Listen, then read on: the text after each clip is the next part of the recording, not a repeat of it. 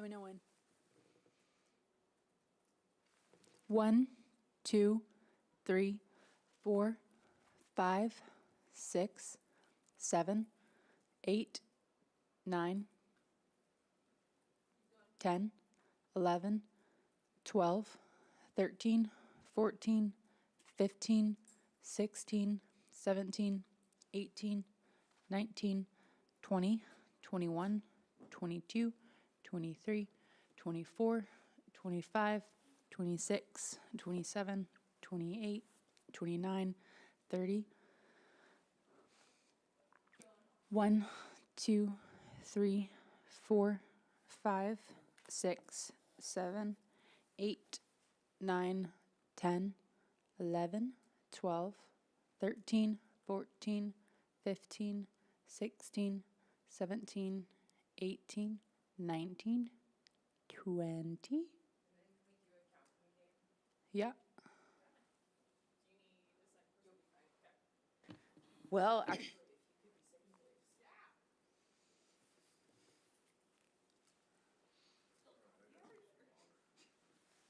already? 1, 2, 3, 4, 5, 6, 7, 8, 9, 10, 11, 12, 13, 14.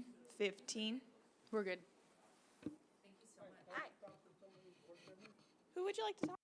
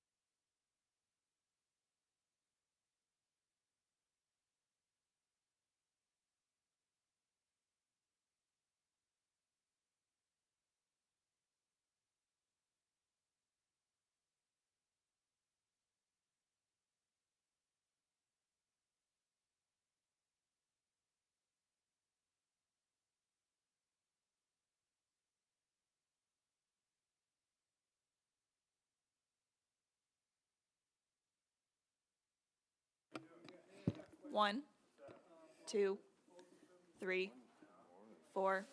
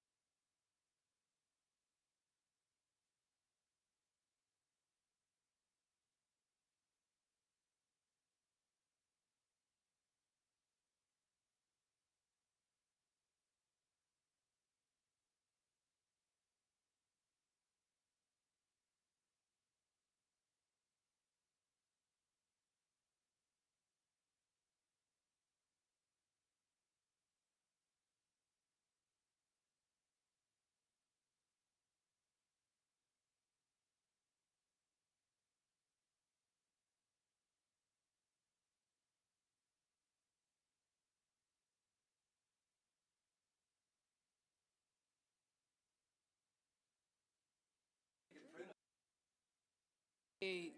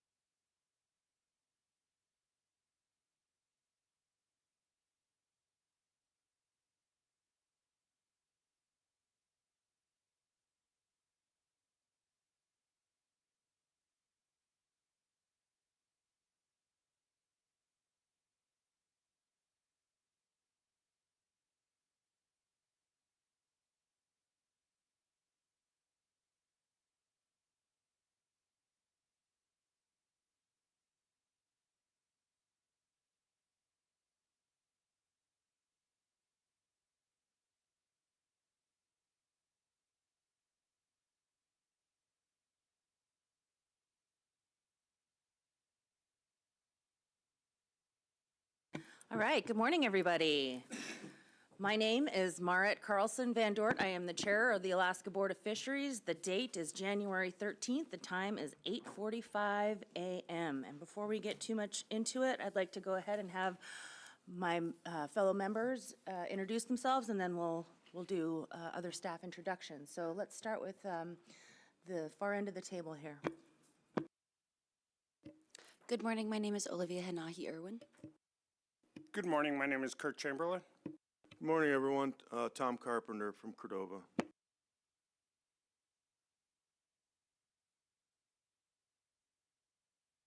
Good morning, everyone. Jared Godfrey from Eagle River. Mike Wood, Talkeetna. Awesome, and we'll go ahead and go around the table, and I've got the Deputy Commissioner here. Will you please introduce yourself and any staff you'd like to? Thank you, Madam Chair. Ben Mulligan, Deputy Commissioner for the Alaska Department of Fish and Game. Just keeping the seat warm for the Commissioner as he is in travel status. We'll be back here on Friday. Just want to say thank you for to everyone who showed up today. It's a very public process and one we appreciate. In talking to other states, they don't have quite the public process. Not everybody can put in a proposal. Those are generated from their commissions and boards, so it's good to see how much more, I would say, open and transparent we are. I'll just introduce the directors and then have them introduce their staff. So to the left of me is Director Payton, Director of Sportfish, Director Bowers, Director of Commercial Fisheries, and everybody knows George, Director of Subsistence. Thank you, Madam Chair. Thank you, Mr. Mulligan. Director Payton, would you please introduce your staff that's here today, please? Thank you, Madam Chair and members of the board and members of the public. My name is Israel Payton. I am Director of Sportfish. Assisting here at the meeting today, I have, and I'll ask staff to raise their hand and stand up real quick. I have Jason Dye, the Division Operations Manager. Jason was a previous Sportfish manager in Bristol Bay and longtime Bristol Bay resident. New to the regional soup position today, we have Christine Dunker here. She's a supervisor for the Region 2, which covers Bristol Bay and South Central. Way in the back, we have the new research coordinator, Nick Jakovich. He handles all the research for South Central and Southwest. We have our management coordinator, Jay Balmer. He supervises all the managers for Southwest, Bristol Bay, and South Central. And we have Lee Borden, the Bristol Bay Southwest area management biologist. Thank you, Madam Chair. Thank you, Director Payton. Director Bowers. Good morning, Madam Chair. Here from the Division of Commercial Fisheries, we have Shalene Hutter, Regulations Program Coordinator, Jack Erickson, Regional Research Coordinator, Heather Scannell, Regional Management Coordinator, Stacy Vega, Egegek-Ugashik, Area Management Biologist, Travis Ellison, Naknek-Kwijak, Area Management Biologist, Tim Sands, Westside Area Management Biologist, Cole Weaver is a Bristol Bay Area Research Biologist, and Jasmine Terry Schindelman, Bristol Bay Assistant Area Research Biologist. Thank you. Thank you. Director Pappas. Good morning, Madam Chair, members of the board, staff, public. With us today, we have a total of 4 individuals, including myself. We have Lauren Sill, the Regional Program Manager for the Southern region of Alaska. New hire, Dr. Greg Russell. He is the Subsistence Research Specialist for Southwest Alaska. And we have a very incredibly talented Deputy Director, Dr. Amy Weta, behind me here. So looking for a great meeting. Thank you, Madam Chair. Thank you. And from OSM. Good morning. Jared Stone, Fisheries Biologist for the Bristol Bay and Seward Peninsula regions with the Office of Subsistence Management. And I believe I'm not here with any federal staff today, so I'm here by my lonesome. It's very brave of you. Just kidding. Department of Law. Yes, good morning, Madam Chair, members of the board. Eddie Lee for the Department of Law. And Department of Public Safety. Good morning, Captain Derek DeGraff, Alaska Wildlife Troopers. Thank you. Thank you. And Director Nelson, will you please introduce board support staff and yourself? Good morning, Madam Chair. My name's Art Nelson. I'm the Executive Director for the Board of Fisheries. And with board support staff here, we have Annie Bartholomew, our Publications Specialist. Next over there is Sam Kirby. She's our Arctic Region Advisory Committee Coordinator. And there at the far end is Natalie Romo. She's out of the Dillingham office, and she's our Southwest Regional Coordinator. Thank you, Madam Chair. Thank you very much. Thanks for all the staff being here and of course all members of the public that have joined us for the week, hopefully. For those of you that are here in the meeting room, just want to let you know that if you have trouble hearing or need a little bit of extra help with the audio, board support does have wireless headsets that will tie into our sound system that might help you hear a little bit better. Just ask any of the board support staff and they'll make sure to hook you up. Lastly, a reminder for those also in the meeting room and around this table, I advise you to turn off your cell phones or at least silence them, please. Okay, time for ethics disclosures. I'll go ahead and take ethics disclosures in the same order we did introductions, beginning with Ms. Irwin. Thank you, Madam Chair. Good morning. My name is Olivia Hanahi Irwin. I live in Nenana, Alaska. I am a Doyon Corporation shareholder and receive a dividend each year. I am also an Evansville Native Corporation shareholder and receive a dividend, both formed under the Alaska Native Claims Settlement Act. I work as the community liaison for the Yukon River Drainage Fisheries Association. I will receive a stipend for my service on the Board of Fisheries. I have a resident hunt, fish, and trapping license. However, I have not participated in any of the fisheries being addressed at this meeting. My immediate family consists of my 4 siblings, only one of whom resides in Alaska, along with 2 aunts and 4 uncles who also reside in Alaska, none of whom are currently involved in fisheries work or business. My Aunt Marie Monroe retains 2 commercial fishing permits for the Tanana River, net and fish wheel. However, she has not fished the permit or financially benefited since 1993. As I work for a fisheries organization, I do have a personal and financial interest with the Yukon River Drainage Fisheries Association. However, no action I take on this board will directly benefit myself or my employer personally or financially. Neither I nor any member of my immediate family or my employer have any affiliation with any business or fish and wildlife organizations that may be affected by the proposals before us. No member of my immediate family, myself, or my employer are involved in any lawsuits against the state, department, or Board of Fisheries. I certify that this disclosure statement is true, correct, and complete to the best of my knowledge, Madam Chair. Thank you. Any questions for Ms. Irwin from members of the board? Seeing none, I rule that you can fully participate in this meeting's agenda. Mr. Chamberlain. Thank you, Madam Chair. My name is Kurt Chamberlain. I was raised on the Kuskokwim River. I'm currently employed as Deputy General Counsel with Chilista Corporation. I'm a shareholder of the Kuskokwim Corporation and Chilista Corporation, both Alaska Native corporations, and receive distributions from both entities each year. In the past year, I've received residual income from the sale of a law firm and rental properties. I currently own a controlling interest in Neon Law Group, which is currently winding down and not conducting business. I will receive a stipend for my service on this board. I do not currently hold a fishing license, so I don't have to yet. Welcome to the new year. Neither I, my family, nor my employer have a financial interest in fisheries. I have no interest in any business and fish or wildlife organization that may be affected by any of the proposals or agenda change requests discussed in this meeting. My father owns a commercial drift net permit for the Middle Kuskokwim that hasn't been used since 1996. Neither I, any member of my immediate family, nor my employer are involved in any lawsuit where the state, the board, or the department is a party to the lawsuit. This information is true, correct, and complete to the best of my knowledge. Thank you, Mr. Chamberlain. Any questions? Seeing none, I rule that you can fully participate for this entire meeting. Mr. Swenson. Okay. Good morning. My name is Greg Svensson. I was born and raised in Anchorage and am married with 1 daughter and 1 grandson. My wife and I are retired school teachers, and my daughter is an assistant principal in the Anchorage School District.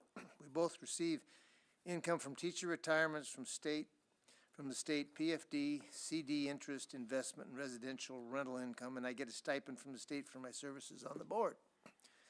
Neither I nor my immediate family have any financial interest in fisheries, nor are we involved in any lawsuits with the state, Alaska Department of Fish and Game, or Board of Fisheries. I also have licenses for hunting, fishing, and a private pilot's license. This information is true and correct to the best of my abilities. Welcome to the meeting. Thank you, Mr. Svensson. Any questions? Seeing none, I rule that you can fully participate. Mr. Godfrey. My name is Jared Godfrey. I'm a lifelong Alaskan. I was born in Juneau. My family is originated from the Kodiak Islands. I'm a shareholder of Kodiak Regional Corporation, Fodic Native Corporation, Uzinki Native Corporation. I'm an elected tribal council member of the Native Village of Port Lions. I live in Eagle River. I have 2 children, 21 years old and 19 years old. Professionally, I'm a consultant with various clients, primarily in broadband and economic development spaces, but nothing pertaining to fisheries. I'm the campaign manager for candidate for Governor Shelley Hughes. My son participated in the commercial fisheries of Bristol Bay and Kodiak last year as deckhand. I have no conflicts to declare regarding any matters in front of the Board of Fisheries during this meeting. Neither I nor any member of my family's party directly or indirectly to a lawsuit with the state of Alaska or any agencies of the state. These statements are factual and true to the best of my knowledge.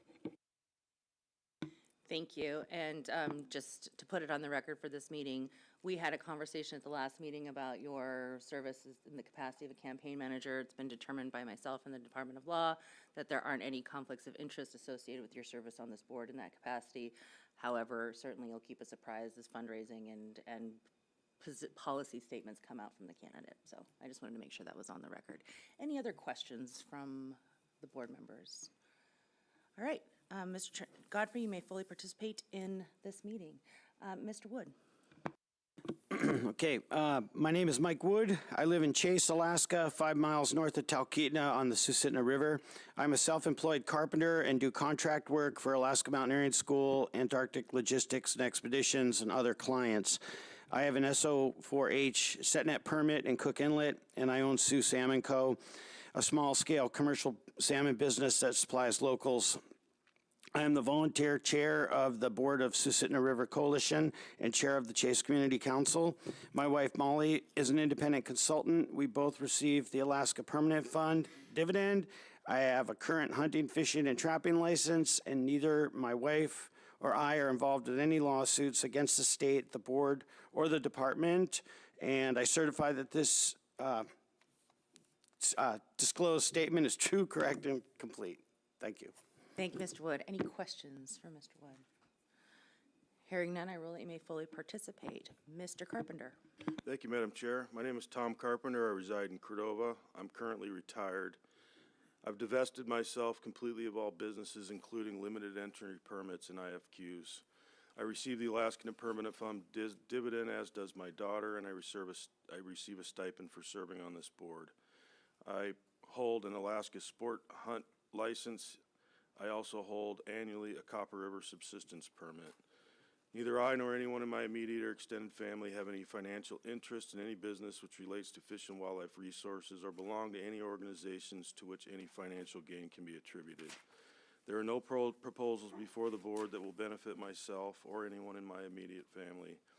No member of my family or extended family is involved in any lawsuits against the state of Alaska or the Alaska Department of Fish and Game, and I believe this statement to be true, correct, and complete.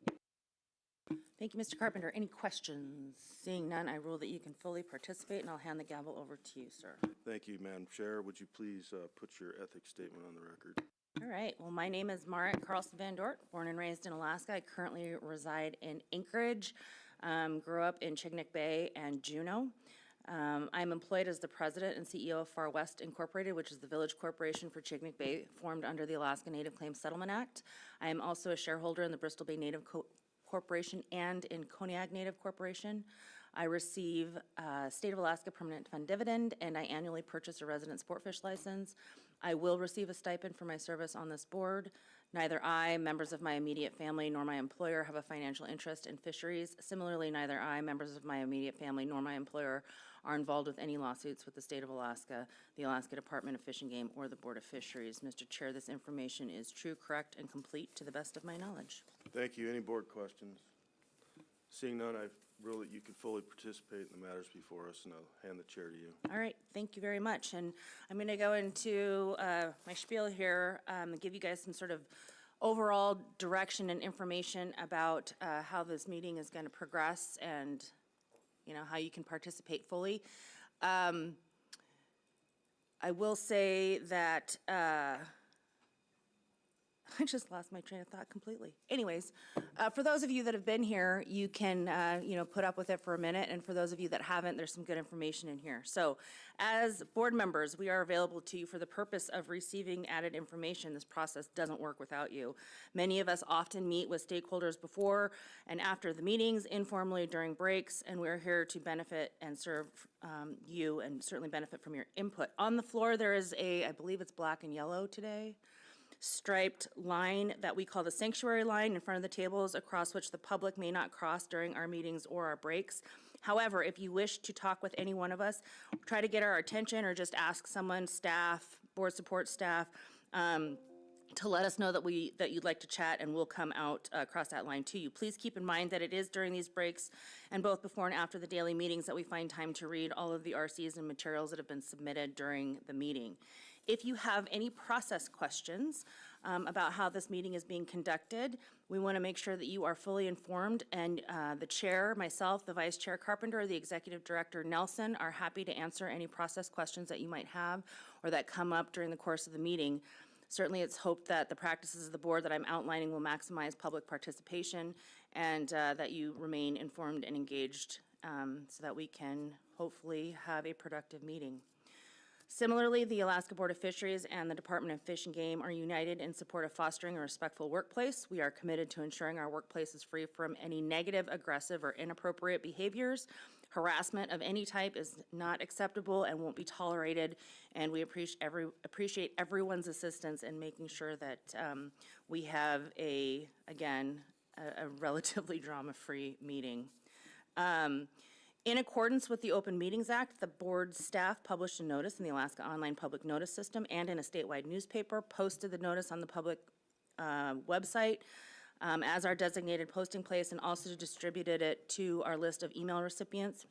I'm not going to read it, but copies of the notice are in the meeting notebook at the back of the room or are available from the executive director for those who are interested in the complete text. The public notice and proposals were distributed to the local fish and game advisory committees. They were posted online and were sent via email to interested organizations and individuals. Public comments were solicited, and the board members have received copies of all on-time written public comments. The timely public comments and timely advisory committee comments are available for the board's use and are also available to the public in the workbooks at the back of the room. They're also posted online. Copies of all the meeting materials are updated frequently throughout the meeting and can also be found on the board's website on the web page specific to this meeting. Also, copies of the tentative agenda for this meeting can be found on the table at the back of the room. The agenda is subject to change throughout the meeting, but I will make my best attempt to try and generally stay on this agenda.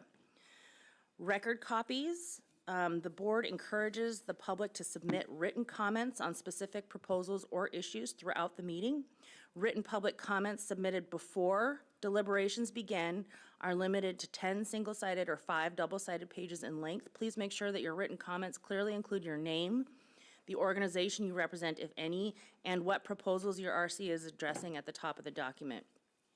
Once deliberations on proposals begin at this meeting, which I think is scheduled tentatively right now for Friday, the board will only accept written public comments that are not more than 5 single-sided pages or the equivalent double-sided, unless very specific information is requested by the board that requires more pages than are allowed under this standard. The board is accepting RCs submitted electronically as a Word document or a PDF through the board's website. A link to the submission portal is prominently featured on the meeting page of our website, where all of the materials for this meeting are posted. You can also turn in written materials to the board support staff at the end of the table. Please note, however, that you only need to turn in 1 copy. Board support staff will not be printing submitted materials in color. So if you have something that you want in color, please turn in 20 copies to the board support staff at the end of the table.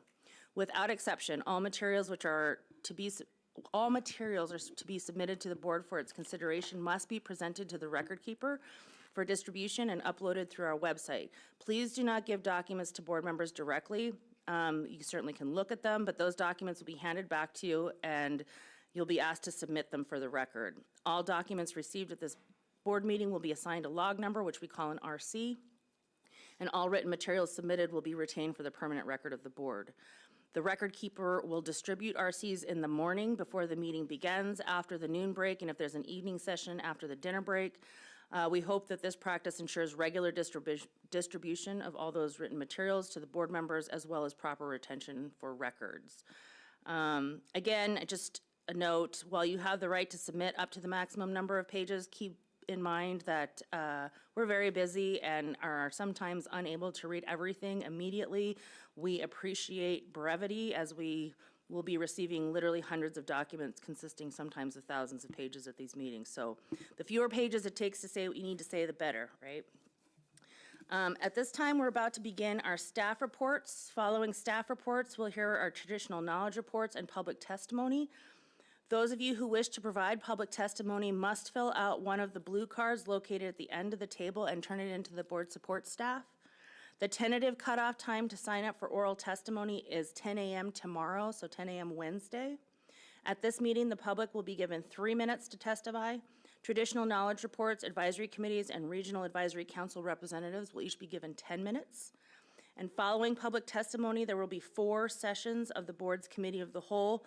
I encourage you to look at the roadmap to see which proposals will be discussed in each of the committee sessions. Everyone present is allowed to participate. There's no need to sign up for committee. And the agenda, which is available online or in the materials at the back of the room, will show tentatively where we plan to deliberate between those committee group sessions. So again, while the agenda is subject to change, I'm going to do my best to make sure that I provide you updates if there are any deviations from the agenda. But again, if you have questions about the process, please feel free to ask me, Vice Chair Carpenter, or Director Nelson. So I think we'll pause here, take about a 10-minute break, and we'll get set up for staff reports, and we'll get into those next. Thank you.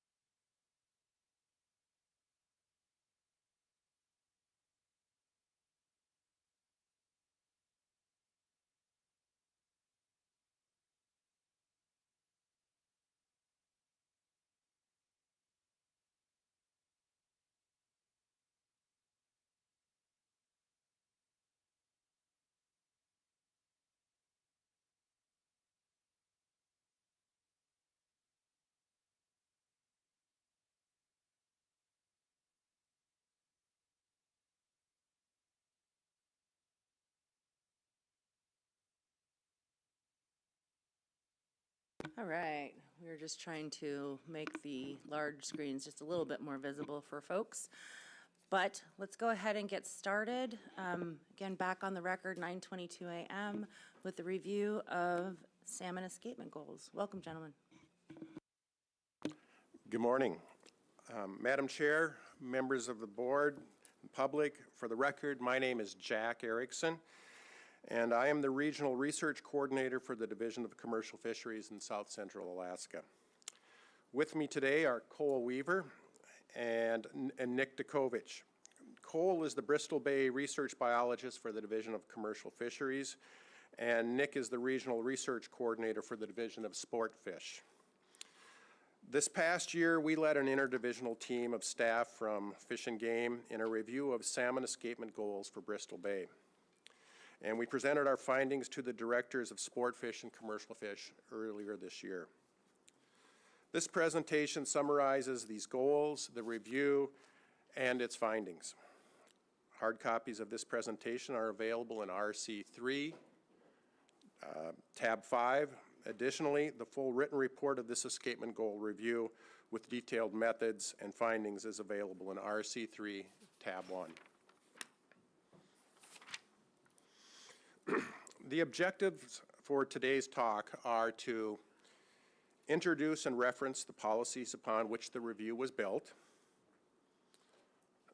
describe the approach of the review team, and finally, summarize the results and present the findings that were given to the directors. For your reference, a list of current escapement goals and department findings for Bristol Bay salmon can be found in Table 3, which is on page 16 of the written report. That's in tab 3, or RC3 tab 1, but on page 16 is a table of that.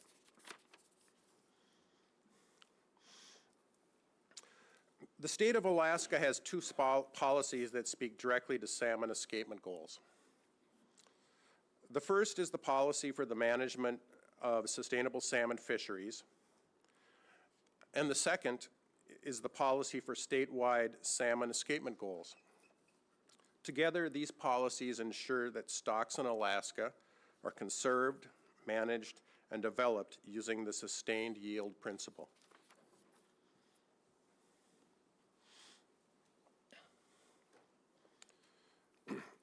To orient you to the region, here is a map of Bristol Bay that identifies the river systems with current escapement goals. For sockeye salmon, there are 8 escapement goals based on tower counts, as identified by the blue dots.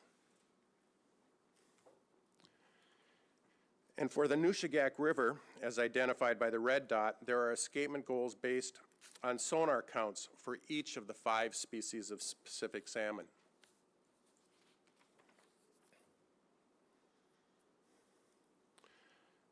Currently, there are 13 sustainable escapement goals, or SEGs as we often refer to them as, in the Bristol Bay management area. Going down this list, we have 1 king, 1 chum, 1 coho, 1 pink, and 9 sockeye salmon goals.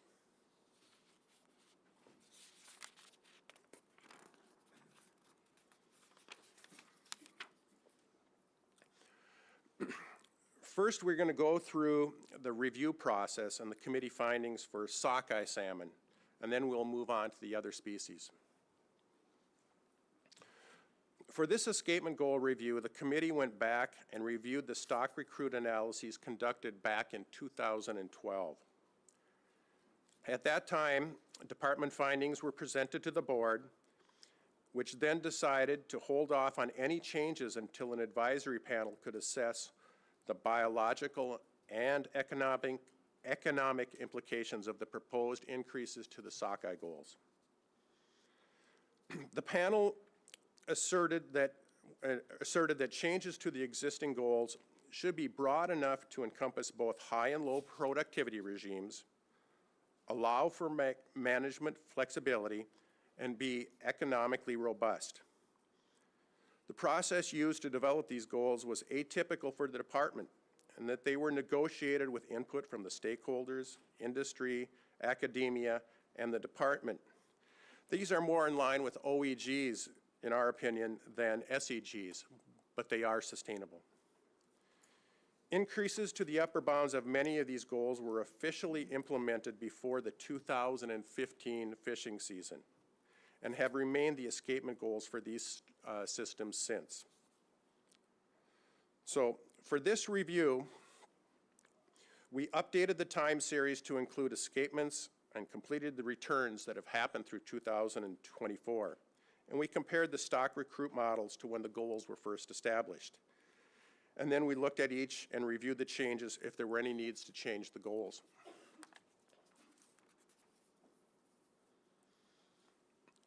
Before we get into the specific analyses for Bristol Bay sockeye salmon, I'm going to walk you through how we look at what's called a basic Ricker stock recruit model. The horizontal axis shows the number of fish that escaped the commercial fishery and made it to the spawning grounds on a given year. The vertical axis on this graph represents the number of fish that returned from a brood year, or fish that have escaped. The diagonal blue line is what we call the replacement line. Any point above the line means the brood year replaced itself, and in other words, a minimum of 1 recruit per adult. This is where we get potential yield.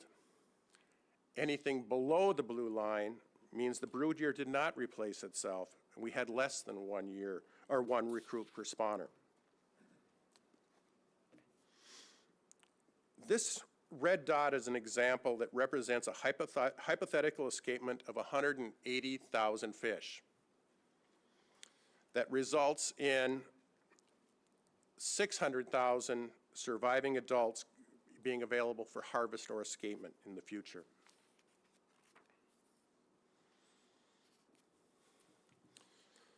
Let's take a look at Togiak River.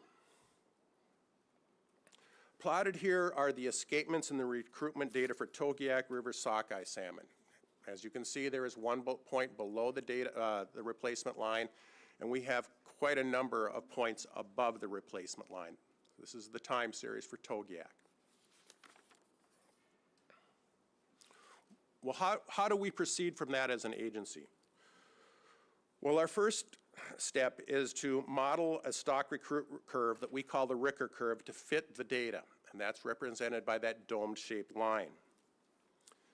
This relationship is well established for this stock and is used to predict the number of adults that make it to the fishery at a given escapement level. It is the basis for how we determine what goal ranges will maximize yield while ensuring sustainability. This model takes into account factors such as density dependence and productivity potential specific to that stock. The area on the plot that is shaded green, which is the distance between the replacement line and that Ricker curve, is where there is potential yield. The point where these two lines are furthest apart, represented by that MSY and the arrow, it represents what we call maximum sustained yield. So at roughly on this figure, roughly 200,000 fish would be where we think that would generate maximum sustained yield. That difference between those two lines is the actual yield on average. For our escapement goal review for this board cycle, the committee reran all stock recruit analyses and updated our spawner recruit data and compared it to those goals that were originally developed back in 2012, 2015. And we looked for substantial differences that might warrant a change in the escapement goal.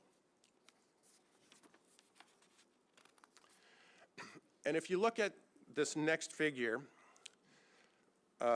you can see that the data through 2024 have been added to this system, and the red dots represent the 12 new points that we've seen since 2012. These additional years of escapement show completed returns and were incorporated into this year's review. As you can see, the updated model, represented by the dashed line, is very similar to the 2012 curves. For this stock, there was just simply insufficient new information to recommend changing the goal. The current goal is represented by the green shaded area of 120,000 to 270,000. So you can take a look at that. The shaded green area represents our current escapement goal for Togiak sockeye. Curves are very similar. While I'm using Togiak as a visual example here, this was also the case for the Igushik, Nushagak, and Ugashik River sockeye stocks, curves that did not change much. Now I'd like to move on to a different example, and this is the Wood River sockeye. All colors are the same as in the previous example, but you will notice that the Ricker relationship has changed with 12 additional years of data since the last review. Those curves are diverging from each other. And as you can see, the curve is being pulled up. That dashed line is pulled up above higher than the dark line from 2012-15. This is due to the recent large escapements that we've experienced since 2017. An example like this might suggest that we should increase the escapement goal for Wood River sockeye.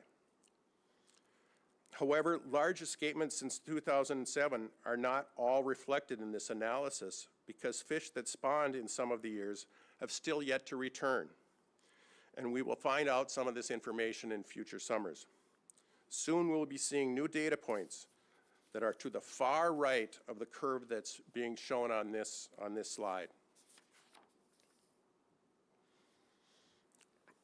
During the next 4 years, we will be seeing returns from 4 large escapements on the Wood River that haven't been put into our model. They range from roughly 3.8 million to almost 8 million at 7.5 million. So you'll see those 4 arrows that represent the data points. We have not seen the returns, the realized returns from those 4 escapements. We're not sure if they're going to come in under the replacement line, or if they could be similar types of the regime that we've been seeing, continued high production, if we're going to be above the replacement line for these stocks. So those are 4 new pieces of information that will be coming to the board here in the next cycle. We'll see how those curves end up. But that's our thoughts right now. Is it's time to wait rather than to make a decision here to increase something. That's high production.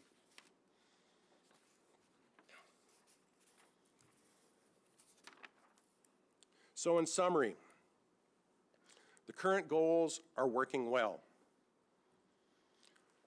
The committee found no changes in sockeye escapement goals in the Bristol Bay that would be warranted. No changes are warranted at this time.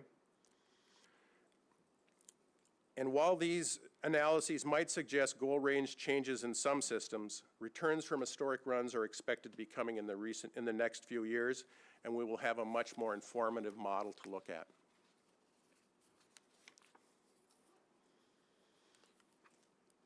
The next stock I'd like to discuss with you is the Nushagak River even year pink salmon. Pink salmon escapement has been estimated as far back as 1958. The first escapement goal for pink salmon on the Nushagak was 600,000 to 1.1 million, and it was implemented in 1992, but later removed in 2017. When the sonar season was shortened to late July.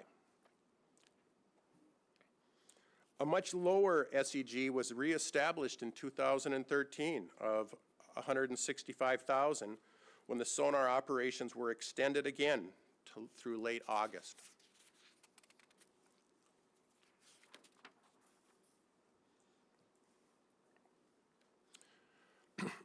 The sonar site is no longer operated into late August, and typical operations currently are through July 20th.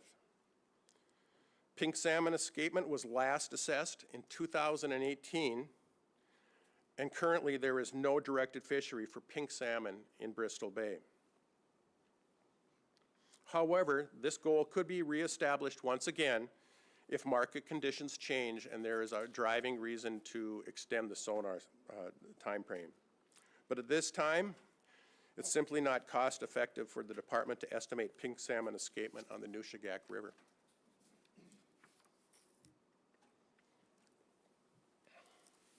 Second.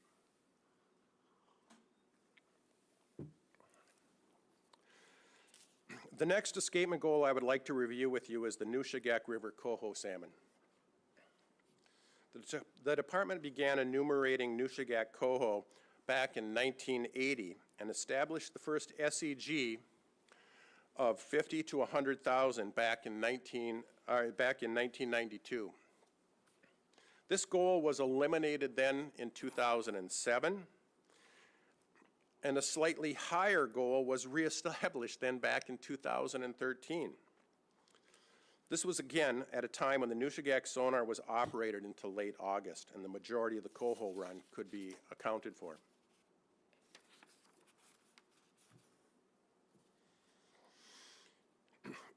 Nushagak coho have only been assessed 6 times since 2003, the last time being in 2019. Commercial interest in coho salmon has declined since this time, and there's been minimal commercial exploitation of this stock. Again, at this time, it's simply not cost-effective to run and maintain the Nushagak sonar assessment project an additional month into August. Without an assessment, there is no way for the department to determine if the in-river goal of 70,000 to 130,000 or the SEG of 60 to 120,000 are currently being met. However, the goal could be reestablished if market conditions justify or if there becomes a need. Like many stocks across the state that do not have formal escapement goals, the department will continue to manage commercial coho fishery based on harvest effort. This represents a standard approach used to manage lightly exploited stocks without an assessment project.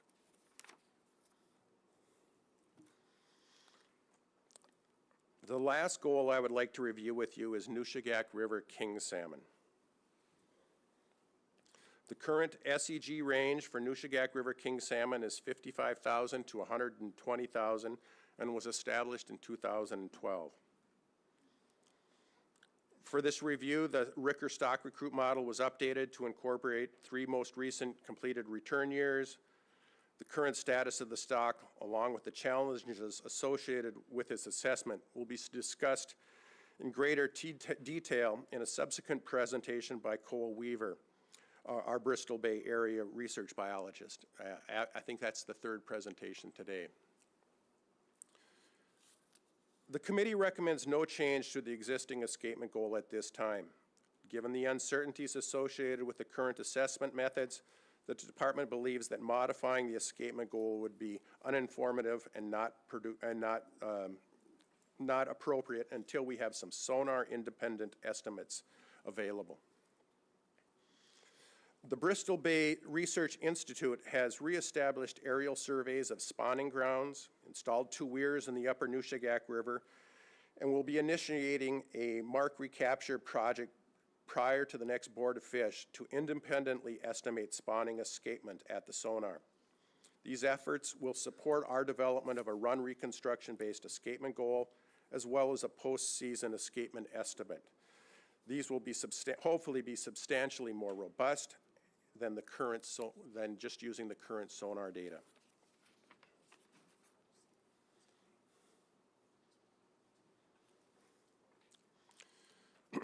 To summarize the review process and the findings by the committee, all salmon escapement goals were reviewed and considered by the committee.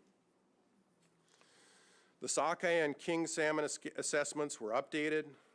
While the analyses might, for sockeye, suggest goal ranges be increased, returns from historic large runs are expected in the upcoming years and will be more informative. It's time to wait. For chum, pink, and coho analyses, these were not updated. We really had no new information to add to these stocks, and so no analyses were done to see if the goals could be modified. Finally, The committee recommended that the escapement goals for Nushagak River pink and salmon, for pink and coho salmon be eliminated this cycle. That concludes our presentation on Bristol Bay escapement goals. A special thanks and shout out to Hamashan Hamazaki, who developed the applications we are using for many of these analyses, and the committee as well for their thoughts and inputs and suggestions to our escapement goal recommendations. And we are now here to try to answer your questions relating to escapement goals. Thank you. Thank you. Mr. Swenson. How long has the current sonar system been used? How many years? Through the chair, Mr. Swenson, we've been operating the sonar system, and Cole will maybe be able to help me on the exact dates and changes, but we've been operating a sonar system of some sort for, I would say, roughly 40 plus, since 1980, but we've went through multiple versions of software. We went from very simple things on our sonar to the current things, what we call DIDSON or ERA sonar, that are much more high quality. But it's changed over time. But since the 80s, we've been doing some kind of a sonar-based assessment. Do you think that in 40 years, there's an accuracy in the inaccuracies? But this is what I mean by that is, you've had 40 years of watching what's going on. Now, I agree that the sonar system there is, it's on two sides of the river, because I've fished it a number of times.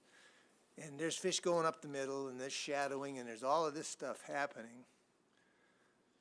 But when you fly rivers to get an idea of what the escapement is, you never get the exact escapement. But you know from all that data that whether that run is a good run, an average run, or a great run. Is that not correct?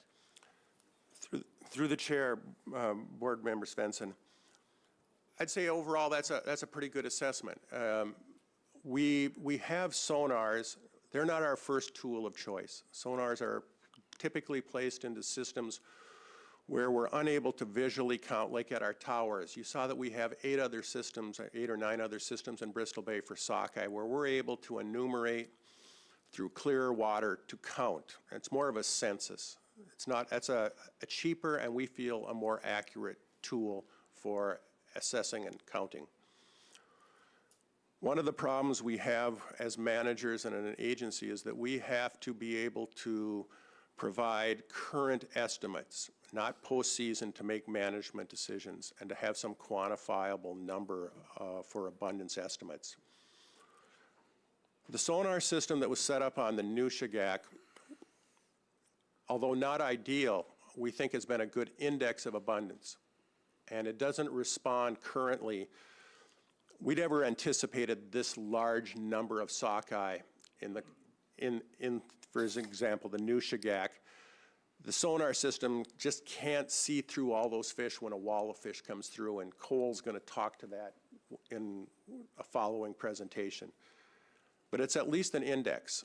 And having the perfect assessment, we want it almost immediately after a commercial fishery, so that we know that there's little time between the assessment or between the fishery and the assessment project, so that we don't either put too many fish in the water or in the river or not enough. It's a balance.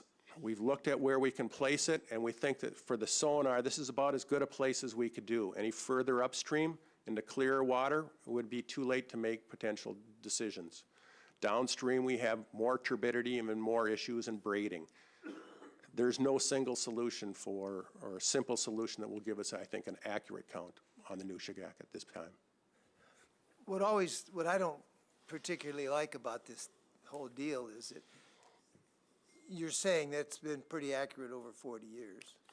I wouldn't say it's been accurate. It's been an index of abundance. Well, okay. And every time we have changed our technologies, we've tried to make a conversion. The units don't always line up to try to make an apples to apples comparison. And so that adds another step of uncertainty. But during times of low abundance, I think the ARIS sonar performs well and makes it a lot more, less uncertainty during times of lower abundance. During times of high abundance, it's tough.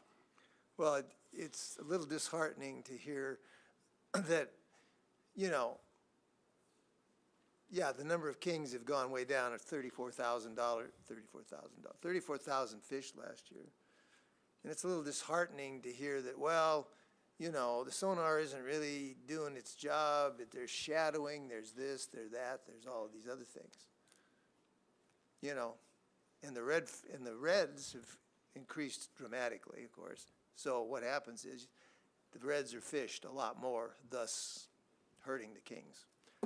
Thank you. Ms. Irwin. Thank you, Madam Chair.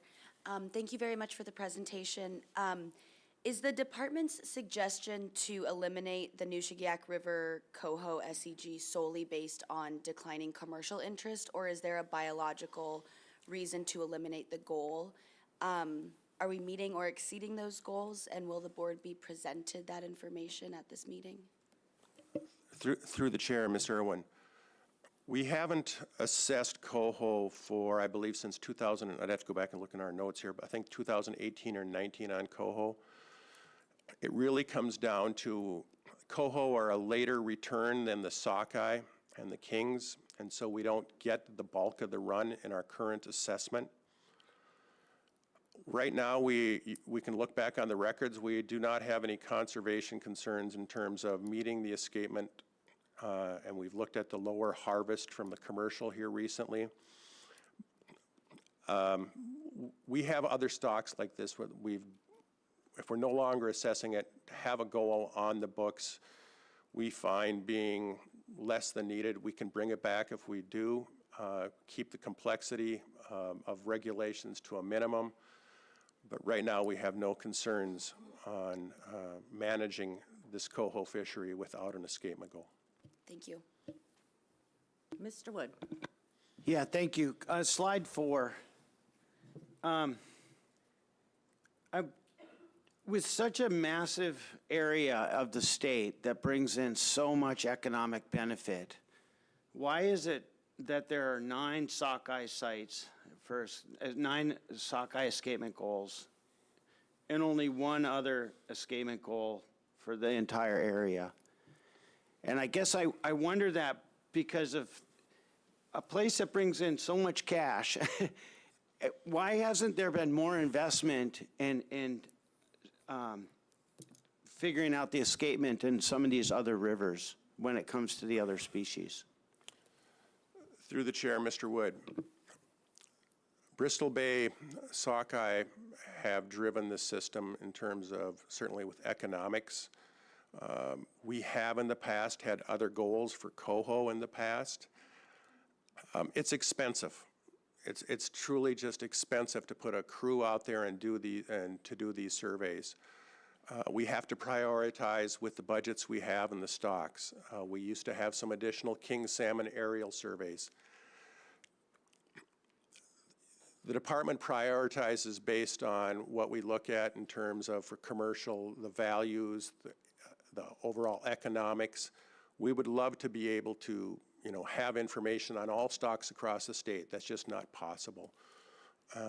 And with declining budgets, we are in the situation that we focus on our core priorities, which right now are these systems, the major sockeye producers. They're harvested at a high rate.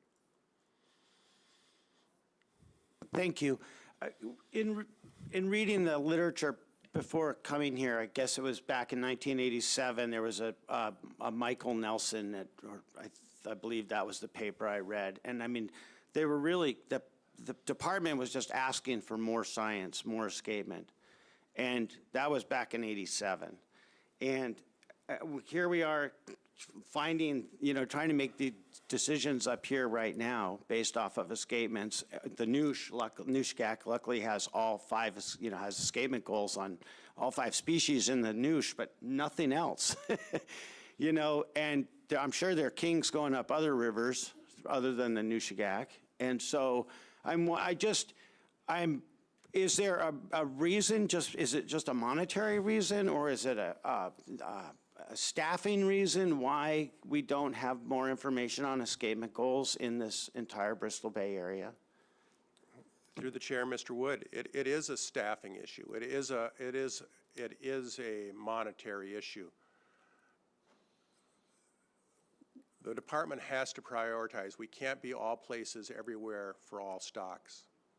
And we have to prioritize, and this is how we look at what we think is the priorities. Both divisions try to do the best they can and focus on stocks that they feel are highly exploited or have high exploitation rates so that we can make and use for in-season management. We use these assessments for in-season management. You look back on the curves that I showed you earlier.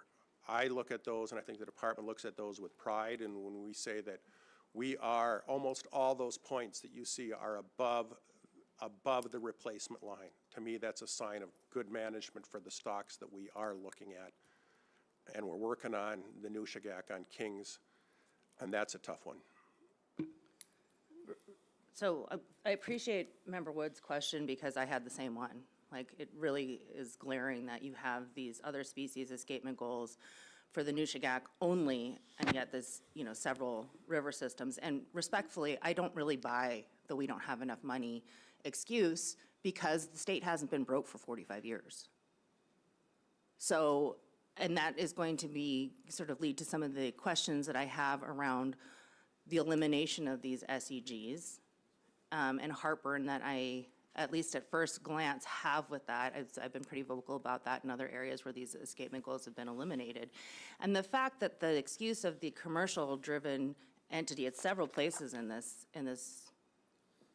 presentation, you've restated it several times, how does that align with the responsibilities of the department to the sustainable salmon policy? Madam Chair, I think I'll let the director take that question because that gets into policy and budgets, and I don't know if Forrest can help us out here. Mr. Bowers, please. Thanks, Madam Chair. So I think one thing to keep in mind that regarding escapement goals is that they're a management target. So while there are many stocks of salmon in Bristol Bay where we haven't established goals, it's our perspective that those stocks are lightly exploited, and their stocks, where we've eliminated goals, they're goals that we found were not useful for fishery management. We weren't taking emergency order action based on achievement or not achievement of those goals. So the goals that you see represented in this presentation are the department's representation of what is needed to manage the fisheries in Bristol Bay. But part of management is having data, and you can't manage without data. So if you are looking to eliminate data, for whatever reason, pick a reason, then how is that informing good management? I'm not sure I follow the eliminating data. I mean, as was stated earlier, we haven't been assessing coho or pink salmon in the Nushagak for a number of years. So that's not a new situation. But that's based on the excuse that it's not commercially viable. At least that's what the presentation, said to the board. So do we not have a responsibility to be enumerating and to be monitoring stocks irrespective of whether or not there's a commercial incentive under the sustainable salmon policy? In a perfect world, yes, we would be assessing more stocks, but, statewide we have 250 escapement goals roughly. There are thousands of salmon stocks in Alaska that don't have goals that are managed sustainably. We can manage a fishery sustainably without a goal. It's an interesting statement, Mr. Bowers. But I appreciate it, and thank you for that. But, I guess I'm getting at, again, back to the policies that govern the decisions that we make and how the department manages. You know, does it not, is it a part of the department's conversation to do something like a triennial review? Like, okay, so we can't do it annually, whether it's for weather, whether it's for budget, whatever reason it is, lack of staff. But is there some kind of a commitment to at least try and maintain some amount of data for these separate stocks, especially in a dynamic system like Bristol Bay? And that's what we're talking about here today. But I mean, recognizing, yeah, there's thousands of salmon stock, but they're also not, they're not subject to the pressures that you see in Bristol Bay. Now, great sockeye are doing wonderfully, but do we not have a responsibility to other species of salmon? We do, Madam Chair, and, you know, it's our position that given the run timing of, say, coho, for example, and what we know about commercial fishing effort, the timing of that in Bristol Bay, coho appear to be very lightly exploited. How do you know that? Well, I mean, you can take a look at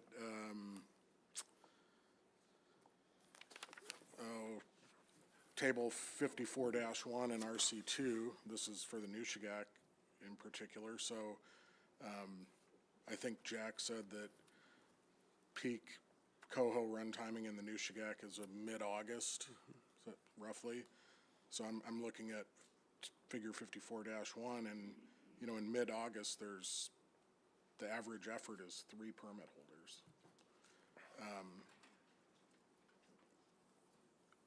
You know, and with the escapement data that we've collected in the past, where we set an escapement goal that's, you know, what was it, 50 to 100,000.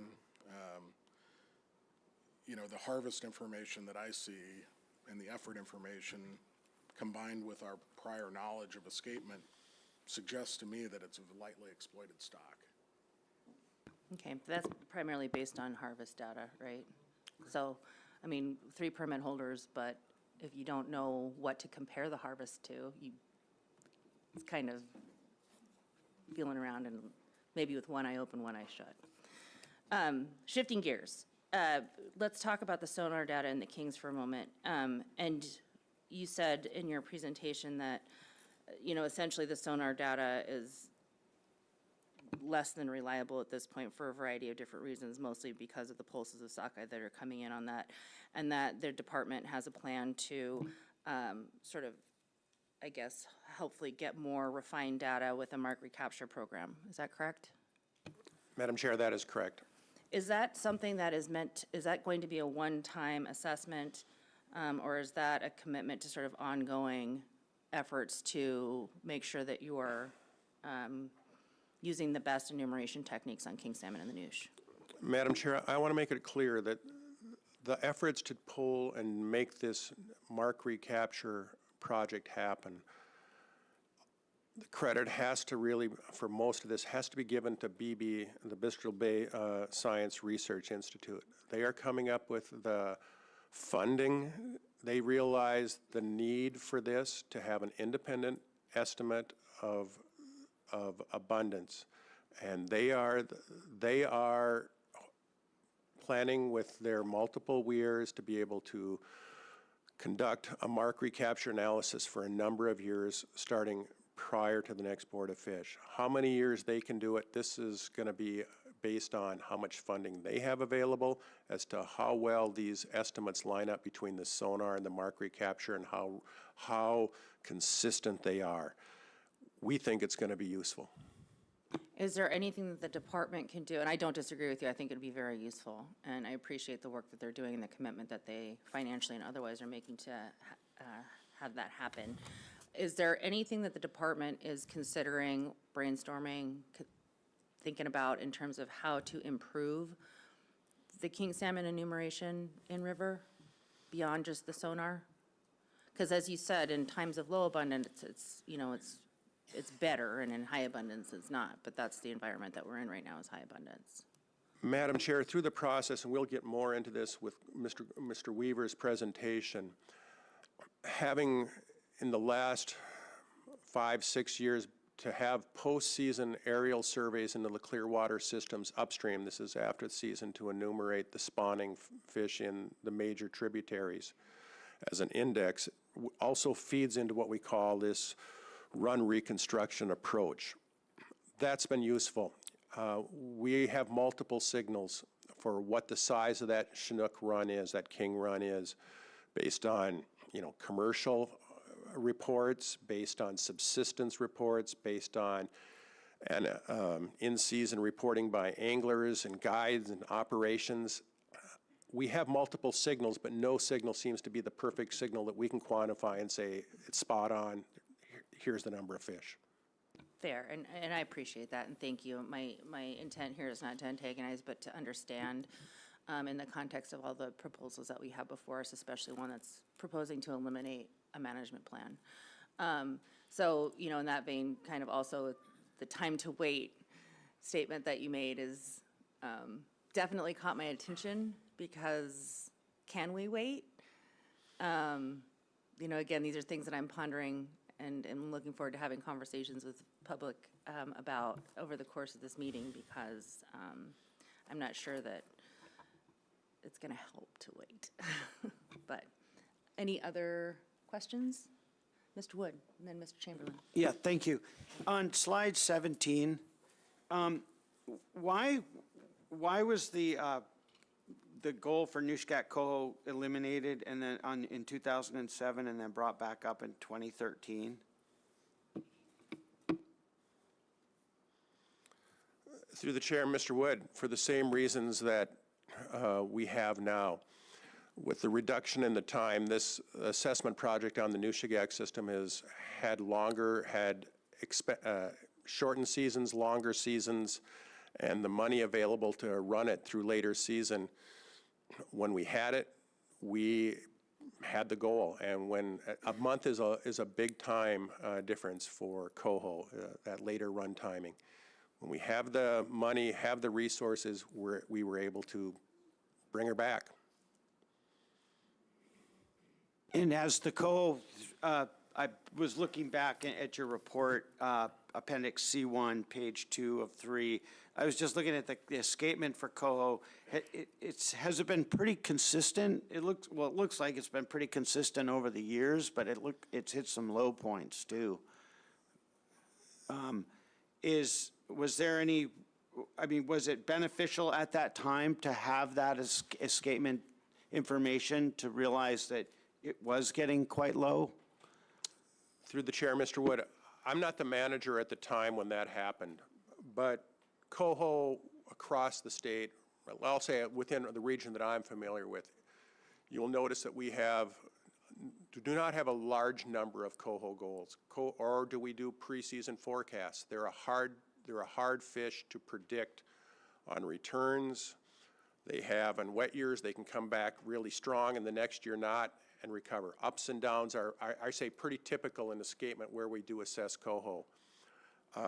And we do see a variety of escapements as well as harvest patterns, especially if you look at the, as Director Bowers referred to in our staff comments on proposal number 54. I think that has a pretty good synopsis of what the harvest has been associated with escapement.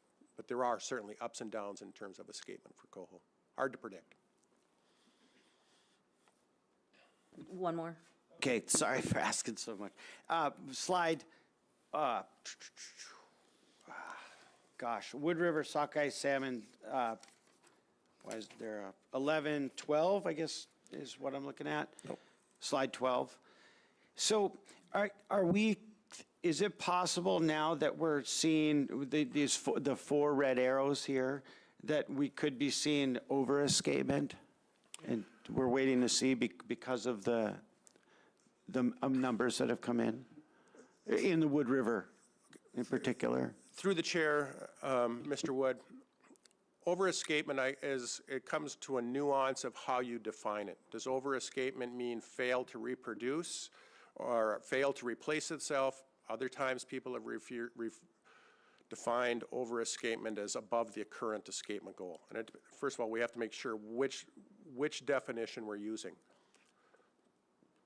Right now, those 4 years that you're seeing on this figure 12 are some large escapements that we had not seen in, the 70, 80-year time series.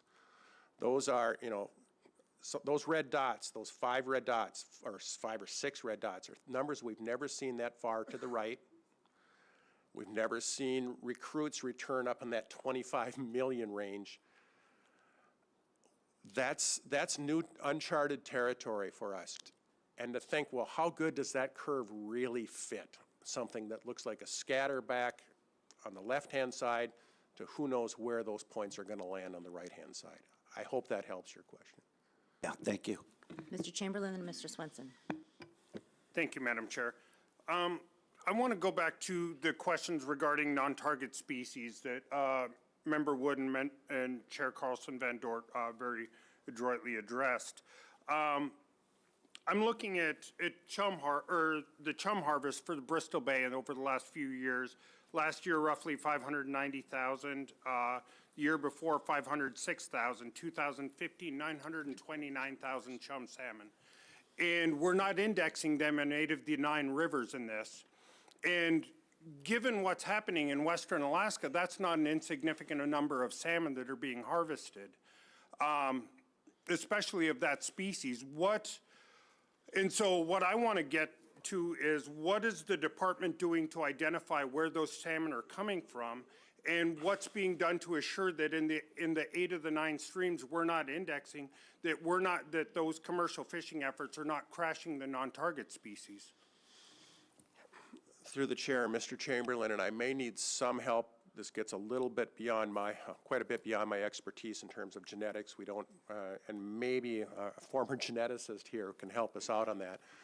But there was a study done on Western Alaska for chum salmon genetics. It's my understanding that the genetic structure, they say, is shallow, and being able to identify specific stocks of chum is more difficult out there than, let's say, sockeye or king salmon in most systems across the state.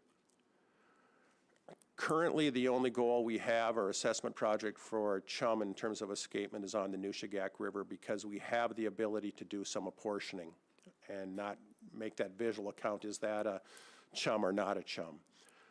That's, I think the managers feel that the Nushagak is probably the biggest chum producer in Bristol Bay that we have, but we do not have an assessment elsewhere. All we have is the harvest records. But I don't believe we have that ability, like in so many other stocks, to specifically say in the commercial stock, these are Noosh versus these are Togiak chum. I just don't think we have that ability, and I can get back with more information on that. Okay, but like looking at not even just the genetics, but managing, how do we know that Gigak, or if any of the other rivers that we hit, and apologies for my pronunciation if they're off, Yupik is what I grew up in, but it's still difficult. If one of those rivers is experiencing a crash or something catastrophic happening, what I'm seeing in this modeling is there's no way of identifying weaknesses within those rivers, and that it alarms me that we're managing this entire system is almost like kind of an intercept area where you're just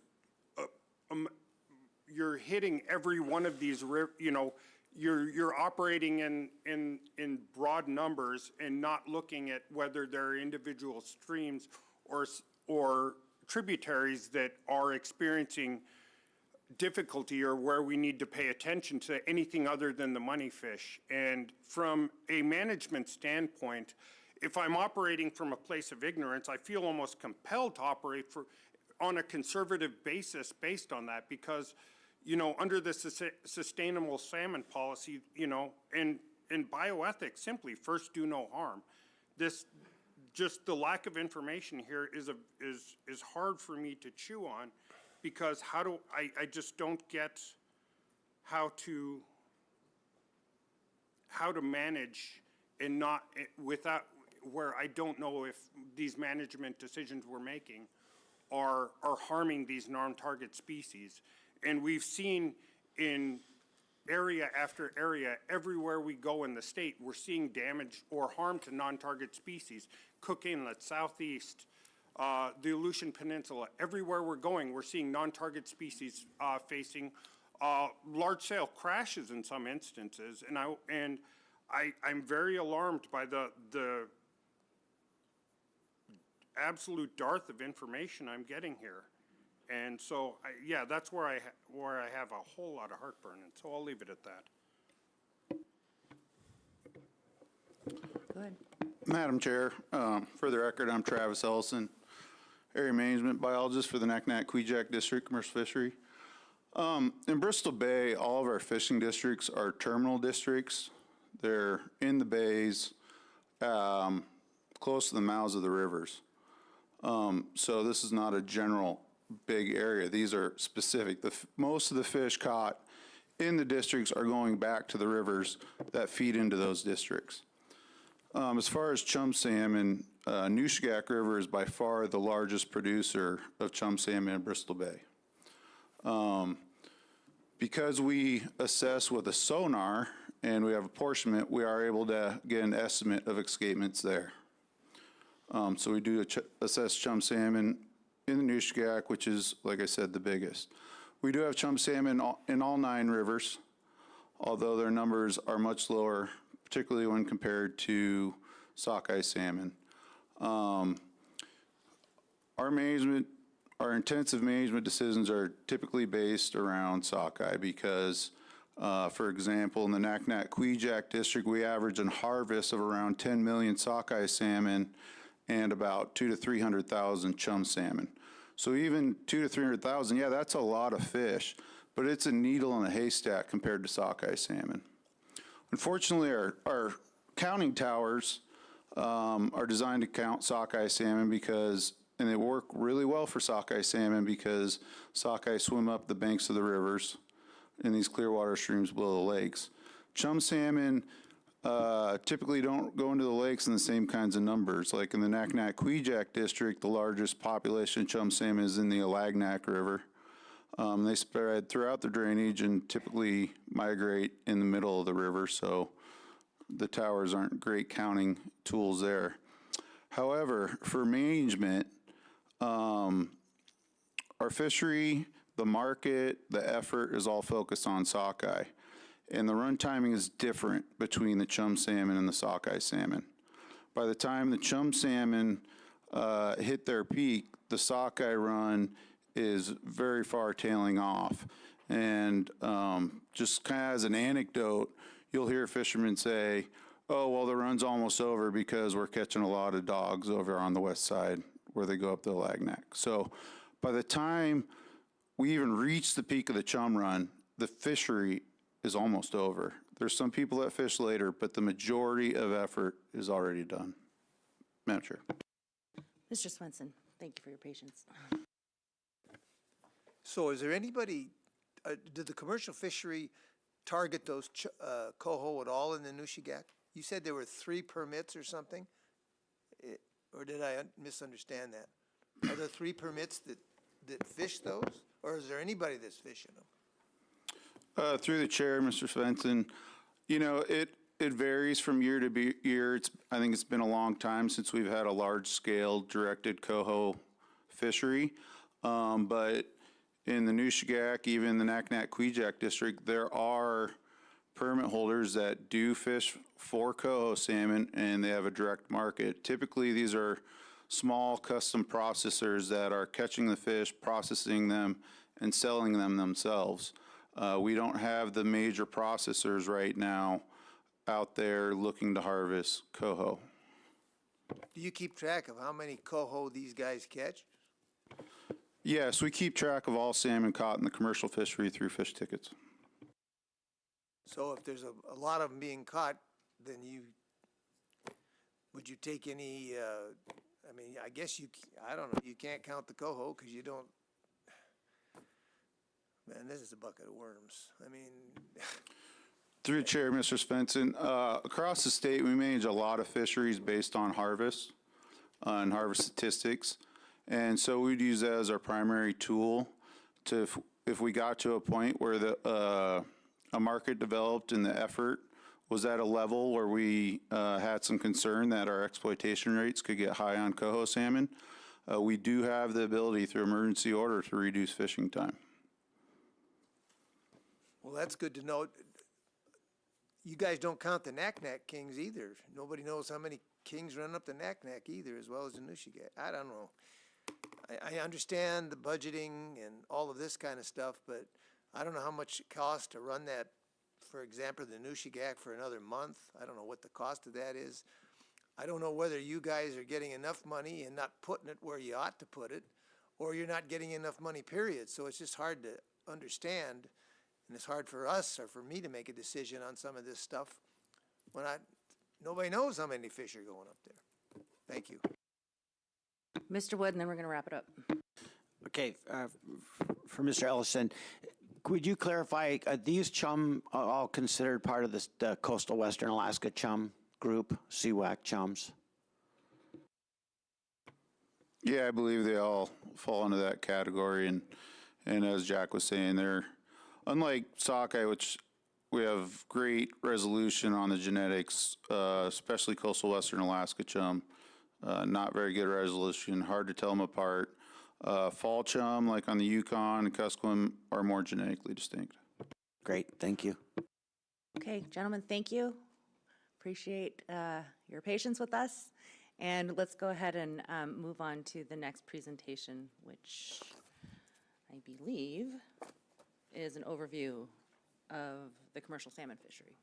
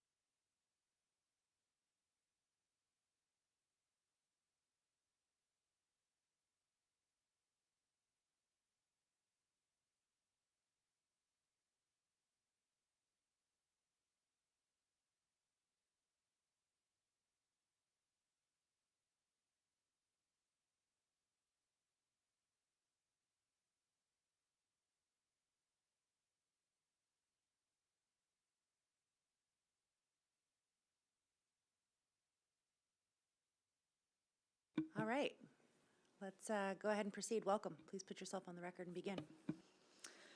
Thank you, Madam Chair and members of the board. My name is Stacy Vega. I am the management biologist for commercial fisheries in the Igigik and Ugashik districts. With me today are Travis Ellison, the Naknek-Kvichak management biologist, and Tim Sands, the Nushagak and Togiak management biologist. I will be presenting an overview of the Bristol Bay commercial salmon fishery. This oral report can be found in RC3, tab 6, and the corresponding written report is RC3, tab 2. Here's a little what you can expect from this presentation. I'm going to give an overview of the commercial districts and the assessment projects we have in each, then present some historical information on harvest and price. I'll then talk about some of the important commercial fisheries regulations we have in Bristol Bay and the basics of how the fishery is managed. I'll finish up by presenting some unique aspects with respect to the Bristol Bay salmon fishery. Okay, so first I'd like to orient you to Bristol Bay in its commercial fishing districts and the 9 major salmon producing river systems that drive the commercial fishery. We'll begin on the lower east side and move to the west. First up is the Ugashik district. This district is fed by the Ugashik River and Ugashik Lake. There's a main fishing district seen in red and the Ugashik Village section, which is unique in that it's up the river, disconnected from the main district, and only set gill nets are allowed here. The department operates an in-river test fishery at Ugashik Village and a sockeye salmon counting tower just below the outlet of Ugashik Lake. Proposal 70 seeks to expand the north line of the main district to the 3-mile state waters boundary from its current 1-mile offshore limit. As we move north, we come to the Igigik District.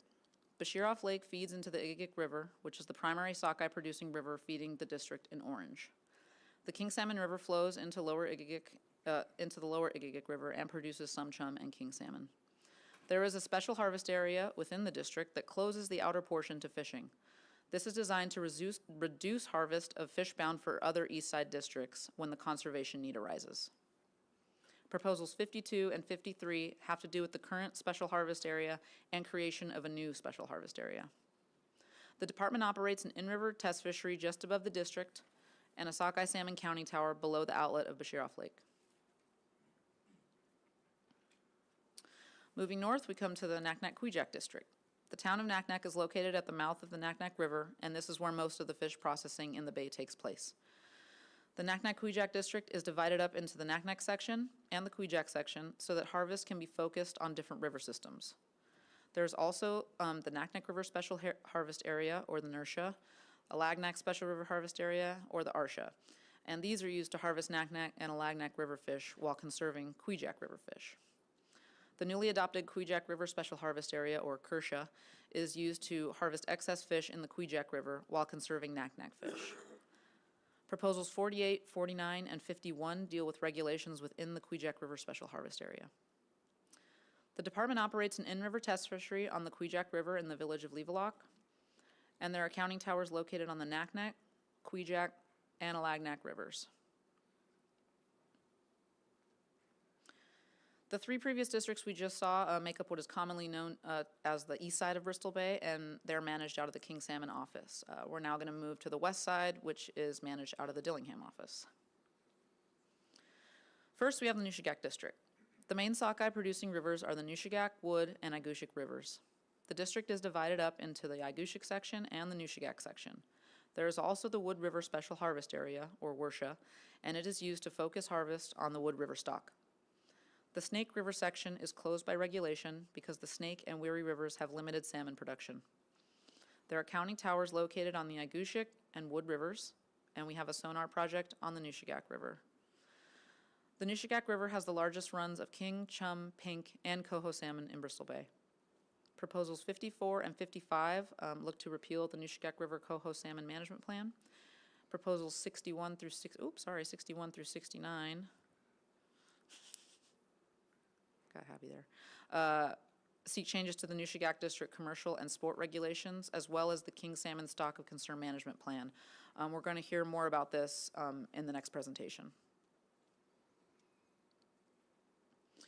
Finally, this is the Togiak District. Unlike other districts where commercial fishing is allowed up to the district line, the Togiak District is divided into terminal river sections where commercial fishing is legal. From west to east, they are the Slug, Osviak, Matagak, Togiak, and Kalukuk sections. The Togiak District is managed based on a fishing schedule that can be liberalized or restricted based on run size. The Togiak River is the primary salmon-producing river in the Togiak District, and we operate a counting tower located on the Togiak River just below the outlet of Togiak Lake. Okay, now that we've oriented to the geography of Bristol Bay, the management area, I'm going to move on to some of the specifics about the commercial fishery. Bristol Bay is primarily a sockeye salmon fishery and has the largest sockeye salmon runs in the world. 95% of the annual harvest is sockeye salmon, with a 20-year annual average harvest of 33 million fish. Chum salmon make up about 4% of the annual harvest, with a 20-year average of 1.1 million fish. And king and coho salmon make up less than 1% of the total harvest, with a 20-year average of 35,000 king and 97,000 coho salmon. Pink salmon runs occur in even-numbered years in Bristol Bay, and the most recent 20-year average harvest is 523,000 fish. The majority of king, coho, and pinks are harvested in the Nushagak District, as I stated earlier. This is a look at the commercial harvest by district in millions of fish back to 2003. Before around 2017, the largest harvest contributors were the Naknek-Kwijak and Igigik districts.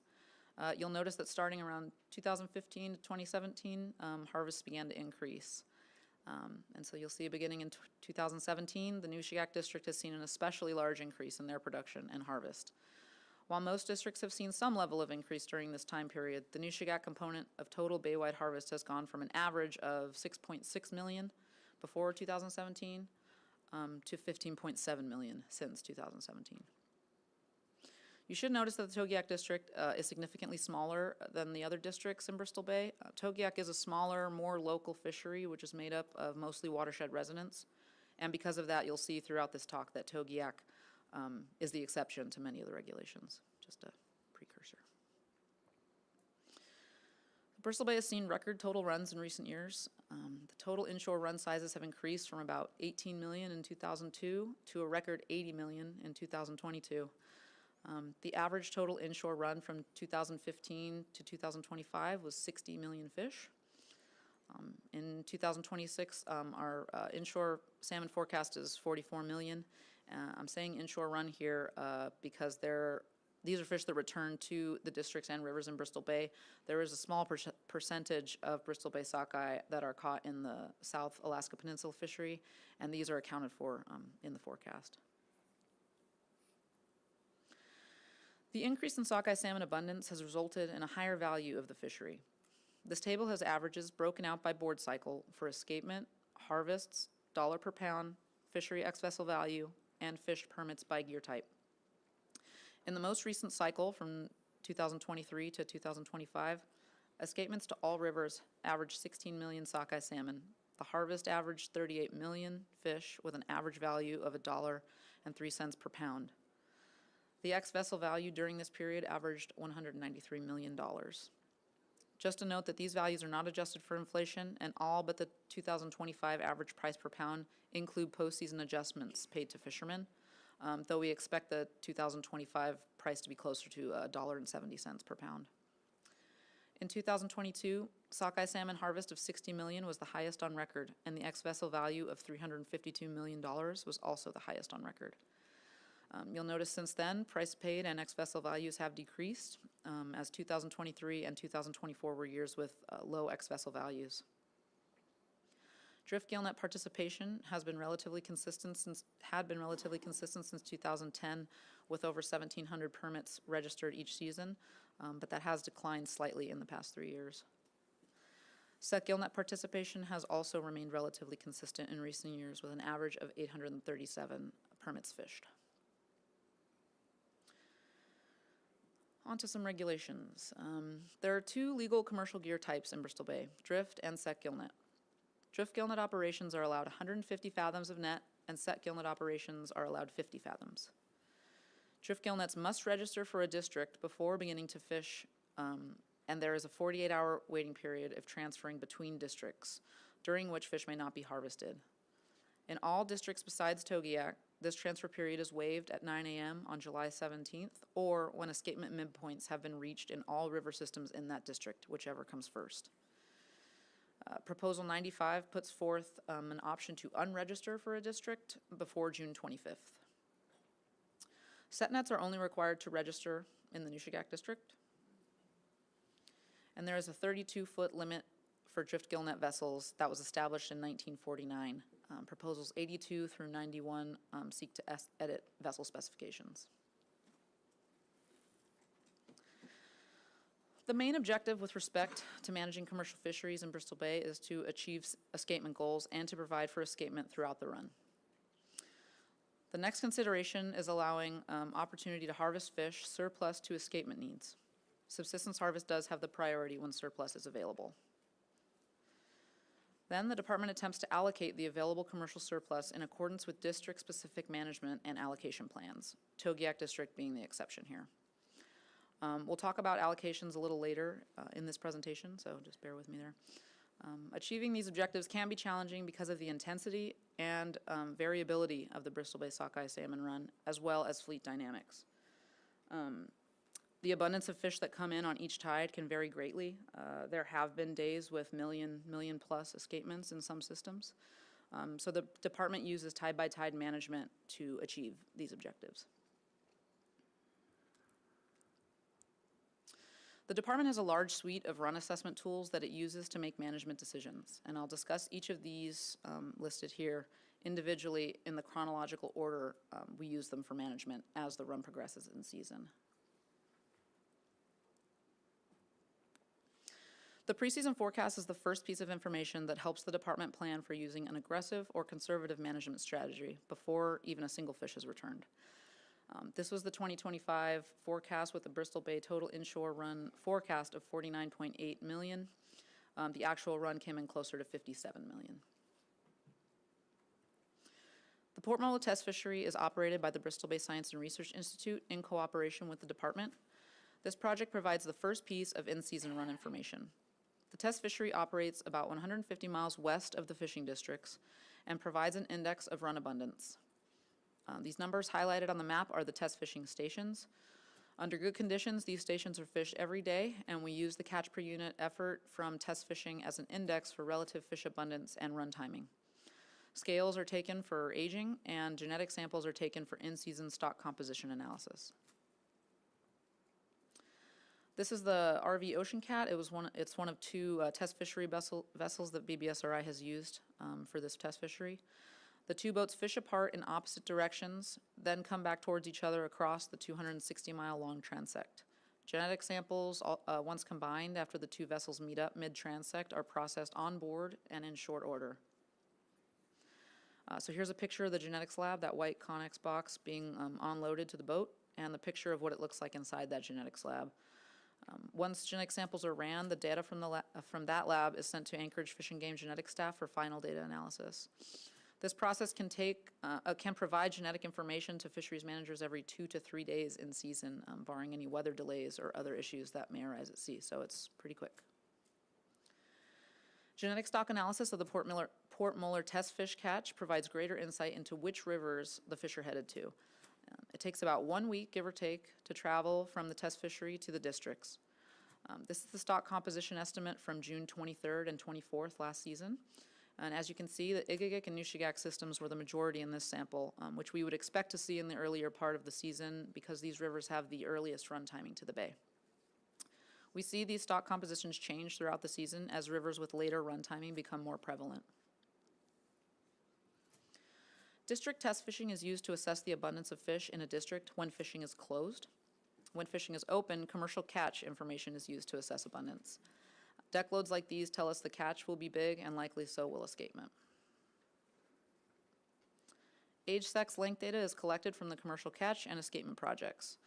In-season age compositions are compared to the forecast to see if there are any age classes that are under or overperforming in a given season. And this age data is also used in brood table development, which is the basis for our understanding of salmon production. It also is used in our escapement goal analysis and forecasting future runs. In 3 Eastside River systems, we have in-river test fishery projects which use catch per unit effort to estimate how many fish have made it beyond the fishing district but have not yet been counted by a tower project. So we may know what to expect to see at the tower in subsequent days. Aerial surveys can be flown below counting towers to get more timely escapement data. This video clip shows sockeye swimming up the Kwijak River. They appear as dark spots between, you can't see my mouse, between the shoreline and the deeper water. Plane's kind of passing beyond them right now.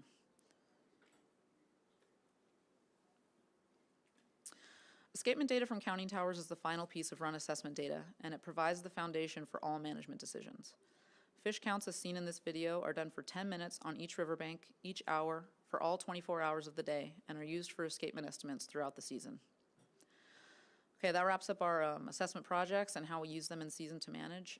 Now we'll kind of move on to some of the the issues unique to Bristol Bay. As mentioned earlier, the Bristol Bay, there are allocation plans for all districts except Togiak. These plans specify how to distribute harvest among the 2 gear groups. The allocation period is from June 1st to July 17th. On July 17th, district registration ends and the fall schedule begins on the East Side district, in the East Side districts. The department may use separate gear group openings, differential timing of fishing periods for each gear group, and differential fishing periods by section to attempt to achieve allocations set forth by the board. The Naknek River, Alagnak River, and Kwijak River special harvest areas are separate from the district allocation plan. Proposals 46 and 47 would change the end date for calculating the allocation in the Naknek Kwijak district from July 17th to July 22nd. The Wood River Special Harvest Area is included in the Nushagak District Allocation Plan when the full district is open to harvest surplus sockeye salmon, but not when the full district is closed to protect Nushagak stocks. Proposal 59 and 65 deal with the Wood River Special Harvest Area Allocation Plan. Meeting escapement goals and managing for those goals takes priority over allocations. Meeting the percentages established in each management plan can be difficult to achieve for a variety of reasons. These allocations were set in a time where there were more boats fishing and therefore more nets catching, making it easier to manage for allocations more precisely. As I spoke about earlier, in recent years, while the Nushagak system has been seen a boom in their runs, there has been a decrease in effort in the east side districts with similar run timing like Igigik and Naknek. Large runs have also brought about real impacts to the processing capacity that some companies can handle, occasionally suspending their buying ability in some areas, which can affect allocation as well. There's also other factors that contribute to management difficulty, including late or compressed run timing of stocks, how and where fish enter the fishing districts, and the size of fish that return. So just to get a basic idea of how drift fleet dynamics have gone in recent years, I'm going to walk you through the start of a season and just kind of a general overview. So depending on a few factors like the preseason forecast, early Port Muller test fishery genetic information, and how fish seem to be entering Bristol Bay at the start of the season, most drift boats usually register to fish in the Igigik and Nushagak districts, as they have earlier timed runs to the bay. Since the King Salmon Stock Concern Management Plan was implemented in 2023, many boats wait to fish the Noosh opening whenever triggers are hit. This means boats will either wait and start fishing in the Nushagak district once it opens, or start in an east side district and then head to the Noosh during their 48-hour transfer period once the plan triggers are imminent. Because Igigik has the earliest run timing and has been the only area consistently open at the start of the season since 2023, many boats who want to fish early will start there. When boats shift to the west side, the east side districts have few boats to control escapement and manage for allocations. As the season progresses and the Nushagak run starts to die down in early to mid-July, many boats will try to perfectly time their 48-hour waiting period to be between the slowdown in the Nushagak and before the ramp up in the runs to the east side districts.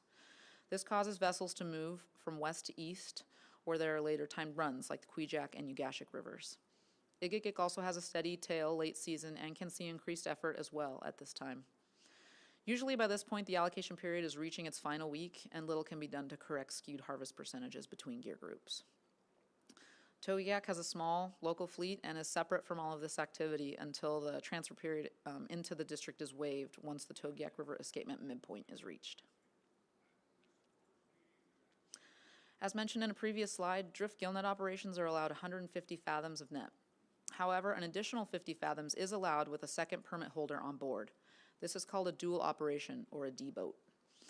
In 2025, roughly 28% of drift permits fished were dual operations.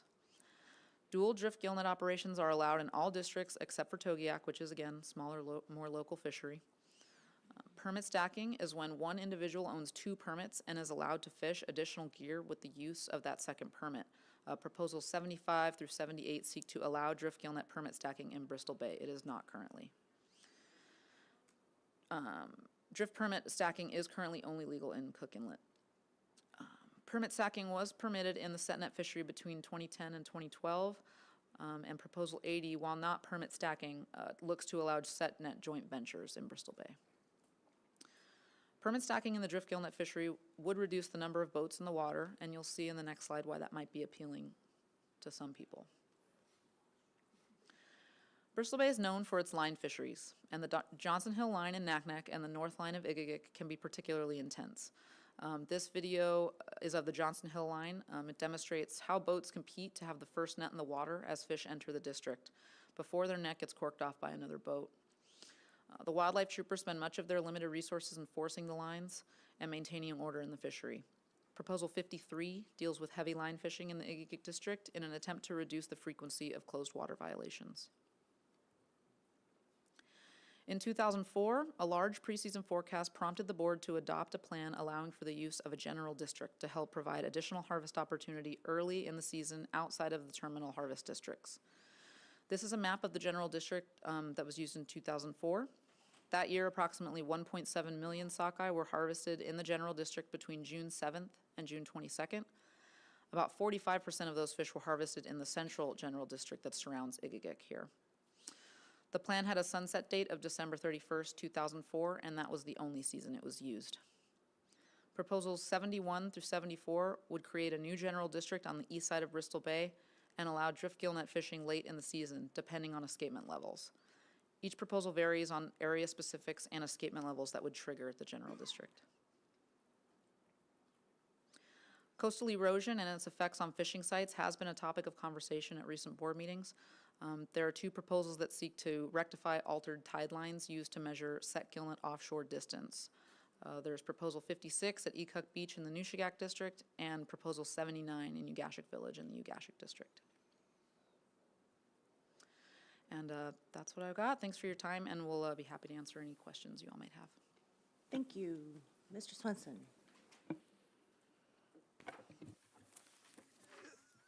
So the set netter is only required to register in the Nushagak district. What is the reason for that?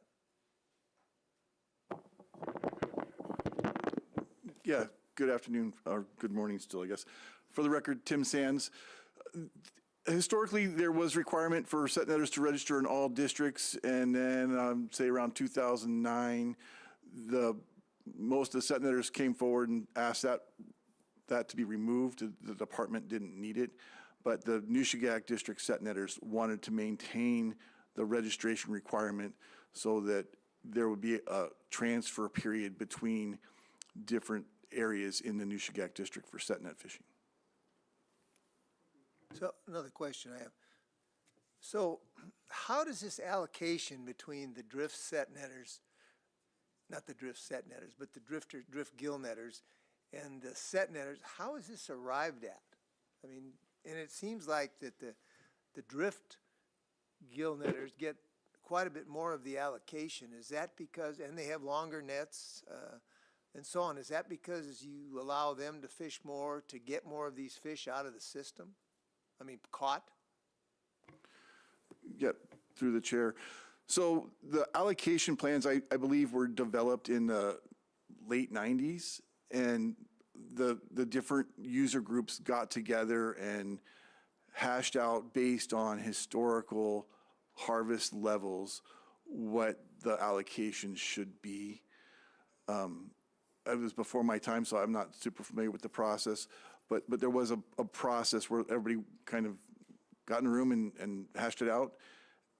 Certainly the drift gill netters, they have more net. There's more drift permits than set net permits, so they catch much more of the fish, and the allocation varies from district to district. In the Nushagak district, we're at 74% drift and 26% set is the goal, but it's different in each district.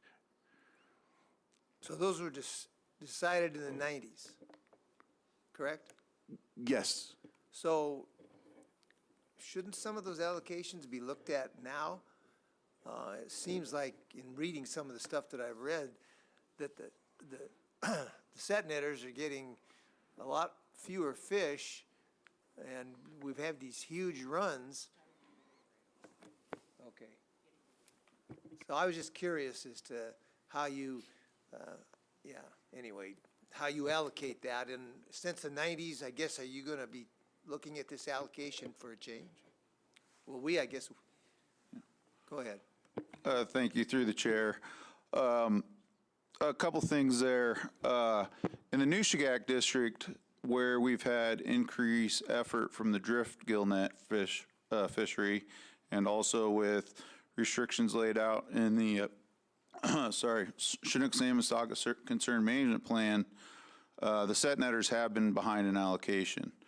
On the east side districts, like particularly the Naknek-Kwijak district in recent years, since about 2017-18, when the Nushagak got big runs, the set netters have been ahead in allocation, sometimes significantly.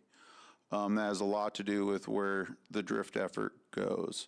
As far as reevaluating the allocations, that's a Board of Fisheries decision, and the department's going to be neutral on those kinds of things, and I would assume it would take a proposal asking for those to be evaluated and changed. Thank you.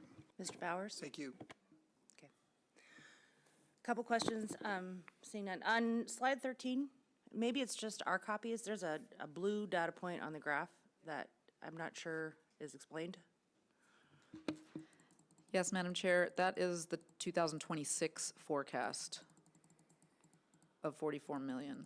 And the forecasts, are those revised in season or as we get into the beginning of the seasons? The preseason forecast is used preseason. That's what it's used for. That gives industry an idea of what we can expect to be seeing in a given year. The forecast generally goes out the window once fish start showing up, and we have run assessment and we can see what's there and what's actually hitting the districts. Thanks. In terms of the Port Muller test fishery, what are the time series, or is there a time series that test fishery occurs and genetics are derived from? So is there like one? Are there several? Does it go throughout the year? Or, I mean, not the year, but the season? Yes, Madam Chair. The Port Muller test fishery starts operations, I believe, on the 10th of June every year, and they fish through July 10th. Yeah, I think it's an exact month. And we get genetics information every 2 or 3 days. So we have about 11 to 13 genetic runs in a given season, depending on the need. If it's a late run, we usually kind of try and get some more at the end there. If it's early and we know what we've got, usually they can kind of cease operations a couple days early if that suits us. So yeah, that's the time frame. And then my last question is kind of goes back to this issue of allocation. And what I would like to have produced, if it's not already somewhere, is, well, first of all, how many systems within Bristol Bay have allocation plans? Madam Chair, all the districts besides Togiak, so the Nushagak, Naknek, Kwijak, Igigik, and Ugashik all have allocation plans. So what I'd be interested in taking a look at is a table of the allocation splits by district and by year. I believe that is in our, we have those in our annual management report. I believe also in our stock status report, the overview of the commercial salmon fishery report, RC2 tab 3, has that information for the last 3 seasons. Okay, I might have you pull that out and RC it separately. Okay. If you have that consolidated. Okay. Thank you. Yes, Mr. Wood. Yeah, thank you.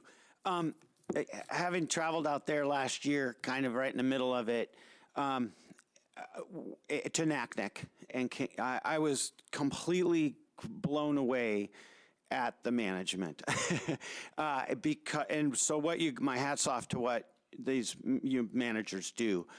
Because it doesn't appear to be just managing fish or people. It like all the way down to when you take time off and the tides so that the processors can get the fish in there unloaded, and the freezer connexes can have room to go south. And I mean, it was kind of mind blowing to see the orchestration behind what managing a fishery looks like, not just for escapement.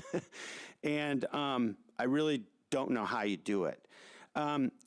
One question I had was, or I have 2 questions about them being able to manage as well as possible, especially for escapement.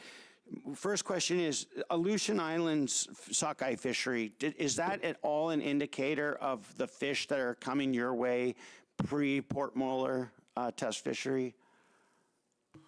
Thank you, through the chair, Mr. Wood.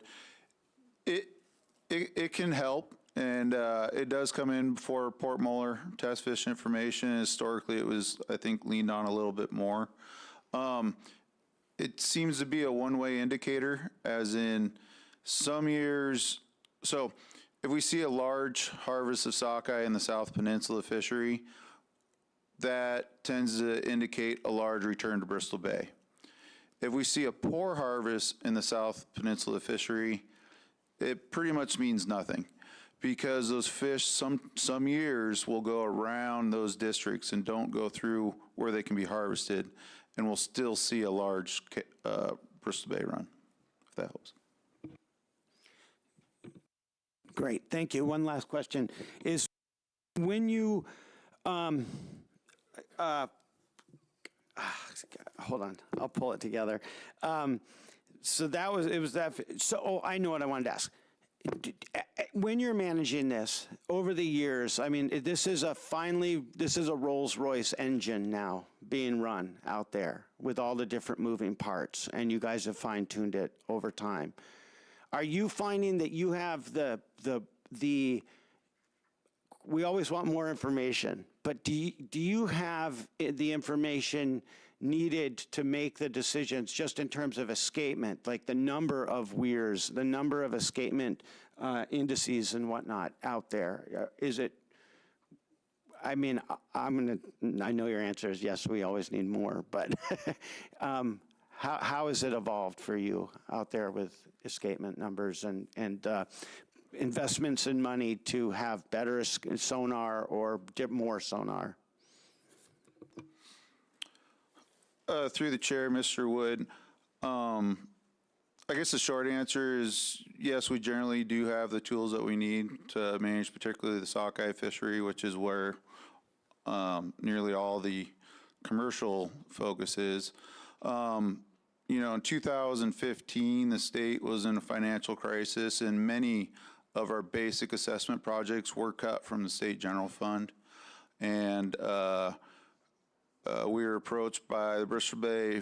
They created a group called the Bristol Bay Fisheries Collaborative, and we got together as research biologists and management biologists and came together and came up with a list of what we need.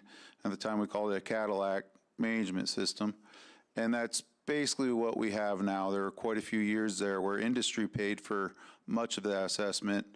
I think there's still some of that going on, but in the most part, I think it's under the general fund these days. Thank you. Mr. Swenson. When I answered that question before, I'm aware that we allocate, but how have the Fish and Game been pretty successful in making those allocations for the two different groups? Through the chair, you know, some years it really depends. Some years it's pretty easy to get those allocations and they kind of end up there on their own. You know, other years, no matter what we do as managers, we can't get there. For example, there's been years in the Naknek-Kvichak district. In the Naknek-Kvichak district, the allocation is 84% driftgill net and 16% setgill net.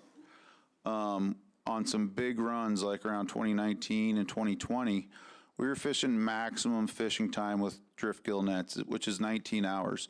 They're restricted in fishing time for king salmon conservation. So there's some other sidebars within the management plans that sometimes conflict with managing for those allocations. Okay, thank you. All right, thank you for your presentation. And let's go ahead and take about a 15-minute break and shoot to come back on the record at 10 after 11. Thank you.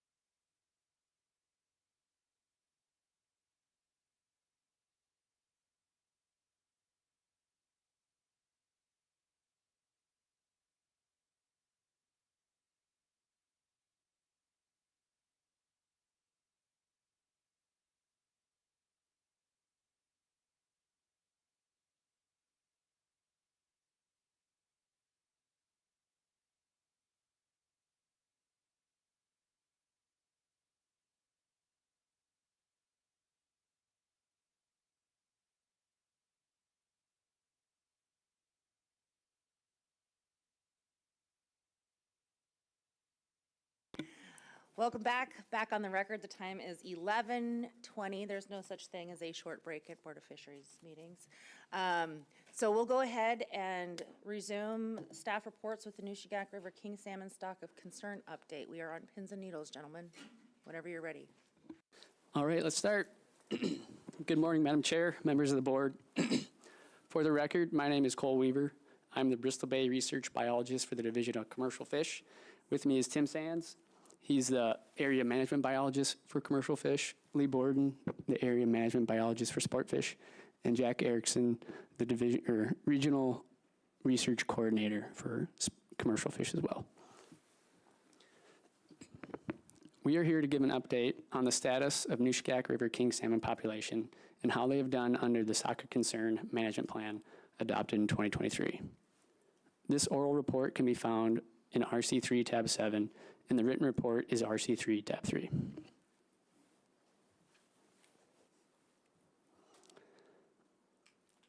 All right, we will start with a brief background on the data ADF&G collects and the different types of escapement goals for Nushagak River king salmon.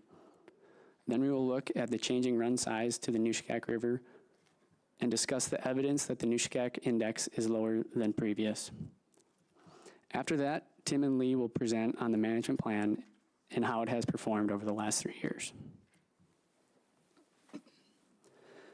I want to start by describing the different types of data we collect for Nushagak king salmon, how they are combined to estimate the population, and how escapement goals fit into that process.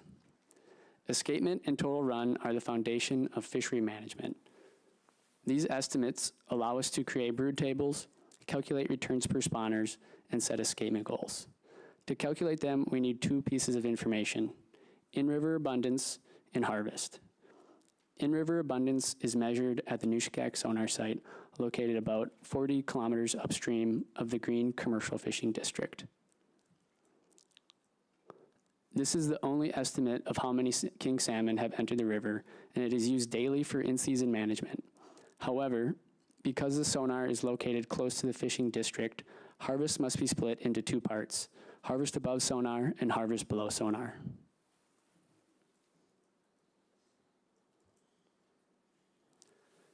Harvest below sonar includes kings caught in the Green Commercial Fishing District and kings harvested in the dark blue section of the Nushagak through sport and subsistence fishing.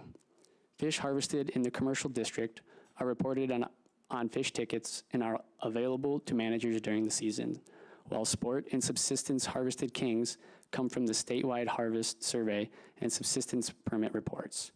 These are not available for at least a year, so for this presentation, all 2025 sport and subsistence harvest estimates are based on the most recent 3-year averages.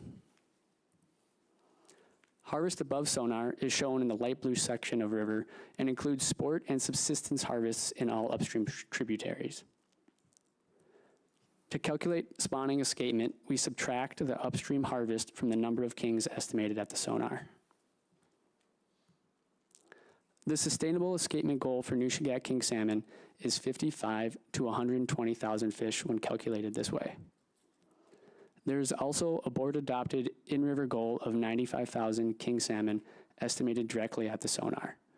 This goal directs the department's in-season management to provide sufficient in-river passage to support sport and subsistence harvests. To calculate total run, we add the harvest below sonar to the number of kings estimated at sonar. I'll be focusing primarily on the in-river sonar and spawning escapement estimates, while Tim will cover total run. In the next few slides, I'll discuss some of the challenges and uncertainties in estimating Nushagak king salmon escapement, but for now it's important to understand that there is significant uncertainty in both the in-river abundance and harvest estimates.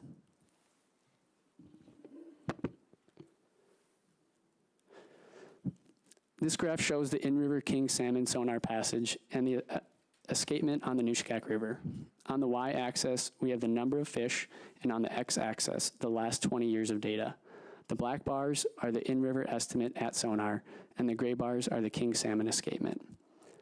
This means the orange 95,000 in-river goal line corresponds to the black bars and is used in season. Similarly, the 2 red lines are the sustainable escapement goals and correspond to the gray bars.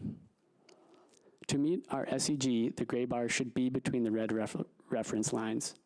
From this graph, it's clear to see why Nushkak king salmon were designated a stock of concern, as we have failed to meet either goal since 2018. We will focus on the black in-river estimate as it is measured directly at sonar and available to managers in season. However, I want you to take a quick notice of the gray escapement bars. They are only slightly below the black in-river estimate, indicating the sport and subsistence harvests upstream of sonar are relatively small. So it makes it so we can just look at the black bars going forward. This is the same graph as before, but we made two changes. First, we are only plotting the black in-river king salmon estimate bars from the previous slide. The second change is the y-axis was rescaled to fit sockeye passage as counted at Nushkak sonar. We still have a number of fish on the y-axis and the last 20 years of data on the x-axis. Changing the scale made the black bars for king salmon counted at sonar much smaller. I'm going to add in sockeye passage at sonar to demonstrate how relative species abundances have changed and help to visualize the scope of the problems facing king salmon enumeration at sonar. Now when we add sockeye passage at sonar, the orange bars, the size of recent runs should stick out. Take a moment to look at the relative run size of king salmon and sockeye salmon and see how they have changed. The record sockeye runs have made it harder to accurately count king salmon. Prior to 2017, sockeye salmon runs were much smaller, and the proportions of sockeye salmon to king salmon made it easier to estimate abundance. From 2006 to 2016, there were an average of 6 sockeye for every king counted at the Nushkak sonar. Compare this to the last 9 years. The average number of sockeye to kings increased to 46, with a high of 72 in 2021. We know king salmon population is decreasing, as all indicators of king salmon abundance, including the sonar estimate, but also commercial sport and subsistence harvests, show a declining trend. As you, the board, are weighing appropriate actions, it is important that you understand the shortcomings of our king population estimates so you can make informed decisions. All right, jumping into sonar a little bit here. To create daily sonar estimates for Nushkak king salmon, we measure 2 pieces of information. First, we use the sonar to count the number of fish swimming past. We are unable to identify the species of salmon from the sonar files. Second, we use drift gill nets to determine the percent of each species in the run. Large sockeye runs significantly affect both of these components. In the sonar counts, extremely high sockeye abundance can lead to shadowing, where fish obscure one another in sonar images. This makes it difficult to detect and count every fish, resulting in underestimates. The test fishery faces similar challenges. When there are hundreds of thousands of sockeye in the river, it becomes much harder to catch and accurately apportion the relatively few king salmon present. Nets fill quickly with sockeye and drifts can get cut short, which likely biases away from kings. Unfortunately, we can't separate the impacts of having fewer kings in the river from the reduction in our ability to estimate them. The third area of impact is the consistency of the king salmon index. The Nushkak sonar covers just under 1/3 of the river's width. During large sockeye runs, king salmon may be pushed offshore by dense sockeye schools and could result in an underestimate when compared to historical counts. Together, these 3 factors, sonar shadowing, species apportionment challenges, and index consistency, are key sources of uncertainty in estimating king salmon escapement, and all 3 have been affected by the large sockeye runs in recent years.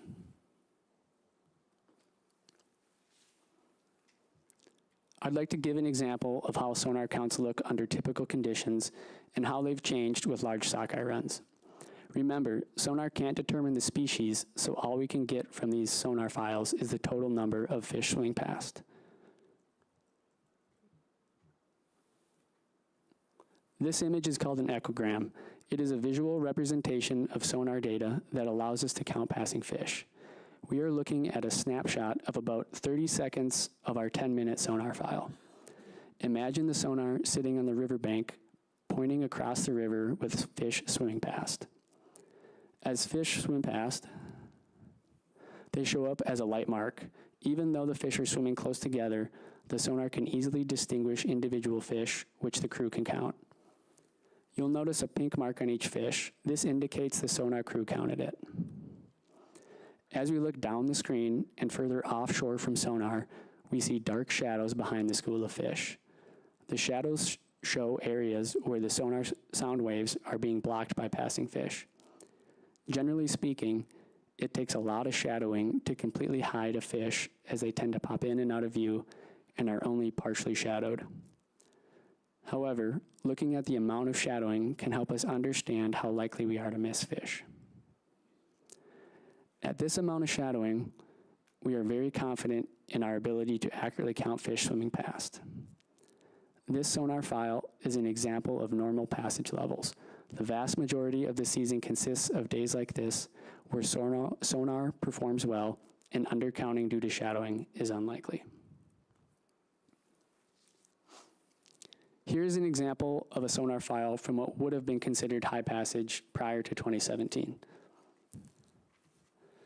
This file shows a snapshot of a 1,200 fish file. Before 2017, we would only see a few hours with passage like this in an entire season. Some years, maximum counts never got this high. We are still confident in our ability to accurately count fish passages when they get around this level. First, let's look at the school of fish near shore. At this density, we often see a continuous stream of fish moving past the sonar.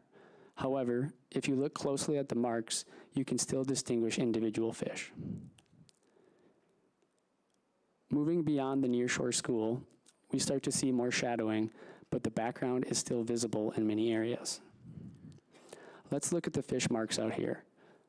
Although some may be partially obscured, we can still reliably distinguish individual fish. While it is possible some fish could be hidden in the shadows, the department remains confident the accuracy is close to the true level of passage at this level. Here's an example of a sonar file from a high passage day in 2024. There were over 4,300 fish counted in this 10-minute file, but as we'll see, that number is far below the actual number of fish that passed. This is one of our most extreme examples of sonar shadowing, and it helps demonstrate the challenges of accurately counting fish during massive sockeye runs. Looking at the inshore school of fish, you'll immediately notice how much more crowded the fish are. While we have spent a lot of effort to increase our high passage counting accuracy at sonar, we know there is more uncertainty in counting these files. If we look offshore in the shadowed section, you can see that it's almost entirely black. The background is never visible as it is blocked by the dense wall of fish. Although a few fish were marked, it's clear that many fish swimming in this area are going undetected. This level of passage is unprecedented. Before the recent surge in sockeye runs, we simply didn't see files like this. Even now it's rare. Passage like this may only occur for a handful of hours a season. In 2023 and 2024, there were about 6 hours with passage like this, where the number counted was definitely below the actual passage. In 2025, passage never got this high, but it was still higher than historical observations. During these short windows of high passage, many more fish are swimming through the river than we can detect. The sonar performs well until passage reaches a saturation point where we cannot quantify how many more fish are there. It's important to understand that this limitation leads to an underestimate of passage for all species, not an overestimation.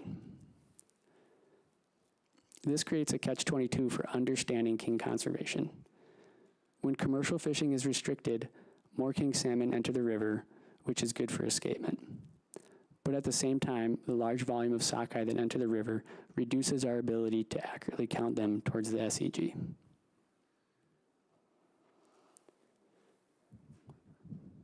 I wanted to revisit this slide.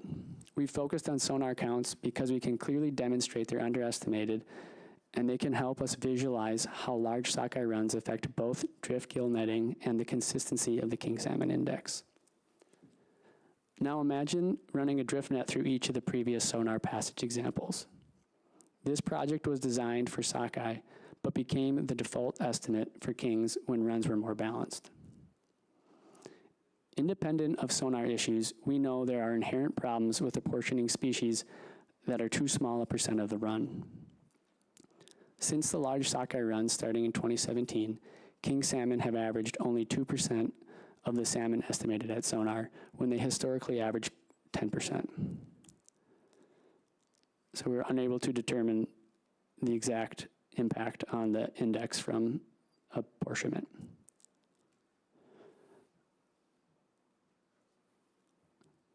The sonar cannot evaluate what portion of the king run passes within the insonified area each year.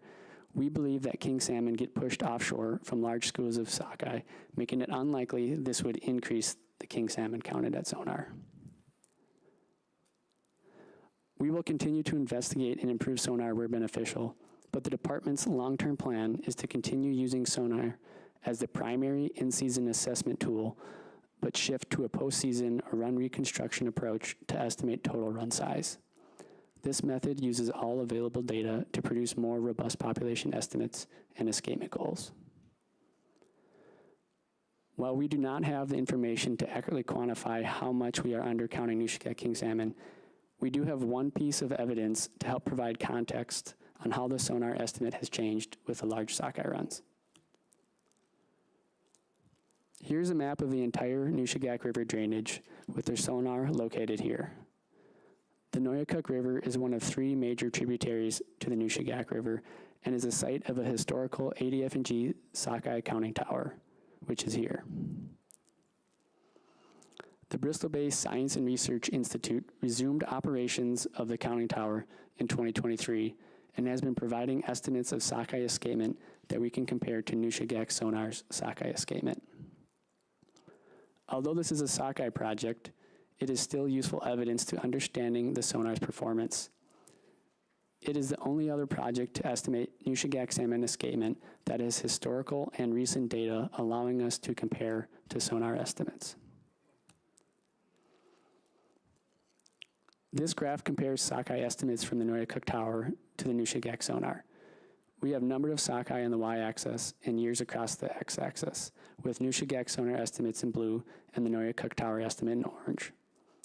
We have summarized historical data by averaging across decade where both projects had overlapping counts. The Noyacook Tower did not operate after 2010 until BBS Hariri started it in 2023. As we've seen before, recent years show much higher sockeye abundance than anything observed historically. Looking at historical relationships between the 2 projects, we see the Nushagak sonar always produced a higher estimate than the Noyacook Tower. This is expected. There should not be more sockeye counted in a tributary than in the main stem. By decade, the Noyacook Tower accounted for 22 to 77% of the Nushagak sonar estimate. While this pattern has historically been variable, the stark change in relationship between projects is further evidence of underestimation at the sonar site. In 2023 and 2024, the Noyacook Tower counted more sockeye than the sonar, with the last 3 years accounting for 94 to 134%. This suggests the sonar undercounted a substantial portion of the run, likely due to shadowing effects we've discussed earlier. To re-emphasize, this comparison only reflects one tributary, and we don't know how the Noyacook run proportion has changed over time. So while we can't use this to quantify the total undercount of sockeye or kings, it does help us assess the relative accuracy of the sonar estimate year to year. In this context, the 2025 sonar estimate appears to be a more moderate undercount compared to the substantially larger undercounts in 2023 and 2024. But the stark departure from historical relationships is evidence the sonar is underestimating salmon passage. During the last board cycle, the department emphasized that it would take time, 10 to 15 years, to gain a clearer understanding of the Nushagak king salmon abundance.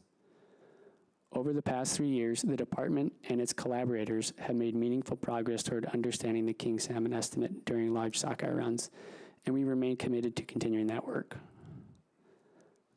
The department's top priority is the continued operation of the Nushagak sonar to provide daily estimates of sockeye, chum, and king salmon for in-season management. Tested incremental improvements are the only option that keep the index consistent with the escapement goals until we have a better understanding of the population. As noted earlier, our long-term strategy is to transition to a run reconstruction-based escapement goal and postseason population estimates, as done in other parts of the state. Achieving this will require ongoing collaborations with the Bristol Bay Research Institute through the Bristol Bay Fisheries Collaborative. Over the past 3 years, ADF&G and BBSRI have collaborated on several initiatives to improve our understanding of Nushagak king salmon. These efforts include incremental improvements to the sonar netting program, implementation of new sonar software and data processing workflows, enhanced quality assurance and quality control procedures at the sonar site, resumption of aerial surveys of king salmon spawning grounds, expanded age, sex, length data collection in sport and commercial harvests, installation of 2 upstream weirs by BBSRI, and implementation of a creel survey by the Sport Fish Division. Among these efforts, BBSRI's upcoming Mark Recapture project is expected to be the most informative for assessing the health and sustainability of the Nushagak king salmon population. The department does not feel comfortable transitioning to a run reconstruction model until we have multiple years of high-quality sonar-independent king salmon estimates to support it. We've covered a lot of information, so I want to take a moment to summarize the key points. The Nushagak king salmon population is down. All indicators of abundance show a declining trend. Recent large sockeye runs on the Nushagak River have created significant challenges for accurately enumerating king salmon. These are complex issues, and there is no simple solution.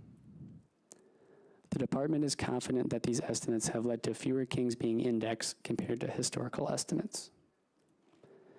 At this time, we do not have the ability to quantify how much the king index has changed. Developing robust long-term solutions will take time, but we are actively working toward them. And with that, I'll hand it over to Tim, and we'll do questions at the end.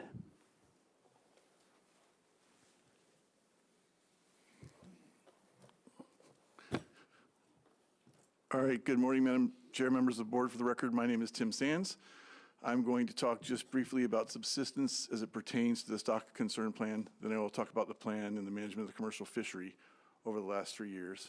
After that, I will give it to Lee Borden to talk about sport fish. So before I jump into the commercial fishery discussion, I want to quickly touch on subsistence. There is a positive ANS finding for salmon in Bristol Bay, and you will hear more about that in the subsistence presentation. When the stock of concern plan was developed, there was considerable discussion about including options for the restriction of the subsistence fishery in the stock of concern plan. Ultimately, no subsistence restrictions were included in the stock of concern plan. Based on that, no subsistence restrictions were implemented in the last 3 years. In the Dillingham area and surrounding waters outside of the commercial fishing district, salmon may be harvested for subsistence purposes at any time. In practice, subsistence fishing for salmon starts in late May and is usually done by September. The department does have the ability to restrict time and area for subsistence fishing, but not mesh size or net length. Net length on Dillingham beaches and in the commercial fishing district is 10 fathoms and is 25 fathoms in other areas. The department is also required to provide additional opportunity in the commercial fishing district during periods of extended closure. This means we put out an announcement at the end of May to allow subsistence fishing inside the commercial district until we are about to have commercial openings. As it stands now, subsistence fishing is always open in the Dillingham area and adjacent waters. The 3-day-per-week fishing schedule that was previously in regulation was removed in 2018. There is no limit on the amount of fish that can be harvested or the mesh size that can be used. Most participants use set gill nets, and folks are starting to use dip nets in allowed areas. Drift gill nets are only legal in the commercial district, and use of them is minimal. The subsistence staff will be giving a presentation later that will discuss effort and harvest in the subsistence fishery. While the beaches around Dillingham are the most heavily used for subsistence, there is certainly subsistence fishing that takes place along the Nushagak River, up at Lake Aleknagik, and in the commercial fishing district, especially prior to the commercial fishery opening. So the language in the Stock of Concern Plan talks about sockeye salmon projected by the sonar or tower. I want to take a second and hopefully explain what that means. First, let me point out the Wood River Special Harvest Area. The Wood River Special Harvest Area was originally created to allow harvest of Wood River-bound sockeye salmon while protecting Nushagak River coho salmon. It was used in the late 90s and into the 2000s to protect weak Nushagak River sockeye salmon while still providing harvest opportunity on the plentiful Wood River sockeye salmon after they have passed through the regular commercial fishing district and separated from the majority of Nushagak-bound stocks. Now you can see the Wood River Tower and the Nushagak sonar sites on the map. There's a separation between the commercial district boundary and where fish are counted. Here, the commercial district is in green and the northern boundary is below Dillingham. There can be large numbers of fish in the transition area between the top part of the commercial fishing district and where the fish are counted. I figure it takes a fish about 18 to 24 hours to get from the commercial district boundary to the Wood River Tower. If the fish is Nushagak bound, I estimate 36 to 48 hours from the district to the sonar. Fish between the commercial district and the counting station are what we are referring to with the projected terminology. In 2023, the board developed a Stock of Concern Plan. The first check in the plan is whether or not we are predicting a total king salmon escapement of less than 95,000 past the sonar. This has been the case the last 3 years, where we predicted total king escapements below the 95,000 in-river goal. This means we implement the 5.5-inch mesh or smaller restriction and continue following the Stock of Concern Plan. That plan gives us two main tools: sockeye salmon triggers that direct the department when the commercial fishery can be opened. These triggers delay the start of the commercial fishery relative to when it would have started prior to the development of the Stock of Concern Plan. This delay allows for additional unfished passage of king salmon into the Nushagak River. And an optimal escapement goal that changes the upper end of the Nushagak and Wood River sockeye salmon escapement goal ranges. Without these OEGs, the department would be obligated to try and control sockeye salmon escapement within the established SEG ranges. This would mean almost wide open commercial fishing once a trigger that allowed fishing had been met. These OEGs direct the department to have more closures in the commercial fishery, to allow additional king salmon escapement, and allow the department to be much more conservative in the fishing opportunity provided. Again, trying to balance king salmon conservation with controlling sockeye salmon escapement. So we'll talk about the triggers. 3 different triggers were developed, meaning any one of which allows the department to open the commercial fishery. One is when 6% of the Nushagak River sockeye salmon run, based on the preseason forecast, is projected past the sonar. Another is when 10% of the Wood River sockeye salmon run, again based on preseason forecast, is projected past the Wood River Tower. If neither of these triggers has been satisfied, then fishing can open after 9 a.m. on June 28. Optimal escapement goals. In addition to delaying the start of the commercial fishery with the triggers, there are optimal escapement goals, OEGs, for the Wood and Nushagak rivers. As I mentioned before, these OEGs are a big part of the king salmon conservation plan. By raising the upper ends of the escapement goal ranges, these OEGs direct the department to allow additional sockeye salmon escapement by having more closures in the commercial fishery. These breaks will also allow more king salmon escapement. These OEGs add 15% of the preseason forecast to the upper end of the Wood and Nushagak Rivers escapement goal ranges. For example, the 2026 forecast for Nushagak River sockeye salmon is 11.4 million. 15% of 11.4 is 1.7. Add the 900,000 upper end of the Nushagak River sockeye salmon escapement goal, and now the upper end of the OEG range for the Nushagak is 2.6 million. the department attempts to keep sockeye salmon escapement below the upper end of this optimal escapement goal range. I'm going to talk about king salmon run timing to help get you oriented for the next few slides. This graph shows the daily percentage of king salmon that pass by sonar on average. This is just the average proportion, so it doesn't represent a specific number of fish. If we have 40,000 escapement or 100,000 escapement, the proportions are the same on average. The run starts out slow, with counting usually starting on June 6. You can see the daily proportion increases steadily until June 21-ish or so when we expect to be about 25% of the way through the king salmon escapement. You can see the vertical bar labeled 25% here to represent that. The escapement rate starts dropping, but you can see we go from 25% of escapement to 50% of the escapement by June 27. At this point, the daily proportion or rate of passage of kings is decreasing, and by July 4, 75% of the king salmon escapement should be past the sonar. Here we combine the average daily proportion in black with the 2025 actual proportion in red. You can see there is much more volatility in the 2025 numbers. This is because every year is different. When we use the historical average, it is a much smoother line. In any given year, though, the fish return more erratically than the average. This is compounded by the apportionment issues Cole described earlier. Other factors like wind events have a big impact on when fish move into the river as well. A big wind event can result in lots of fish moving all at once. I have listed here the date at which 50% of the king salmon escapement was past the sonar in each of the last 3 years. Also, remember, there is travel time for fish to the sonar. For example, in 2025, that means fish that were passing through the district before the opening on June 22 would pass the sonar on June 24. So how did things work out? Let's start with 2023. Before I get into the management details, the left side of this slide has the scorecard for the year. In 2023, commercial fishing opened on June 25th in the afternoon based on the stock concern plan and meeting both the Wood and Nushagak River triggers. Had we been managing under previous regulations, commercial fishing would have opened on June 22. So we had 3 additional days of no fishing because of the stock concern triggers. We counted 10,000 king salmon past the sonar during the additional closed time. This is not saying those fish would have been harvested. We're just saying they passed through the district without being fished on because of the stock concern plan. In 2023, the proportion of escapement that was past the district by the time fishing started is estimated at 66%.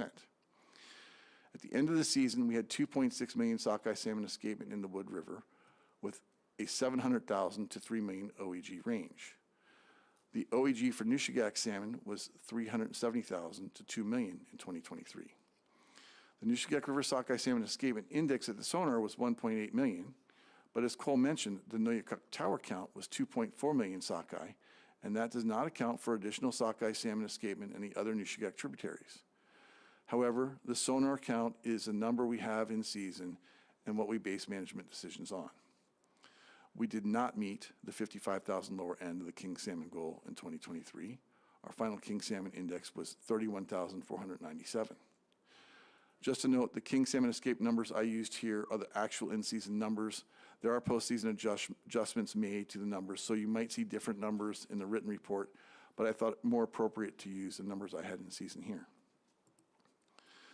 2024, commercial fishing opened on June 26 in the afternoon based on the stock concern plan and meeting both the Wood and Nushagak River triggers.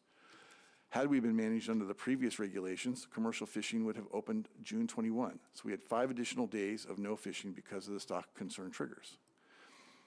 We counted 11,000 king salmon past the sonar during the additional closed time. Again, this is not saying those fish would have been harvested. We're just saying they passed through the district without being fished on because of the stock concern plan. In 2024, the proportion of escapement that was past the district by the time fishing started is estimated at 48%. At the end of the season, we had 4.4 million sockeye salmon escapement in the Wood River, well above the 700,000 to 3 million OEG range. This failure is not intentional. It is just difficult to manage the fishery when the daily passages can be so volatile, and again shows how we tried to err on the side of conservation. The OEG for Nushagak sockeye salmon was $370,000 to $1.4 million in 2024. The Nushagak River sockeye salmon escapement index at the sonar was 1.7 million, but as in 2023, the Nuyukuk tower count was 2.4 million sockeye, and that does not account for additional sockeye salmon escapement in the other Nushagak tributaries. Either way, we failed to control Nushagak sockeye salmon escapement. We also did not meet the 55,000 lower end of the king salmon goal in 2024. Our final king salmon index in season was 41,920. 2025. Commercial fishing opened on June 22 in the morning based on the stock concern plan and meeting both the Wood and Nushagak River triggers. We more than doubled the 625,000 Nushagak River trigger before opening commercial fishing. Had we been managing under previous regulations, commercial fishing would have opened on June 20, so we had 2 additional days of no fishing because of the stock concern triggers. We counted 8,000 king salmon past the sonar during the additional close time. In 2025, the proportion of escapement that was past the district by the time fishing started is estimated at 52%. At the end of the season, we had 2.7 million sockeye salmon escapement in the Wood River within the 700,000 to 3 million OEG range. The Wood River forecast was very consistent these 3 years. That is why the OEG range stayed the same. The OEG for Nushagak sockeye salmon was 370,000 to 2.5 million in 2025. The Nushagak River sockeye salmon escapement index at the sonar was 3.3 million. There was a big Nushagak sockeye salmon forecast in 2025, and the run was more variable over these 3 years, so the OEG range changed significantly each year. Again, we did not meet the 55,000 lower end of the king salmon goal in 2025. Our final king salmon index was 34,134. To kind of summarize all that, this table shows the date we would have opened commercial fishing under previous regulations and the date of the actual opening that was due to the stock concern triggers that we have. Here it summarizes what the king salmon escapement in the Nushagak River was at midnight prior to the opening during the past 3 seasons. The lagged escapement is how many fish we presume to be between the commercial district and the sonar at the time of the opening based on the subsequent escapement. Again, we didn't know what the number was until later after the fish passed the sonar. Sum these 2 numbers for the cumulative escapement that passed the commercial district without commercial fishing pressure. I want to talk about where king salmon go as far as use is concerned. This graph shows the last 20 years. It shows escapement in red on the bottom. Next is the commercial harvest in green, then the subsistence harvest in yellow, and at the top is the sport harvest in blue. You can also see the escapement goal range lines as well as the 95,000 in-river goal line. The whole bar represents the total king salmon run estimate for each year. There is variability over time, as one would expect, but since 2019, we have been at a lower total run regime. Taking the same graph we just looked at and zooming in on the king salmon returns since 2019, we can see our combined harvest rate on king salmon has dropped off significantly since 2019.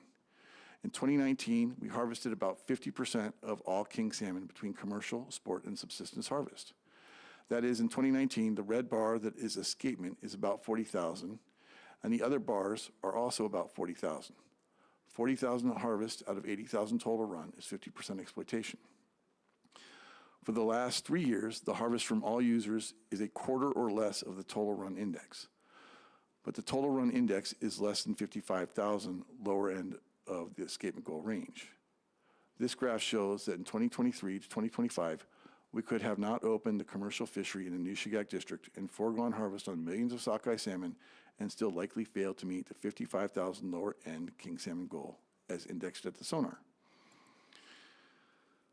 We still face challenges. We remind processors and fishermen in our Outlook announcements and other communications of the importance of reporting all king salmon harvested, whether they are sold or kept for personal use. Still, there is a definite but unknown amount of underreporting that happens. The same is true at the sonar.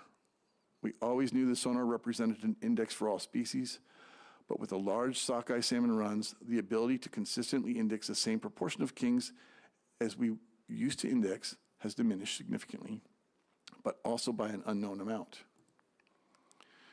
3 years ago, this plan was developed from the many options offered. The board asked, would this be the solution?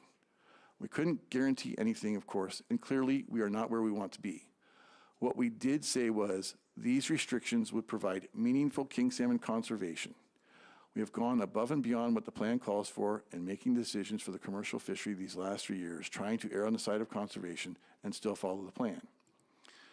King salmon runs throughout Alaska continue to be poor. This is important to understand because it points to a broader problem than just commercial fishery in the Nushagak district. What is the right balance between king salmon conservation and controlling sockeye salmon escapement? This ends my portion of the presentation, and I will now hand it over to Lee Borden, the Bristol Bay Sport Fish Area Management Biologist.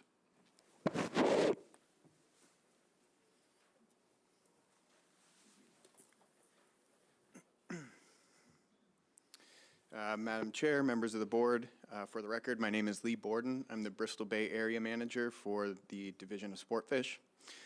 I'll give you a quick summary of sport fish management since the Stock of Concern plan. So obviously, as we all know, in 2023, the Nushagak king salmon was designated as a stock of management concern, and the Stock of Concern management plan was established. In this plan, the sport fishery annual limit for fish over 28 inches in length was reduced from 4 fish to 1 fish. After the meeting and going into the 2023 season, we began operating an annual king salmon creel survey that provides managers, Tim Sands and I, with in-season information on sport fishing effort success and harvest composition. On this slide, there's a graph showing Nushagak River sport fishing effort in angler days, as well as king salmon harvest for the past 10 years. What you'll notice here is the declining trend in both effort and harvest. We've seen harvest in the sport fishery on the Nushagak decline from a pre-2019 average of about 6,500 fish harvest down to a harvest post-2019 of about 3,000 fish, so less than half of what was harvested prior to 2019. So I'll just summarize some of the sport fish management actions that have been taken. So just overall, we have issued emergency orders in 8 out of the last 10 years. So we issued emergency order in 2017, and then every year since 2019. And we've also issued emergency orders every year since the Stock of Concern management plan was implemented. So we went beyond what the plan called for with that bag limit reduction and issued emergency orders in 23, 24, and 25 that you can see summarized here. And there are bag limit reductions and non-retention emergency orders that also prohibit the use of bait. And at this point, we will take questions. Okay. Before we get into questions, I just want to say this is a really good presentation. Thank you. It was excellent. Before I open it up, just real quick, I have one question related to slide 13.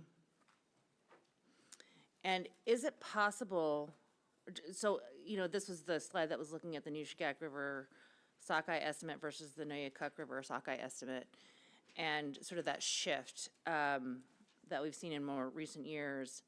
Is it possible to calculate a margin of error based on that?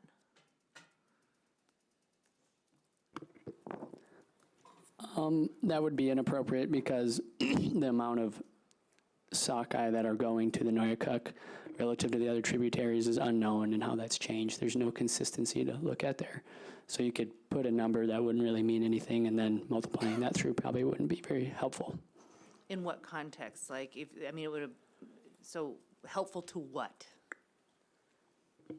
I guess, like, what are you making that statement based on? I think, if I'm understanding your question correctly, can we understand anything from the relationship and how it's changed, the sockeye at the Nushagak sonar to the Noyakuck? No? No, that's not what I'm asking. I'm asking if it's possible to calculate a margin of error of the passage of Nushagak sockeye based on what the passage is at the Noyakuck. Not qualifying it and how you would use it, but whether you can make that calculation. I think that requires us to say one of them is the correct estimate, so you could see how much different they are between each other. And you could see how much different they are between each other, but since they're measuring different things, it's being able to interpret that is where it's inappropriate, I think. Fair. Thank you for that. And then my last question is on the very last slide related to sport management action. And my question is, given sort of where the King escapement estimates were in 2025, why wasn't there a non-retention order issued? Madam Chair, so we take a lot of factors into consideration when we're issuing our emergency orders. So we don't base it solely on the sonar. We base it on a number of things, some of them being anecdotal reports that we're getting from operators on the river, the anecdotal reports I'm getting from my crew on the river, as well as the hard data they're providing me from the creel survey. Factor in subsistence catches, commercial success, commercial harvest of king salmon, as well as weather, things like that push fish. So there's a lot that go into it, and at the time that these emergency orders were issued, the information that we were receiving was that the fishery was performing better than what the sonar number might have indicated for that season. Obviously, it was a huge season for sockeye, pushing kings offshore, confounding the apportionment at the sonar. And so when we factored in everything that we were hearing from users on the river, as well as the creel data we were receiving, things in the sport fishery didn't seem as dire as what the sonar might have indicated at the time that these decisions were being made. So we elected to do bag limit reduction for 2025. That's an interesting call, given the history of the two previous years. Mr. Swenson and then Mr. Carpenter. So the sport harvest has gone down by 50%. How much has the commercial harvest gone down? Through the chair, Mr. Swenson, I don't have it off the top of my head. I think our 20-year average harvest for commercial fishery is around 30,000 king salmon, and it's probably the recent 3-year average is 6 or less. 6,000 or less? Yes, So it's gone down drastically too. absolutely. Just one other question. Do you think we have 10 to 15 years to figure this out? We may not have any kings in 10 or 15 years. Is that possible? It wouldn't be because of the fishery. If there's ocean things that are going on that are making king salmon not return at the historical rates, that might be a problem. But we're not killing that many king salmon in the fishery. 40,000 king salmon or 30,000 king salmon in the Nushagak River is still sustainable. Mr. Carpenter. Thank you. Thank you. I wasn't going to ask this question, but the chair brought up an interesting point in regards to why the EO was issued the way it was this year. And please correct me if I'm wrong, but I believe the management plan states that if the projection is going to be under 55,000, that the department shall restrict to catch and release only. And so I guess I'm kind of wondering how much variance there is at play here when it comes to things in regulation where it says shall. Yeah, through the chair, Mr. Carpenter. The stock of concern plan has may language in it, and the management plan has shall language in it. So there's a little bit of a conflict there. And this was definitely a point of conversation for staff over the past few years as well. But for any thing beyond that, I would maybe kick to Israel if there's anything that he might want to add here. Mr. Payton. Thank you, Madam Chair. So yeah, the two plans are kind of in conflict of each other. So once again, we've went above and beyond at our own direction to protect these Chinook stocks beyond the action plan that the board set out for sport fisheries. So it's a little bit unclear which plan we were supposed to manage for. Just a quick, I mean, I think that's a fair statement. And obviously, at least in my opinion, we probably relaxed the action plan in regards to trying to keep the language similar to what's actually in the current, the actual management plan. So that's interesting. I'm going to go back to the sonar for a little bit. You know, when you kind of look at the historical perspective of the sonar, and there's kind of a general understanding that about 40 to 60% of the kings are getting counted at the sonar. And when I look at the sockeye escapement, especially the last 3 years, partly because the last several years we have an OEG that allows you to put an extra 15%.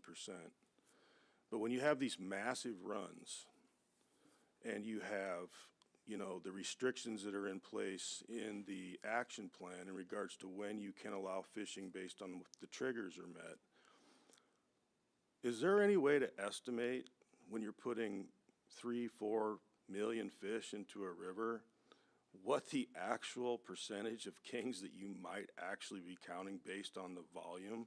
Because there's no way it's even 40%.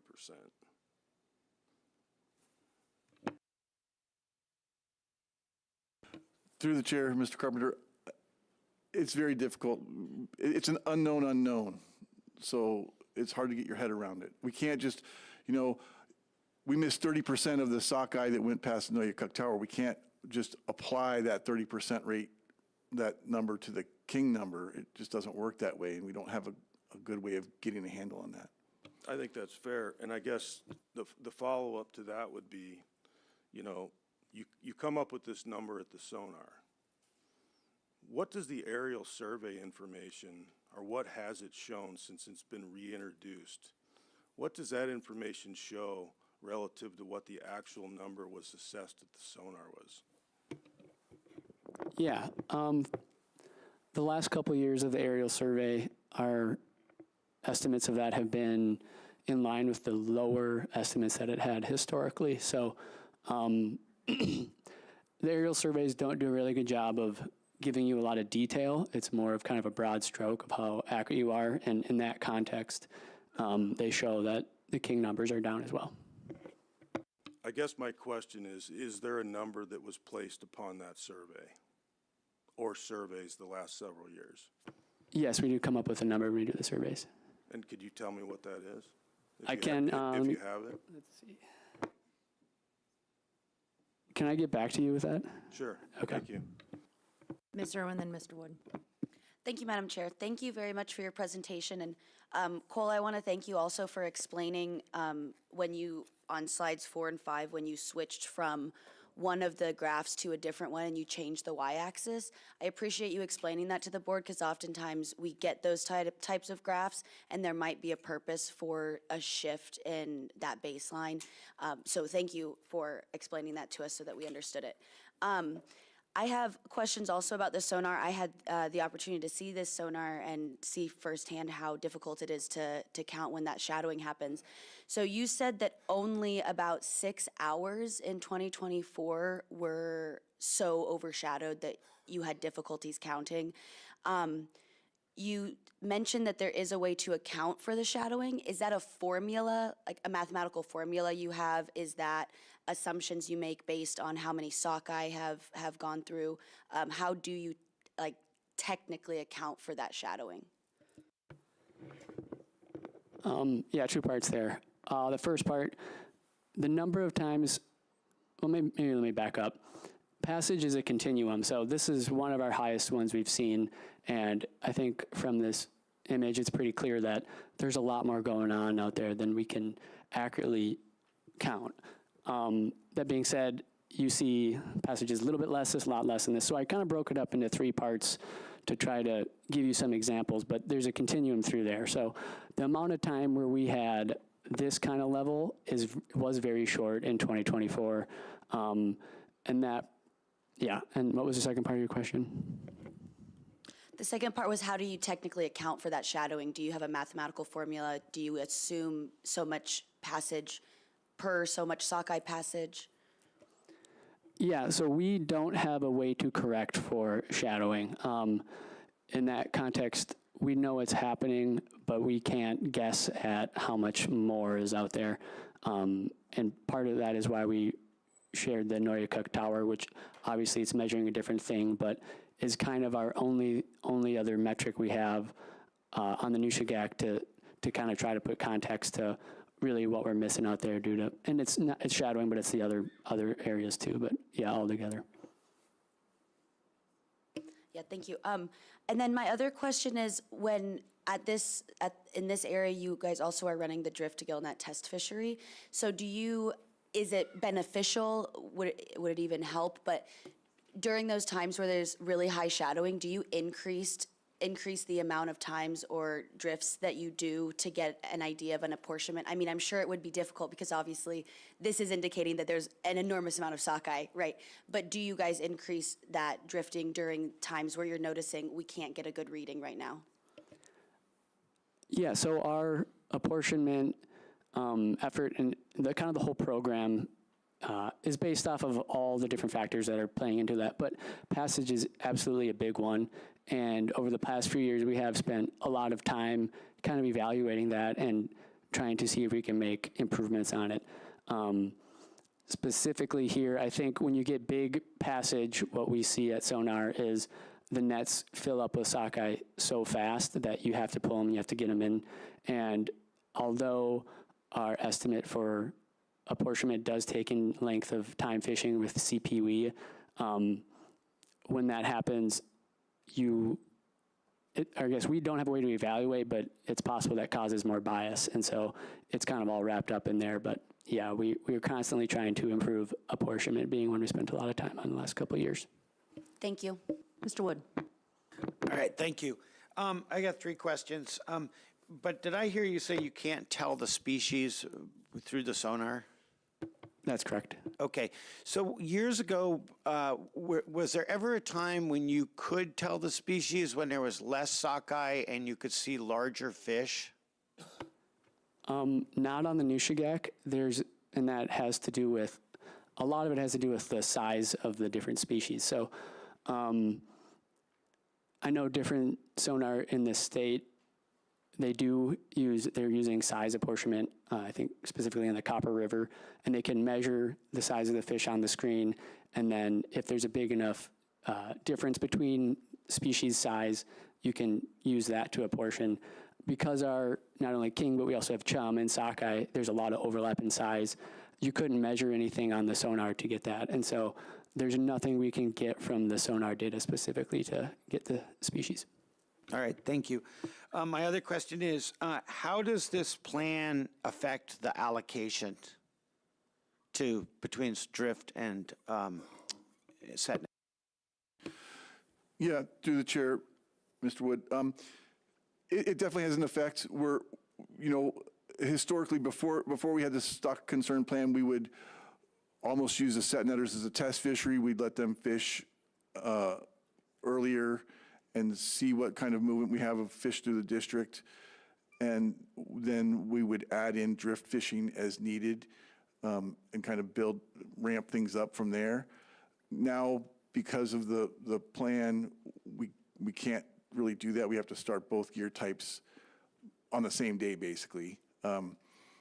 We still try and start the set netters first, but because we're trying to control sockeye escapement, the amount of differential fishing time is reduced. Thank you. So do you see a larger pulse of Chinook coming in at the beginning of the tide, or is it kind of spread throughout the tide? Do you have any observations on that? No, I would say that the biggest factor in when the kings move is the wind. And so if there's a wind event, we'll see, the first thing we'll see is an uptick in subsistence harvest on the beaches, and then, a day and a half, 2 days later, we'll see that at the sonar.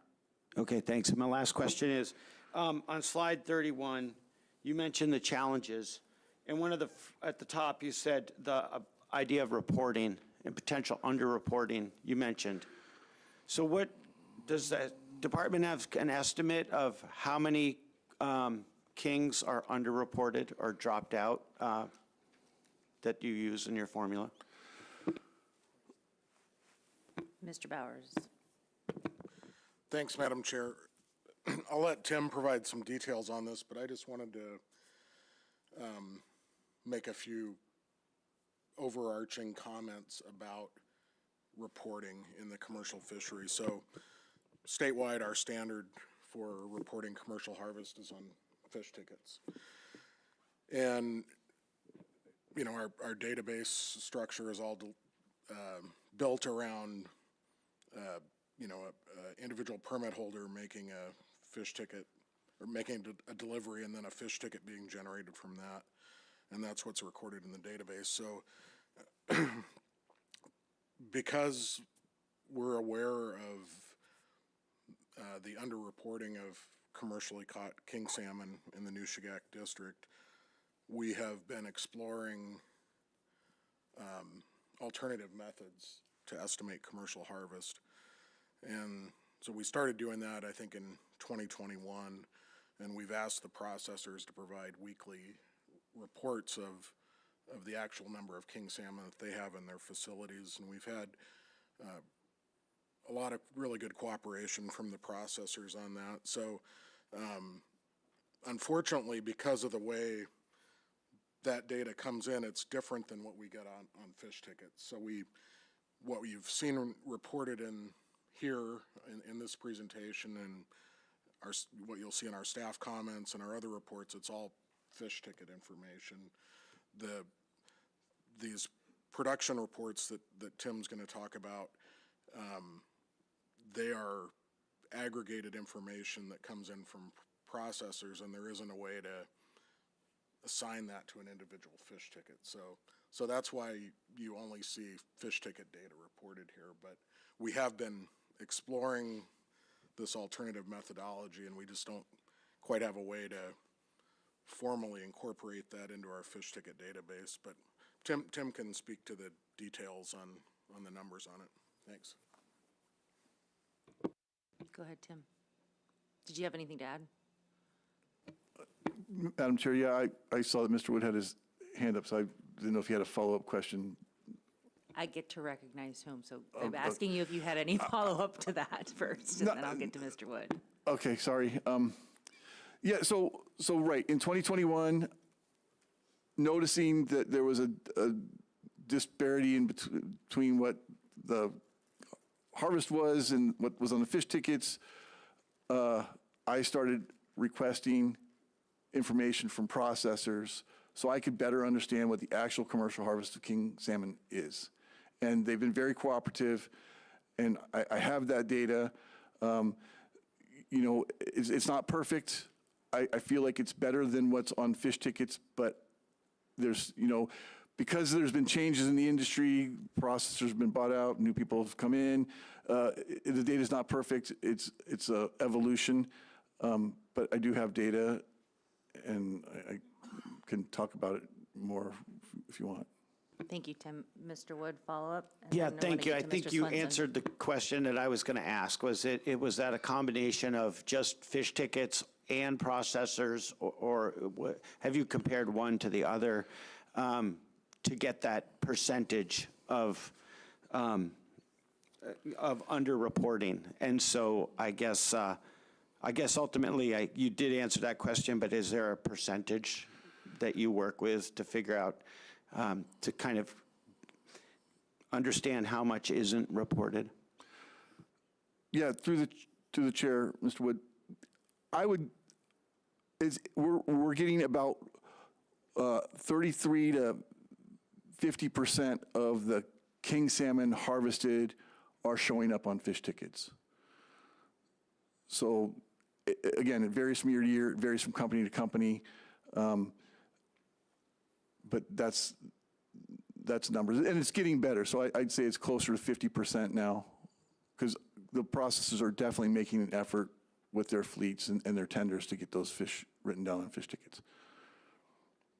Mr. Swenson. So you said both the commercial and the drift and the set nets, they both start at on the same day, right? The last 3 years, through the chair, Mr. Sensen, yeah, the last 3 years, that's been the case because of the stock concern plan. Prior to that, there might have been even a day or two that we'd open up the set nets and see how they did, and if the set net fishing was slow, we'd just close it and wait for the next day. Do you allow anybody now, do you open the drift earlier than the set net, like on the flood tide? No, we never open the drift before the set. The set's always fishing before the drift, because we're always behind on allocation with the set netters. Okay, Yeah. okay, thank you. Mr. Wood, did you have anything to follow up? Yeah, I did. So with the fish tickets, the fisherman's responsibility. At least it is in where I fish. And so when you have fish ticket data, but who fills out the fish ticket in Bristol Bay? Is it the fisherman? Is it the tender? I'm just trying to guess, figure out responsibility-wise. Is it the fisherman's responsibility to have an accurate fish ticket, or are you actually pushing that onto the processor? Mr. Bowers. Thanks, Madam Chair. So, Mr. Wood, in your case, you might be doing the fish ticket because of your direct marketing operation. But if you were selling your fish to a processor, then it's the processor's obligation to complete that fish ticket. In Bristol Bay, a lot of the fish, are delivered to tenders. The tenders are acting as an agent for the processor, and the tender operator completes the fish ticket. Now, a person, there's catcher-seller operations, direct marketers, where in that case, the fisherman is the processor essentially, and they're completing their own fish ticket, but most of the fish tickets are completed on the tender by the processor's agent, who's the tender operator. But those fish tickets are signed by the CFEC permit holder, affirming that they're correct. Correct. Mr. Carpenter. Yeah, thank you, Madam Chair. I just want to follow up on the reporting a little bit. So just by the nature of the way the Bristol Bay sockeye fishery works, it's understandable how there could be some small kings specifically that get put in sockeye bags and may not be delivered. But at the processing facility, irregardless if they're on a fish ticket or not, they are being accounted for there, and those numbers are being given to you. So in actuality, don't you really, outside of the idea of home pack or subsistence reporting, et cetera, don't you really have a very true number of how many kings were harvested because of the processing numbers? Yeah, through the chair. We have a much better idea, but again, it's kind of an unknown, and I've tried to do different mathematical checks, if you will. For example, I look at the number of sockeye per king salmon reported, and if everybody was reporting equally and catching equally, then everybody would have the same number of 1,700 sockeye for every king salmon that they caught. But it doesn't work out that way, and sometimes, it's 5,000 sockeye for every king salmon, and then it makes me kind of scratch my head and try and figure out what I'm missing or what's going on. Does that make sense? I mean, yeah, thank you. It does. Personally, I think that there's a lot of variables that you probably have to take into account when you speculate about what that ratio might be, weather specifically, tide, et cetera, et cetera. So, okay, I just generally wanted to ask that question. Thanks.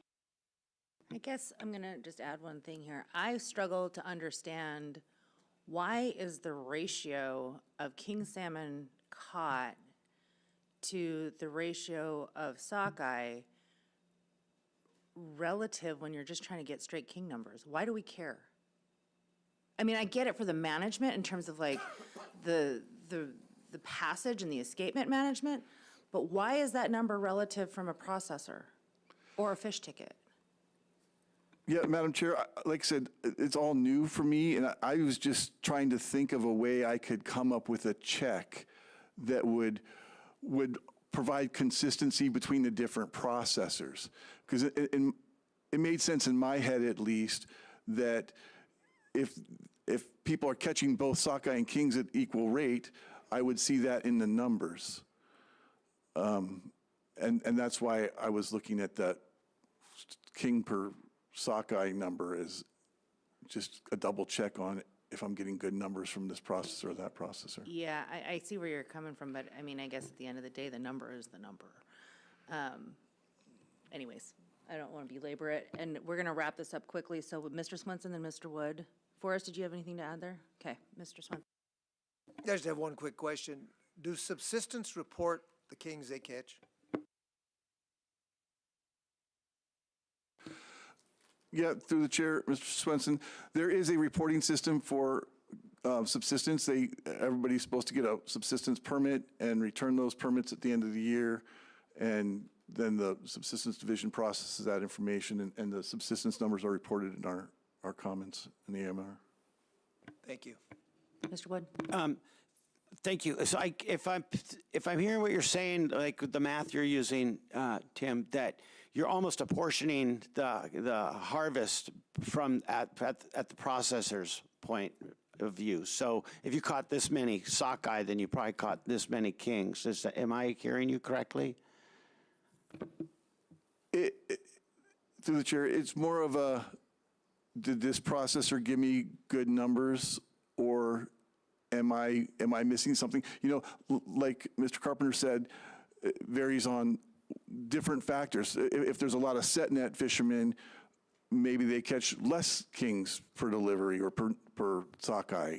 Or if they're mostly a fleet that fishes out towards the line, maybe they're catching less kings in their effort. And so there's no hard and fast rule. I'm just trying to explore the data and see if there's something I can tease out that would make me want to follow up with a processor or somebody to say, maybe you're missing something. Maybe fish got hauled out to a different plant and they're not showing up in the report, something like that. Yep, thank you. Okay, thank you, gentlemen. Appreciate the presentation. It was, like I said, it was excellent. And we're going to go ahead and break for lunch, and we'll come back on the record at 2 p.m.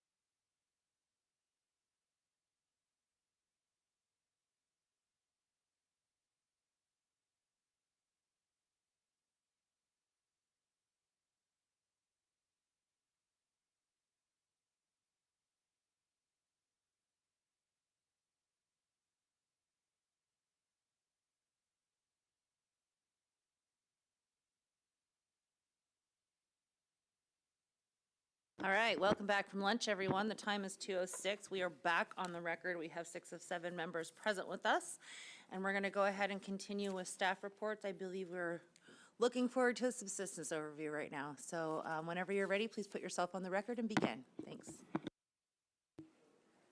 Thank you.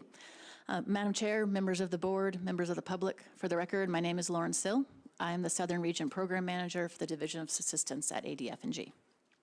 With me today is Greg Russell, who is the lead researcher for the Southwest region. Thank you for the opportunity to present. Our presentation this afternoon is going to provide a brief overview about the Division of Subsistence and the work we do, followed by an overview of subsistence harvesting and uses of fisheries in Bristol Bay. Slides associated with this presentation can be found in RC3, tab 8, and there's a written report to accompany it, which is in RC3, tab 4. Our division is mandated by state statute to conduct studies to gather information from residents of communities throughout Alaska on all aspects of the role of subsistence hunting and fishing in the lives of state residents. The information we collect is to be made available to the public, agencies, and others. As a research division, subsistence staff engage in all research and regulatory arenas in all regions of the state, and we serve both the Board of Fisheries and the Board of Game. This means that staff work to become knowledgeable about subsistence practices concerning both fish species and game species, as well as about how both fish and wildlife populations are managed and the regulations concerning all resources. The research we conduct in communities concerns both fish and wildlife resources. We make the summarized data we gather publicly available shortly after the conclusion of projects, and these data are used by the boards, by the department, and by communities for a variety of applications, including community planning, regulatory changes, and C&T and A&S findings. For members of the public or anyone in the audience who may be unfamiliar with these two terms, I want to take a minute here to define them. C&T refers to customary and traditional uses of resources, which means the non-commercial, long-term, and consistent taking of, use of, and reliance upon fish or game in a specific area. A&S is short for the amounts reasonably necessary for subsistence. It is not a harvest quota, but it does provide the board with guidelines on typical numbers of animals harvested for customary and traditional uses under normal conditions. There are several ways that we gather information about the customary and traditional uses of resources. Our research focus and methods are determined by identified information needs or data gaps, funding availability, and community input. Most of our projects are partnerships. We work with community entities, regional nonprofits, and other agencies. I can't emphasize enough how important these partnerships are. We couldn't do what we do without their support and participation, especially from the communities we work with. In general, our research takes place in the more rural areas of the state, but Alaskans living anywhere in the state are eligible to hunt and fish under subsistence regulations. Information on the subsistence harvests of all state residents living in rural and urban areas is available through various permit programs. In Bristol Bay, the Division of Subsistence administers the Subsistence Salmon Permit Program, and Greg will be presenting data from those permits later in the presentation. Our work is guided by the Alaska Confidentiality Statute, the National Science Foundation's Principles for the Conduct of Research in the Arctic, and the Alaska Federation of Natives Guidelines for Research. All of our research projects are based on voluntary participation, informed consent, confidentiality, and respect for the privacy and dignity of the people we work with and learn from. Toward this end, we utilize procedures to preserve the anonymity of subjects in our records so that information cannot be tied to identifiable persons. Informed consent is obtained from each participant in the research, as well as from the community at large. At the end of our projects, we return to communities with draft data for their review and feedback. Comprehensive surveys are one of our standard data gathering methods, and we'll be presenting some of the information that result from these surveys. As their name implies, the surveys are comprehensive. Through them, we collect information on every type of wild food a household might harvest and gather details such as the methods of harvesting and processing, amounts harvested, the areas households traveled to harvest, and the prevalence of sharing. Our goal is to gain a holistic understanding of subsistence ways of life in these communities. Most of the places we work with have a mixed cash subsistence economy, meaning wages from jobs and other income are used to augment and support subsistence activities. So we also document demographic details of the household, income and employment specifics, as well as food security information. For all of our projects, we conduct these surveys face-to-face, usually in people's homes. In smaller communities, such as many of Bristol Bay, we'll attempt to survey every permanent household. But in larger communities, like Dillingham, we conduct a random sample. Because we are attempting to present a complete picture of harvesting activities within a community, and because all state residents are subsistence users, All permanent households of a community are eligible to participate in the surveys, regardless of the ethnicity of household members or their status as federally qualified subsistence users. We also document harvesting activities under state or federal subsistence regulations, as well as commercial retention and sport and personal use regulations. These surveys are completely voluntary, and the data collected are stored and reported anonymously. We present data at the community level, not the individual household level. Ethnography is another of our standard data collection methods. Broadly speaking, ethnographic fieldwork is the way that we attempt to understand other people's ways of knowing. We use several established social science methods of ethnographic fieldwork and data analysis. Semi-structured interviews are conducted with knowledgeable active or former subsistence harvesters, processors, or community members. The interviews follow a thematic protocol, but can accommodate variability in the experiences and expertise of the respondents. Participant observation provides a chance for researchers to participate in and observe different harvesting or processing activities, giving researchers the opportunity to gain experiential knowledge. Life history mapping is an opportunity to speak with long-term community members, and through the use of maps, document and discuss changes in habitat, resource populations, and social structures. For each of these approaches, we use rigorous scientific methods accompanied by data analysis in order to provide meaningful and useful information. I want to make sure that the board and public are aware that all this information and the data that we collect are available through our online Community Subsistence Information System, the CSIS, and our technical paper series. The CSIS is a data portal that provides access to all of the division's community-level harvest and use data that has been collected over the past 40 years, along with summaries of demographics, economics, and research methods for each community and project. The technical paper series houses all of our published reports where we analyze and discuss survey and ethnographic research results. And then finally, before we get started with Bristol Bay data, I wanted to provide a little information about the people who work in our division. As I mentioned earlier, our staff are responsible for research and regulatory work concerning both fish and wildlife throughout the state. Despite the large geographic scale on which we work, we are a small group. We're broadly divided into the northern region and the southern region, with the Alaska Range being the major geographic boundary. The southern region itself is split between the southeast, south central, and southwest regions, and we have a small staff that specialize in each. In the southwest, Greg Russell is our lead subsistence researcher, and he works closely with Maddie Christensen. In each of these regions, staff are assisted by subsistence resource specialist ones who work throughout the region, and short-term fish and wildlife techs hired during our field season. And with that, I'm going to hand this over to Greg for more information about subsistence in Bristol Bay. Good afternoon. Again, for the record, my name is Greg Russell, and I am the lead Southwest Subsistence Resource Specialist for the department. Today, I will offer a brief ethnographic background on the use of salmon and non-salmon fish by Bristol Bay residents, and share some of the household-level survey data and subsistence salmon permit data for the area. Bristol Bay is world-renowned for its commercial fisheries and its sport fishing opportunities, with subsistence uses of wild renewable resources composing the most consistent and reliable component of local community structure. Each year, subsistence fishing, hunting, and gathering provide hundreds of pounds of highly nutritious food for Alaska residents. Much of the seasonal round of activities is shaped by the natural cycles of fishes, birds, mammals, and plants. Knowledge that is fundamental to making a living in the region is preserved and communicated through gathering and processing wild resources, including fishing and hunting activities. Practices that support families and communities express, emphasize, and teach the values that support a subsistence way of life through the harvest, preparation, and sharing of wild foods.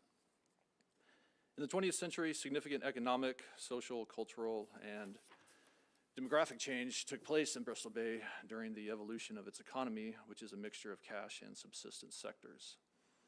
Today, subsistence activities and values remain a cornerstone of area residents' way of life, a link to the traditions of the past, and one of their bases for survival, sustainability, and prosperity. The human population of the entirety of Bristol Bay area numbers just over 6,000 people, the majority of whom are Alaska Native. There are 26 inhabited communities ranging in size from 3 people in Ugashik to the regional center of Dillingham with just over 2,000 people. In general, the cash economy is seasonal in nature, driven largely by participation in commercial or sport fisheries. Subsistence fisheries play an important role in this mixed cash subsistence economy. Throughout this presentation, we'll be presenting information from household harvest surveys and from subsistence salmon permit data. To begin with, we have a harvest composition pie chart presenting results from recent household harvest surveys conducted in every Bristol Bay community.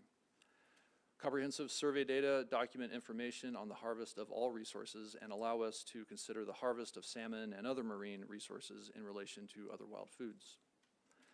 This pie chart shows the average composition of harvest by resource category for all communities combined. Percentages are measured from the total usable harvest. Because not every community is surveyed every year, this chart includes the harvest data from the most recent survey year in each community. The majority of our harvest data in Bristol Bay is from the last 20 years, but we have not surveyed ECWOC since 1987. As you can see, salmon in dark blue accounts for nearly 60% of the overall harvest in edible weight, followed by non-salmon fish in light blue, which contributes another 9%. Land mammals are also a substantial contributor to total harvest, accounting for approximately 21%. Other resources, such as marine mammals, shellfish, birds and eggs, or vegetation, compose the remaining 12% of the harvest. Again, this is the average of all communities, and at the community level, you would see some variation. Along with community demographics, potential variables that influence harvest include geographic locations, such as proximity to the marine environment, economic conditions like fuel costs, or more or less commercial retention, and environmental factors such as the presence of winter ice. During the last major glacial period, most of the Bristol Bay region was covered by glaciers. Evidence of human occupation dates to the retreat of these glaciers, approximately 10,000 years ago. Salmon have played an important role in the lives of Bristol Bay residents for as long as the area has been inhabited. European exploration began in the late 1700s, bringing the establishment of a fur trade and missionary activity. As the fur trade declined in the late 1800s, after the purchase of Alaska by the U.S., commercial salmon fisheries began in the area. This became the dominant export industry in the region. Up until the Second World War, commercial fisheries had hired outside labor, but began hiring local residents during the war, and many regional residents became established as fishermen in the commercial fishery. By the mid-1960s, most adult men in the Nushagak River communities participated in the fisheries as salmon fishermen.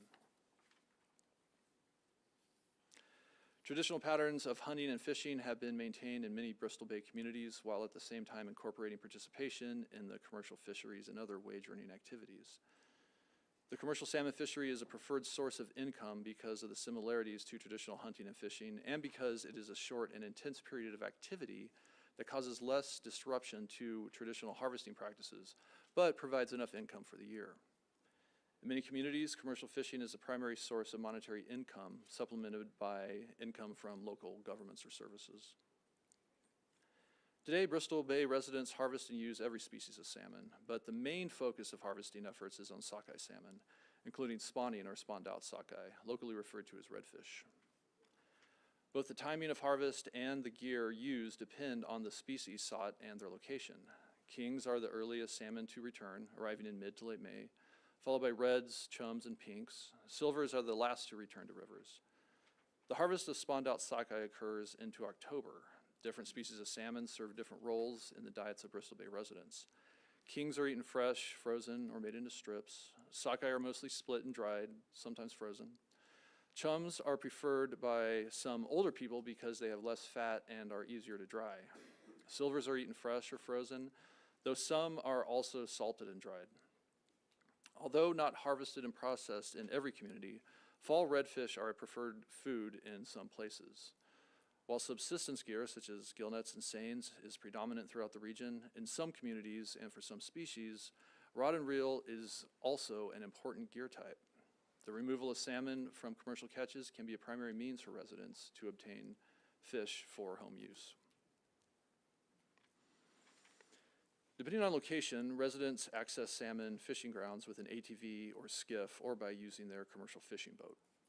A lot of salmon fishing occurs near communities or fish camps, meaning often in rivers and lakes, but marine fishing along the coast also occurs, especially in areas like Nushagak Bay.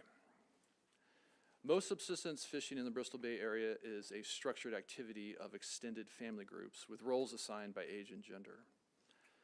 The youngest children learn by watching, then by assisting others, and finally becoming full participants. For more recent arrivals to the region, Harvesting groups look slightly different, often being composed of nuclear family members, work associates, and friends.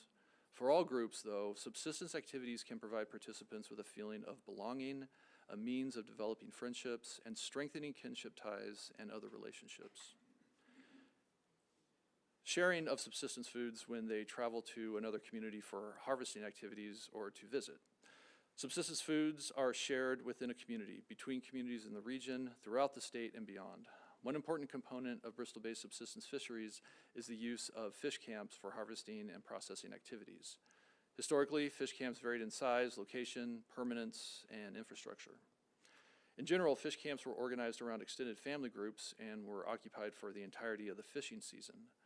While many fish camps are still in operation and are an important component of subsistence harvesting activities, their use looks different.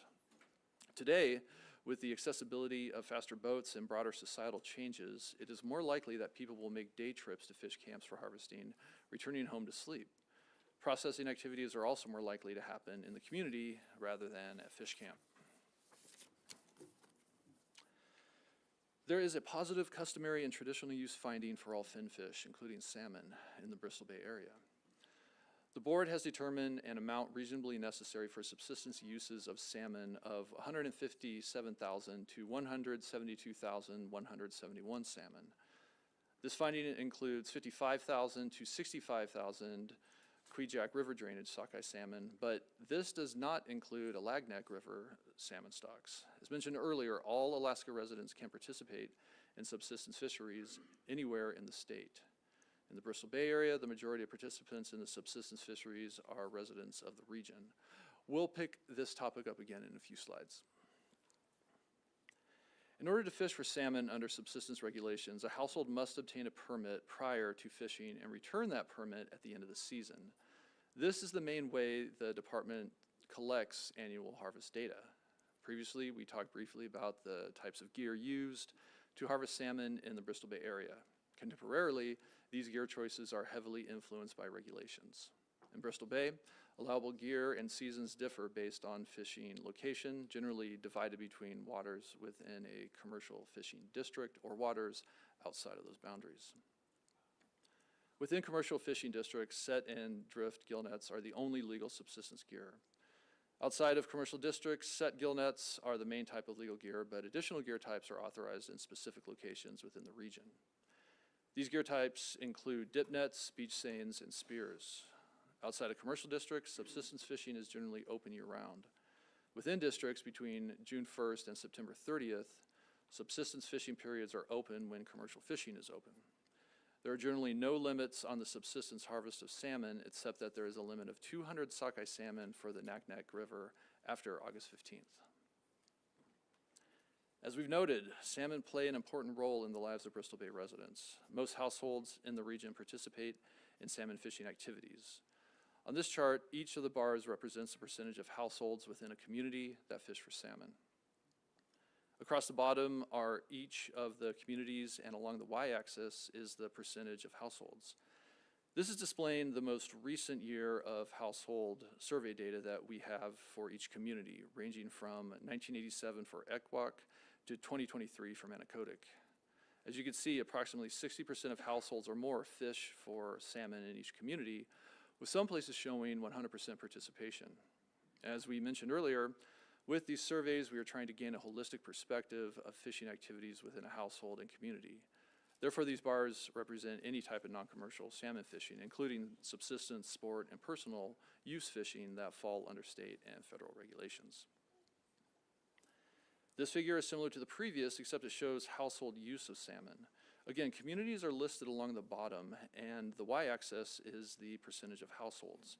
You can see that a higher percentage of households are using salmon than are fishing for it, with a minimum of 85% of households using, and many communities with 100% use.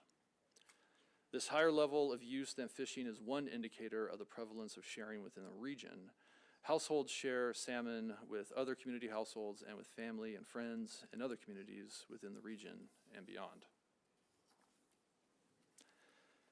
This map also draws data from our comprehensive household harvest surveys. Here we are showing all the areas used for non-commercial salmon fishing during the last study year for each Bristol Bay community. You can see that fishing locations are focused on the major river systems, including the Togiak, Nushagak, Naknek, Kwijak, and Ikigik rivers. But marine fishing locations are also represented in multiple bays, especially the Togiak and Nushagak bays. Because this map is displaying only 1 year of data collection for each community, it likely represents only a minimum of fishing areas in the region. There could be year-to-year variation in where households fish based on a number of factors such as salmon run performance, social constraints such as free time, or economic considerations like the cost of fuel or the availability of working equipment. So far in this presentation, we've been presenting data resulting from comprehensive household harvest surveys. I'd like to turn now to discussing the other main source of subsistence salmon harvest data. As noted in an earlier slide, households are required to obtain a subsistence salmon permit prior to fishing in Bristol Bay. Permits are available at ADF&G offices, area vendors, and since 2020, online. The permit consists of information about the households, the locations intended to fish, and a harvest calendar for the households to record their harvest by day. Permits are due back to the department at the end of October in each year. There are approximately 1,100 permits issued annually for the area. Through the 1990s and early 2000s, closer to 1,200 permits were issued annually, and in the last 5 years, fewer have been issued, on the order of 800 to 1,000. Permits have been required since statehood. Since 1985, we have averaged an annual return rate around 85%, but this has also been decreasing in recent years. Over the past 5 years, there has been an average return rate of 65%. Unlike household harvest surveys, which do not occur every year in any one community, permits provide a time series of annual data, so they are particularly useful for analyzing trends over time. This figure shows the percent of permits issued to residents of the region versus non-local residents. I know there's a lot going on with this graph, but the details are less important than the overall point I'd like you to take away here, which is that the majority of permits are issued to area residents. The year is along the x-axis with percentage of permits along the y-axis. The blue represents permits issued to area residents, and the orange at the top is permits issued to non-local residents. There is year-to-year variability in the distribution of permits, and in recent years, a slightly higher percentage of permits are going to non-local residents, but that percentage remains below 30% of the total. This is a similar graph as the previous slide, but here we are looking at the percentage of salmon harvest by residency of the permit holder. Given that the majority of permit holders are area residents, it is unsurprising to see here that the majority of the subsistence salmon harvest is also from Bristol Bay residents. Until the early 2010s, area residents harvested 88% of the overall subsistence salmon harvest. Since then, non-area residents have harvested an increasing percentage of the total harvest, and in 2024, accounted for 22%. Before we get into more of the specifics of salmon harvest in Bristol Bay, we're going to start with what the composition of the salmon harvest is. Over the last 10 years, from 2015 through 2024, approximately 80% of the salmon harvest on average comprises sockeye salmon, including spawning sockeye. Another 10% of the harvest is made up of kings. Coho, pink, and chum compose the remaining 10% of the harvest. This sockeye salmon dominance of the harvest is characteristic of Bristol Bay subsistence salmon harvest in any time period. This figure is showing the total number of salmon harvested as estimated from subsistence salmon permits for all residents of the state. While sockeye salmon runs to the region continue to be strong and regulations have not limited subsistence harvests, over time the number of salmon harvested has decreased. The historical average shown by the dotted blue line is approximately 133,000 salmon.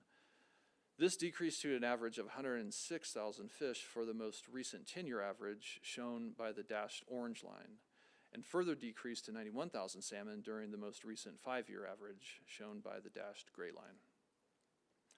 There are likely multiple factors contributing to this decline. Based on permit returns and ethnographic interviews, there's been a decrease in the number of people fishing.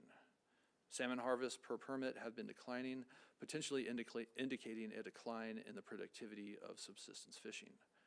Changes in household participation in commercial fishing activities may also be affecting subsistence harvesting practices.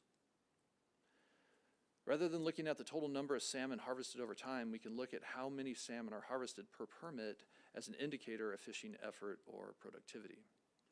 Similar to harvests, but of a smaller magnitude, the number of salmon harvested per permit has also decreased over time.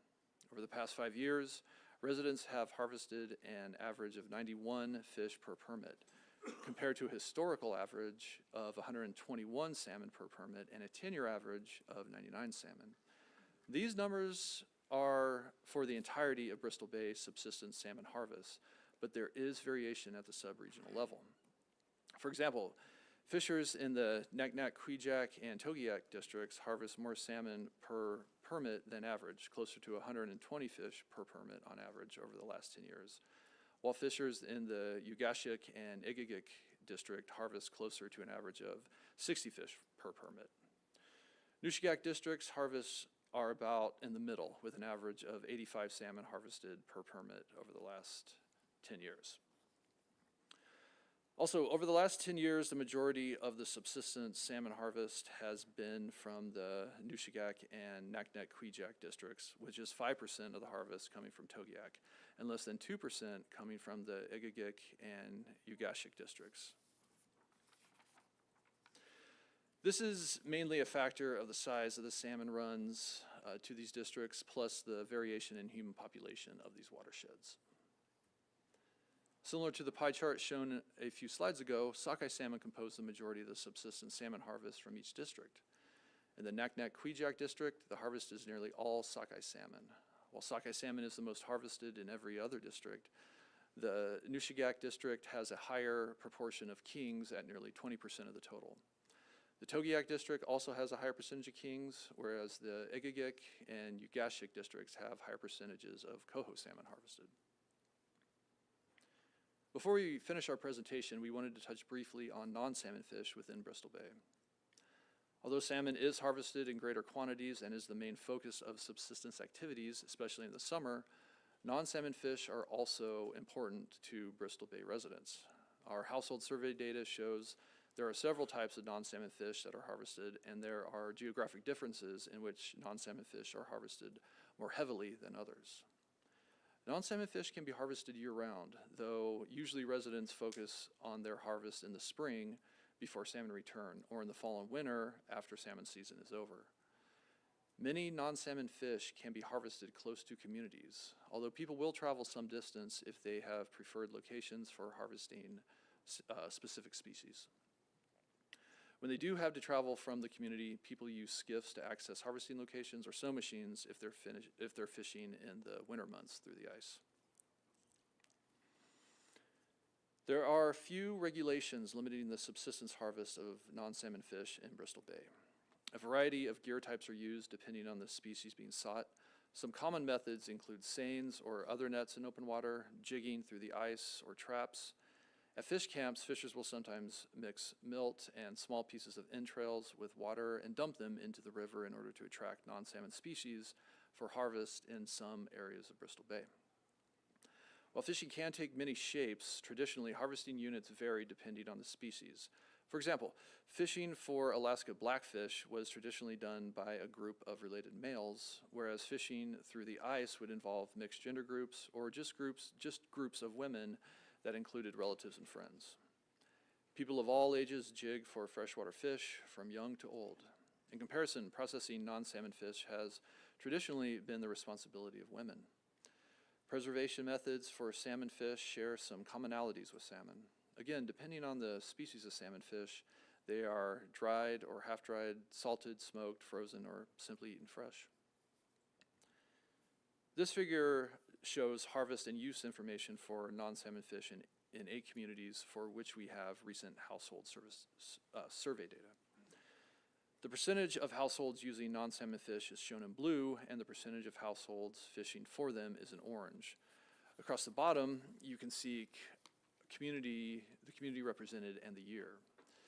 There are generally high percentages of use. Port Alsworth has the smallest percentage of households using non-salmon fish, and still more than 60% of households were using these species in 2021. Nearly all households in Togiak and Manicodic use non-salmon fish. More than 40% of households fish for non-salmon fish during the year noted, ranging from 46% of Dillingham households to 82% of Togiak households. This chart shows the composition of the non-salmon harvest. Rather than providing details of each species of non-salmon fish, this chart is divided into marine versus freshwater fish. Marine fish such as halibut are shown in blue, and freshwater fish such as burbot are shown in orange. Again, we are showing data for 8 Bristol Bay communities with recent data. Most communities harvest both marine and freshwater species, though the percentage of marine harvest varies considerably between communities. The closer the community is to the ocean, the more likely its harvest comes from marine fish.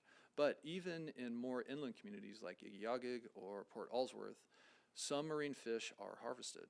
Community households harvested anywhere from less than 10 pounds of non-salmon fish per capita in Igiugig and Port Alsworth to more than 70 pounds per capita in Twin Hills. This map displays all the non-salmon search and harvest areas we've documented in the most recent survey year for all Bristol Bay communities.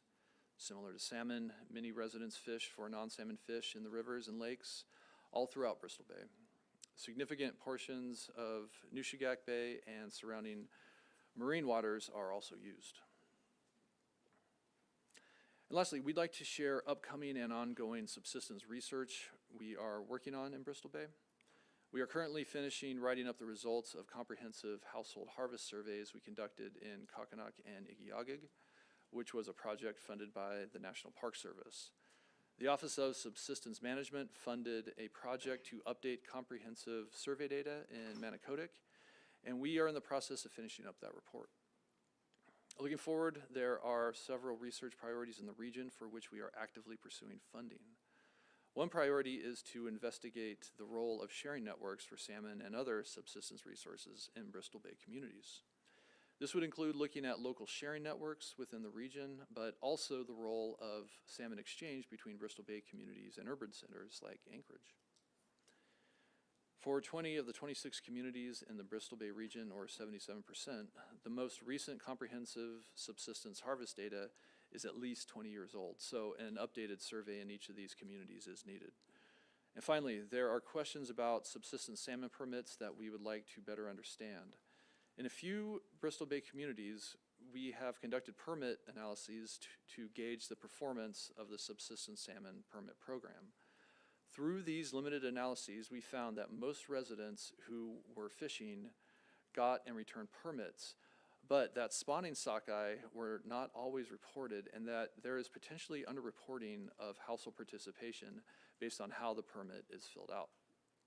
In light of falling permit returns and a shift to a higher percentage of non-local permit participation, since about 2013, we see a need to conduct a more systematic study in communities throughout the region to improve the accuracy of harvest estimates and our understanding of potentially shifting fishing patterns in the region.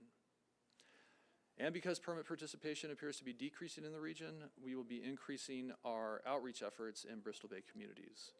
With funding from the Division of Commercial Fisheries, each spring we will be visiting a couple of Bristol Bay communities to talk about the importance of permits and work on strengthening community relationships. We will also spend time in the fall making phone calls, trying to increase permit returns. For all these projects, we intend to continue working in a partnership with area organizations. We have a strong working relationship with the Bristol Bay Native Association, who has worked with us on many of our projects in the region. The success of Bristol Bay projects is tied directly to these relationships and the assistance and cooperation of local tribal organizations and governments. Thank you to the board for the opportunity to share this overview. We are happy to take any questions. Mr. Swenson? Hi, thank you for that. Very informative.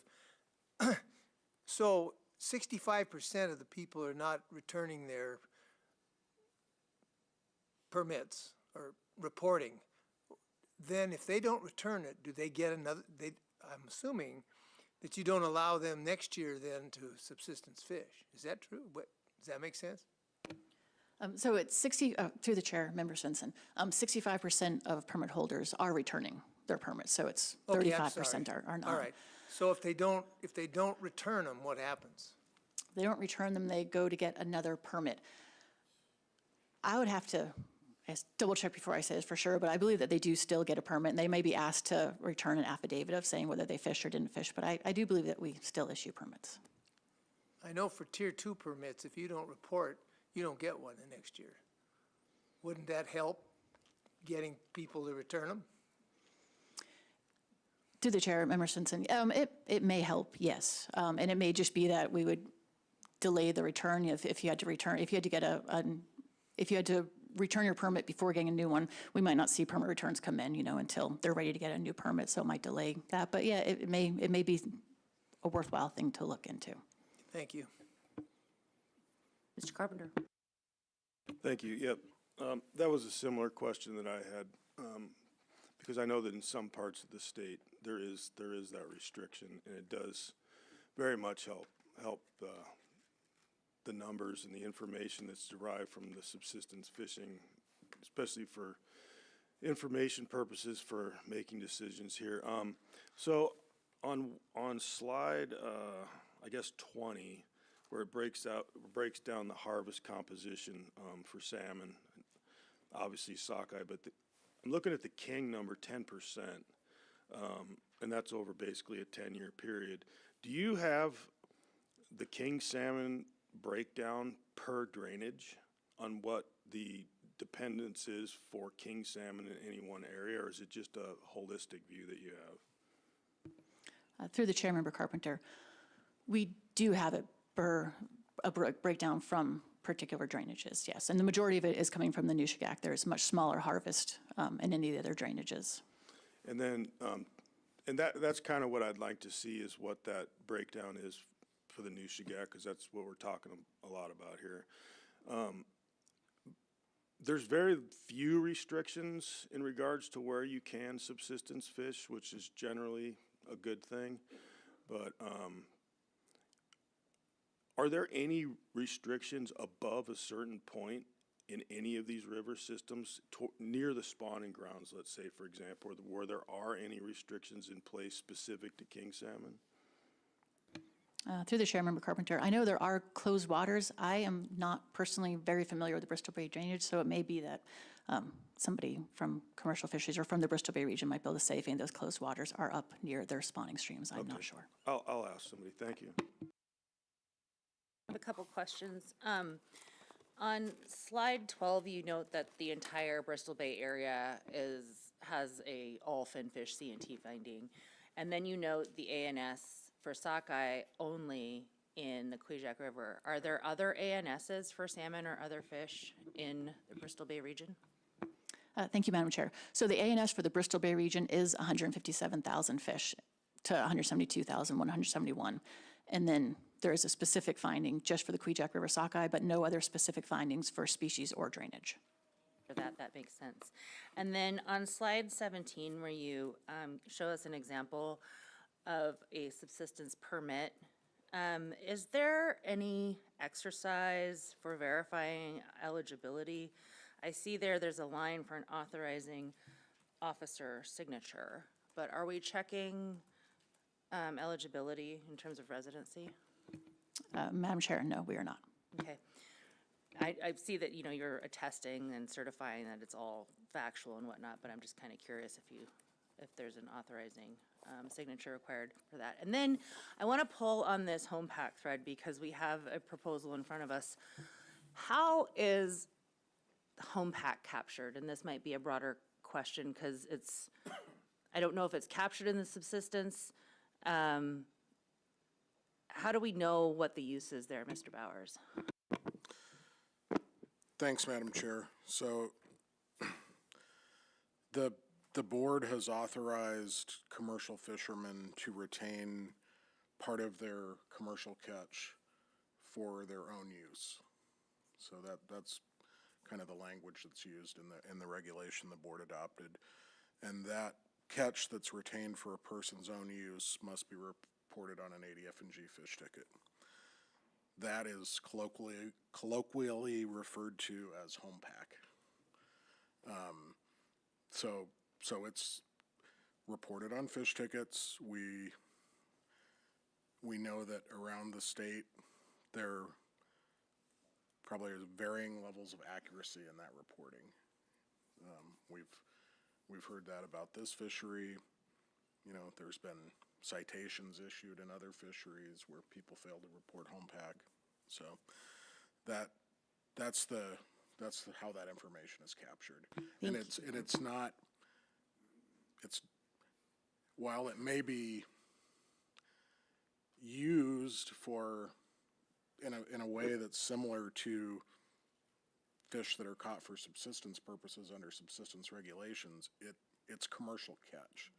It's caught during a commercial fishery by a commercial permit holder. It's just not sold, it's retained. Interesting. Can you give me the reg citation for that authorization at some point during this meeting? Yes. Because it's very curious to me in that proposal, for example, and I'm bringing it up during the subsistence section, just that they're seeking potentially to restrict subsistence. We've got this home pack that is, air quotes, commercial, although it's not being sold, and it's going to people who would not otherwise be eligible. They would not be eligible for a subsistence permit in many instances, in some, nor would there's no personal use fishery in this area because it's a designated subsistence area. So there's a rub there. I guess I'm thinking out loud here a little bit, but I was curious how that was captured. And in the fish ticket, is there a specific line item for enumeration of home pack, or is it included with all the catch? Madam Chair, yeah, so there's I think it's called a disposition code on the fish ticket, where the person reports how much fish they retain for their own use. It's given a specific code and written on the fish ticket. It's supposed to be separate from the fish that are sold. And has the department issued any orders that would restrict or, would restrict the amount of kings that are allowed to be retained in home pack? No, we haven't done that, and I would have to explore our authorities to do that. I can't think of a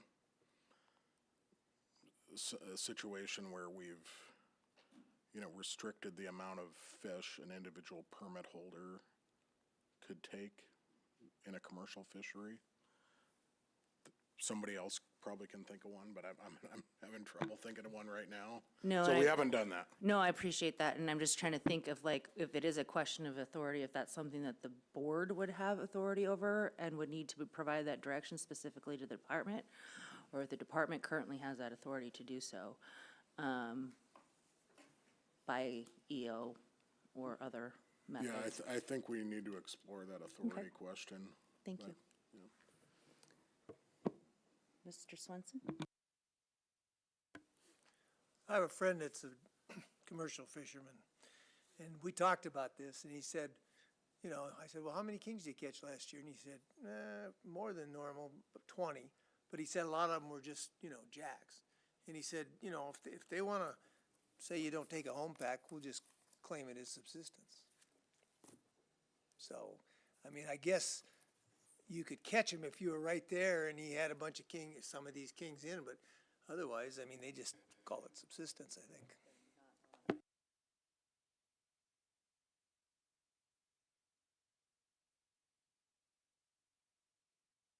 Zerwin.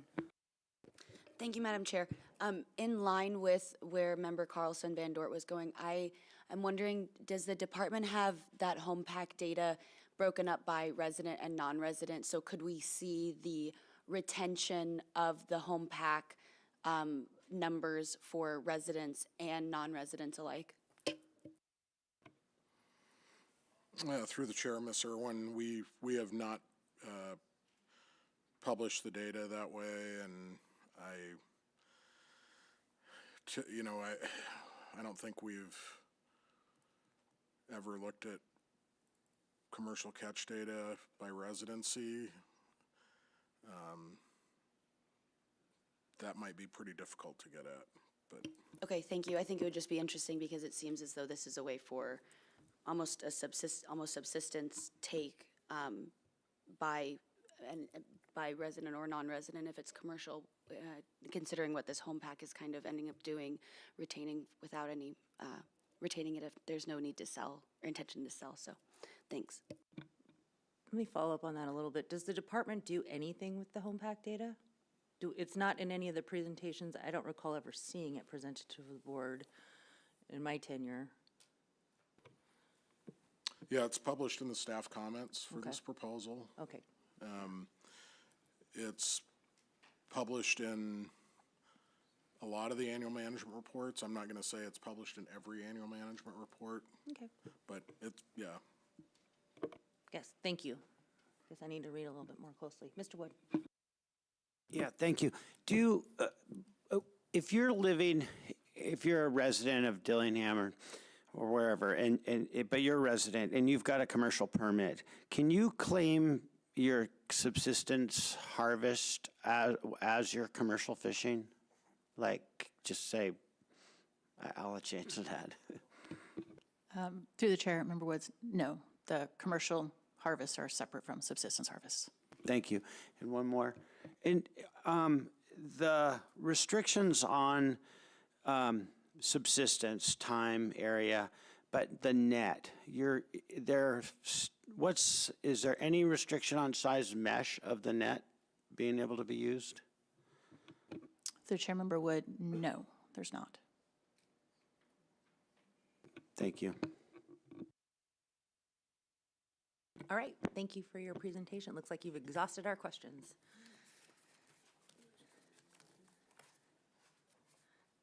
And while you switch out there, we'll wait to talk about sport fisheries.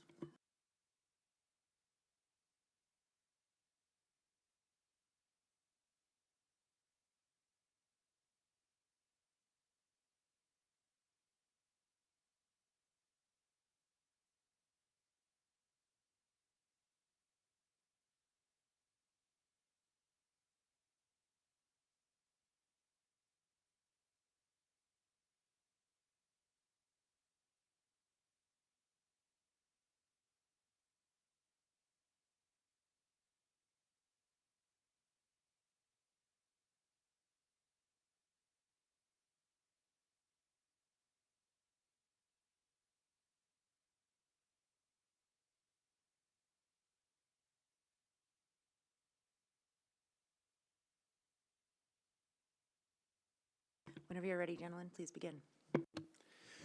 All right, thank you, Madam Chair. For the record, my name is Lee Borden. I'm the Bristol Bay Area Management Biologist for Division of Sportfish. And here at the table with me is Jay Balmer. He's the Regional Management Coordinator for Region 2 for Sportfish. Today I'll be presenting an overview of sport fisheries in the Bristol Bay Management Area. This presentation can be found RC3, tab 9. So first, I'd like to take a minute to orient everyone to the sport fisheries management area for Bristol Bay.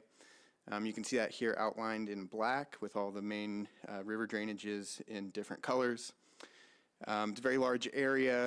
It's approximately 40,000 square miles, or roughly the size of the state of Virginia. A lot of ground to cover there, from Cape Newenham in the west to Cape Menchikoff in the east, and everything that drains into the bay between those 2 points.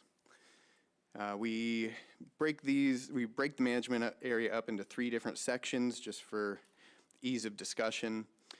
So here I have circled the east side drainages, including Ugashik, Agagik, Naknak, Alagnak, and Kwijak River drainages. And in that circle, we have the central area, and that is primarily Nushagak and Wood River Lake systems. And out in the west, we have Togiak, as well as Kalukak and Osviak and other systems. So on this next slide, I have effort for Bristol Bay Management Area broken down by section for the past 10 years. You can see here that the eastern section is the main driver of effort for Bristol Bay. Generally hovers between 60 and 70% of the effort for Bristol Bay. In yellow there, you can see the central section. Generally falls around 30%, just maybe a little bit below 30% sometimes for the central section, and then the remainder of the effort for Bristol Bay is in the western section. In this graph, we have the total effort in angler days for the past decade for the whole Bristol Bay management area. You can see, obviously 2020 was an outlier. We all know why, travel restrictions and such. Aside from 2020, you can see that effort has remained relatively stable. 2019 and prior, it generally hovered between 70 and 80,000 angler days a year. Post-COVID, it bounced back to approximately that, and then the more recent years, it's between 60 and 70,000 angler days a year. So relatively stable effort, if anything, just a little bit of dip in effort in the last handful of years.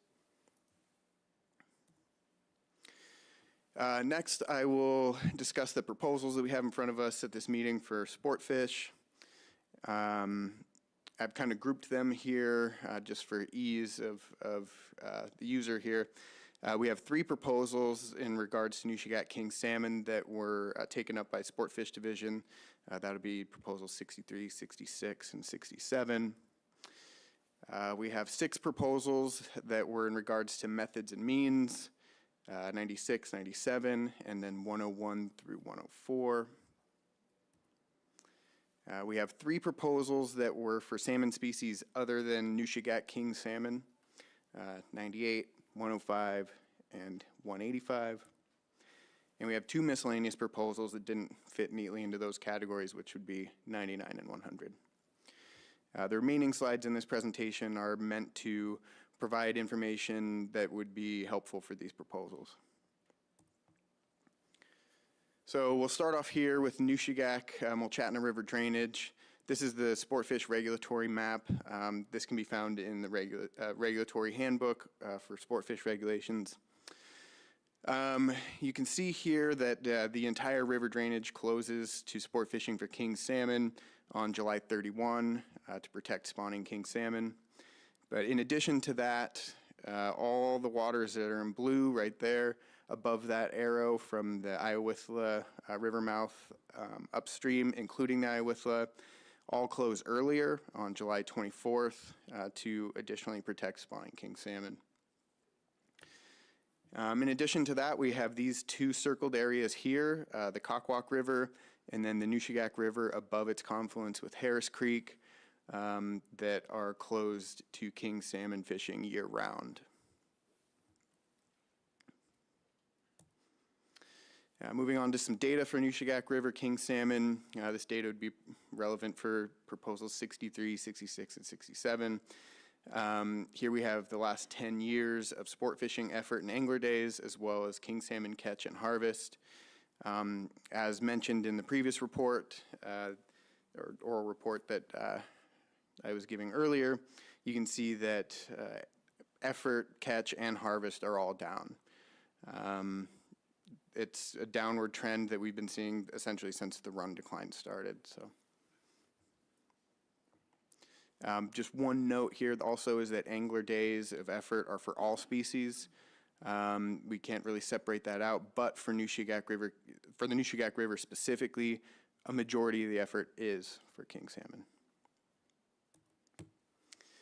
And for proposal 67 specifically, I kind of pulled out the Mulchatna River and the Stuyhawk River as they're addressed specifically in that proposal. You can see here there's a little bit of an outlier for 2024 for catch for Mulchatna River. I chatted with the folks over in the Statewide Harvest Survey Program. There was a couple responses that were a little bit above average, what we would expect to see, and they kind of made that that number jump to 2,000 for that year, but that is a kind of a statistical outlier. The main takeaway here is that catch, harvest effort for Mulchatna is relatively low. Like I said in the earlier slide, that effort there is not primarily for king salmon. Folks fishing up in that region aren't generally targeting kings, they're targeting other species, rainbow trout, coho salmon, things like that. So you can see catch is relatively low, harvest is relatively low, and in fact 2023 and 2024 was reported to have no harvest on the Mulchatna. For the Stuyahawk River, there's often not enough responses in the statewide harvest survey to get data for it, and that just kind of goes to show that there's not a ton of effort on the Stuyahawk River itself. Generally speaking, it's small groups, small float groups, targeting rainbow trout, other species like that. So that's why you'll see almost no catch and harvest of king salmon on the Stuyahawk River.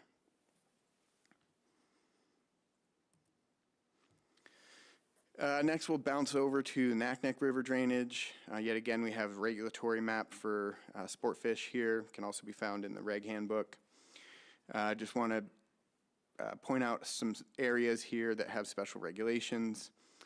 This big circle here, it's also the area that has the white cross hatching there, is only unbaited single hook artificial lures year round.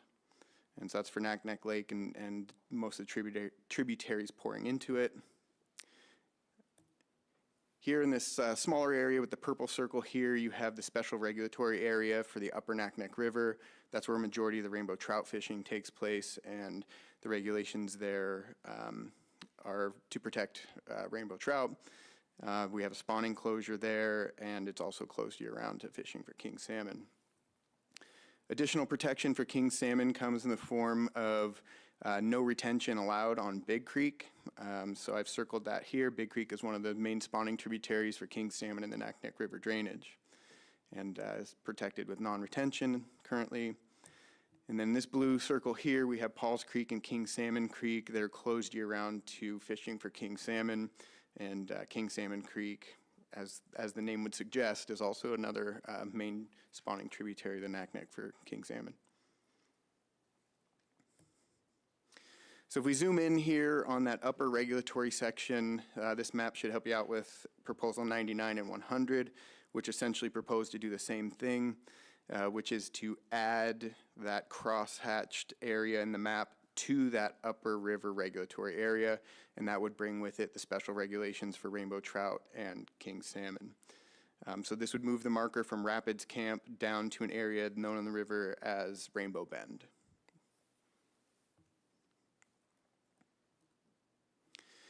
A little bit of data here for Naknek River.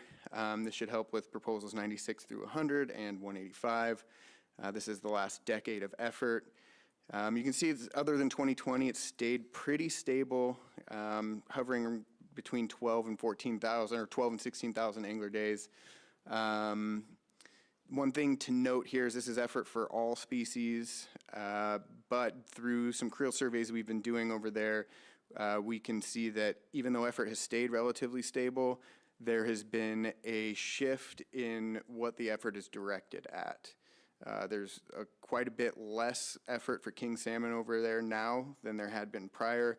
A lot of that effort has shifted towards resident species like rainbow trout. So while effort has stayed relatively the same for the past decade or so, there has been a shift in what that effort is targeting. And then we'll talk a little bit about regulations for rainbow trout and Arctic char / Dolly Varden in the Naknek River as they are discussed in Proposal 96 and 97. So all flowing waters of the Naknek from March 1st through November 14th are only unbaited artificial lure or fly. Bag limits for char and Dolly Varden are pretty conservative in the high season from June 8th to October 31 with 3 fish. And then in the slower season, November 1 through June 7, it's liberalized to 10 fish. And that is to allow for some harvest in the slower season that generally is primarily utilized by watershed residents. Rainbow trout bag and possession limits during the busy season, June 8 through October 31, is a 1 fish limit, must be less than 18 inches. And then in the slow season over the winter and into the spring, November 1 through June 7, that bounces up to 5 fish limit to allow some harvest that is primarily utilized by watershed residents there. In that upper regulatory section that circled in purple earlier, the special reg area, the upper portion of the river, you have unbaited single hook artificial lures or flies year round, and all sport fishing is closed April 10th to June 7th for rainbow trout spawning closure. Some more data here for Naknek River rainbow trout. This is a size composition for 1999 on the left, and on the right you'll see 2019 and 2020. So the main takeaways here are the bimodal distribution of size in the sport catch, which indicates a healthy population. So you'll see these peaks here. You have a peak of bigger fish, a peak of smaller fish, and in the middle you have a depressed cohort. This is what we would expect to see in a healthy population. You have a cohort that has good conditions for survival that comes about. They survive at a high rate. In turn, they outcompete the fish that are just beneath them. So the cohort just beneath them in size gets outcompeted and ends up being suppressed. That suppressed cohort then gives space and room for the next cohort coming in behind them, so they come in strong, and so on and so forth through time. These bimodal graphs will just progress through time over and over continuously. So this is exactly what we'd expect to see in a healthy population. Some data here for Naknek River king salmon for proposal 98. This is the last 10 years. It's angler days, catch, and harvest. So for Naknek River, as I said before, the effort is for all species. And on the Naknek River, a majority of the effort is towards species other than king salmon. So the effort hasn't declined like you would expect to see it decline if that effort was just for king salmon. But we can't really separate that out of the statewide harvest survey. But you will see that catch and harvest have declined, as we would expect with the recent declines in king salmon in the bay. So yeah, you can see up to 19, catch and harvest are kind of staying stable. There's a little bit of bounce around in that catch, but the harvest stays pretty stable. And then 2020 and onward, catch and harvest are in decline. Next, we'll jump over to the Togiak River drainage. Yet again, we got another regulatory map here. Can also be found in the reg summary booklet. All waters that are red are closed year-round to king salmon sport fishing. And there's a proposal on the table that would open up this section right here from Geeshik Creek up to Pungo-Kipuk Creek to fishing for king salmon, and then potentially also the Pungo-Kipuk itself. On this slide, we have some data for Togiak River king salmon. You can see here angler days, catch, and harvest are displayed, and you can see the decline that you would expect for that we would expect to see in pretty much all the drainages. In 2024, actually, there was no recorded harvest in the statewide harvest survey. So harvest has declined to a point where there's no longer even reported harvest. And as you can see there, catch has also declined significantly. Next, we'll go through some sport fishing regulations for Egegik and Ugashik drainages as they're addressed in Proposal 101. For all species other than rainbow trout and Arctic grayling, the regulations are found in bay-wide general regs. For rainbow trout, the bag and possession limit during the busy season, June 8th to October 31, is 1 fish with no size limit.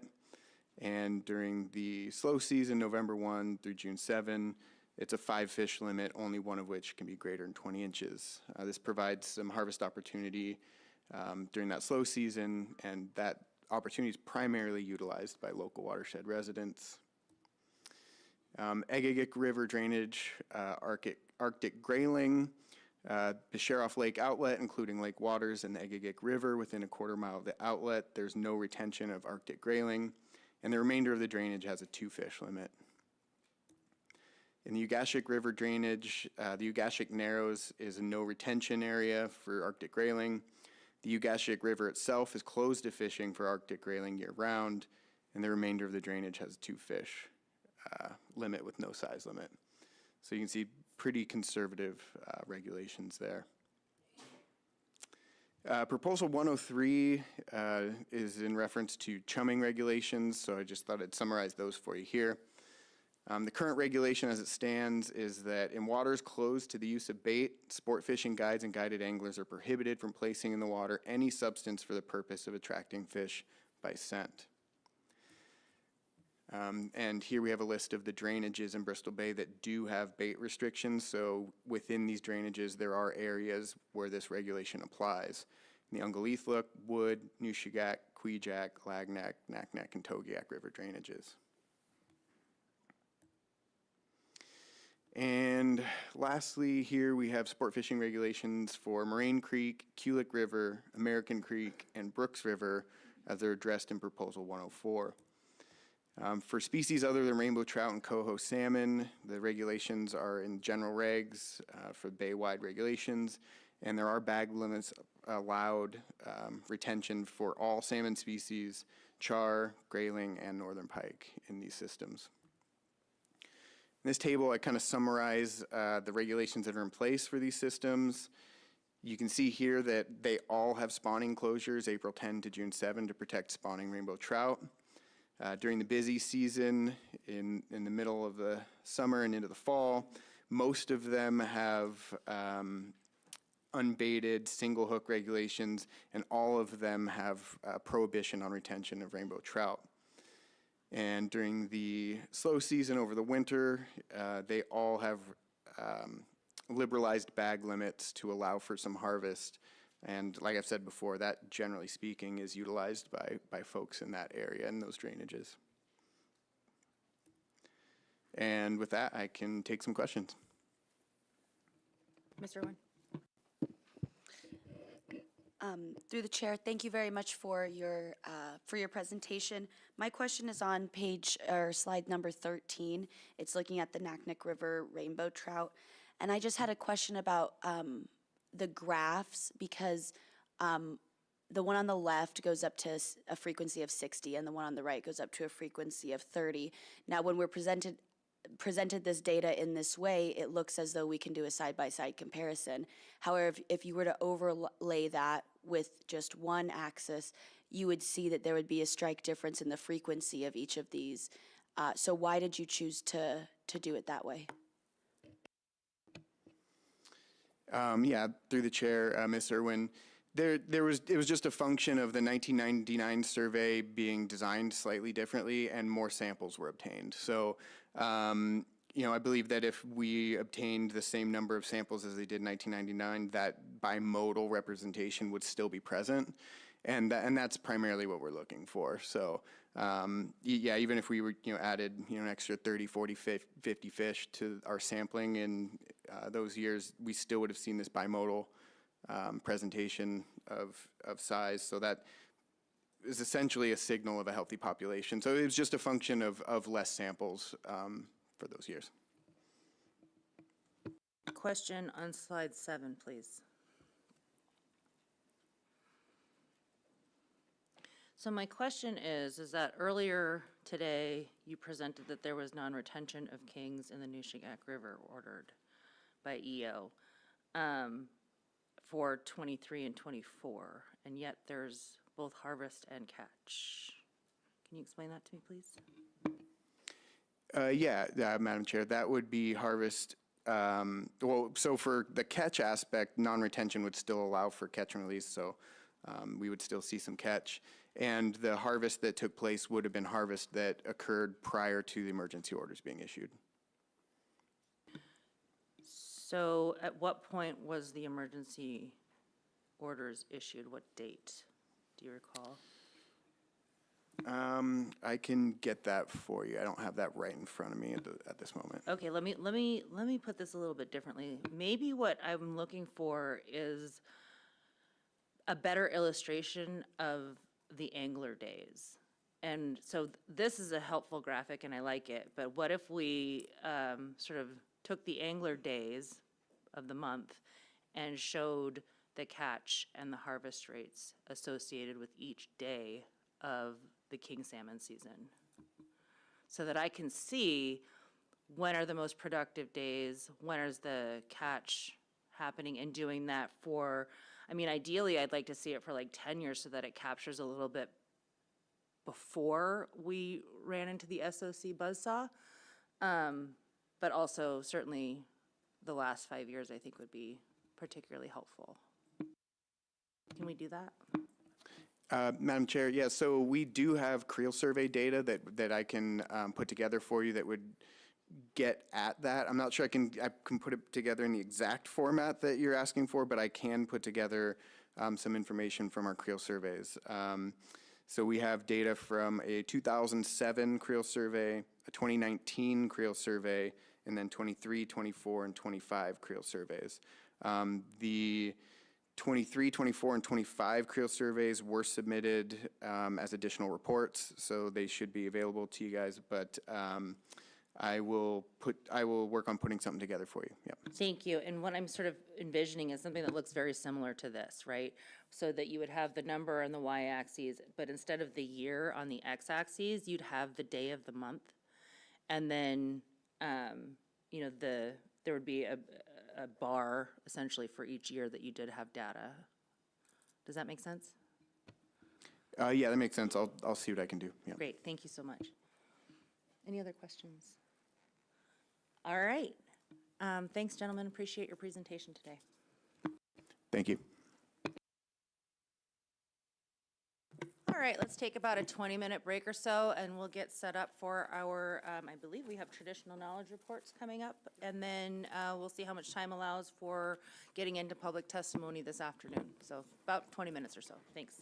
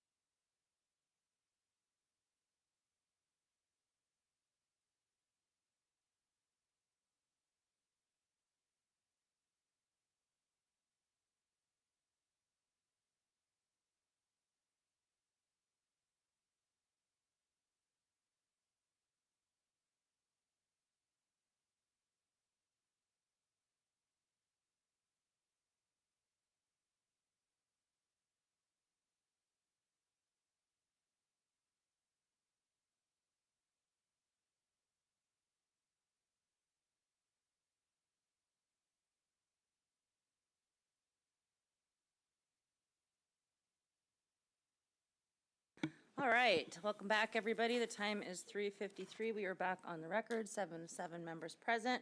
And we're going to go ahead and roll into our traditional knowledge portion. I just had it in front of me, of the agenda. So for those that are curious, the list of traditional knowledge reports that signed up is located on RC 13. There are 4, I believe 3 of which we'll hear from this afternoon, as far as I know. So traditional knowledge reports are relatively new to the board's process, certainly since the last Bristol Bay meeting. And it is a recognition from this board that local knowledge and traditional knowledge is an important aspect of best available science. As such, access to these knowledge systems should be considered an important part of informing the board's decision through their close proximity and intimate, often long-standing relationships with fish resources, the environment, and the ecological systems that are critical to fishery sustainability.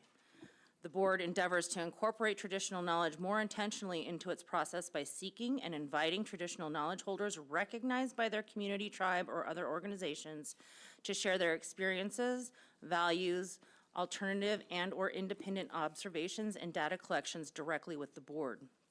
For the purposes of this meeting, the invitation was made through a new agenda item. The board has provided the opportunity to sign up to provide traditional knowledge relevant to the proposals and subject matter under consideration at this meeting. The time allowance will be 10 minutes. And again, this is intended to be a continuation of the trial or pilot approach that the board has been practicing, experimenting with, in incorporating this very specific information into our process. I will also note that the board, through its process committee, may solicit additional feedback on this approach and suggestions how it could be improved for future regulatory board meetings. So if you have thoughts on that, please let me know. I would welcome them. Okay, so let's go ahead and begin with our traditional knowledge reports. The first person on my list is Ms. Leilani Lures of the Togiak tribe. And I would invite you to come forward, place yourself on the record, and give your report, please. Welcome.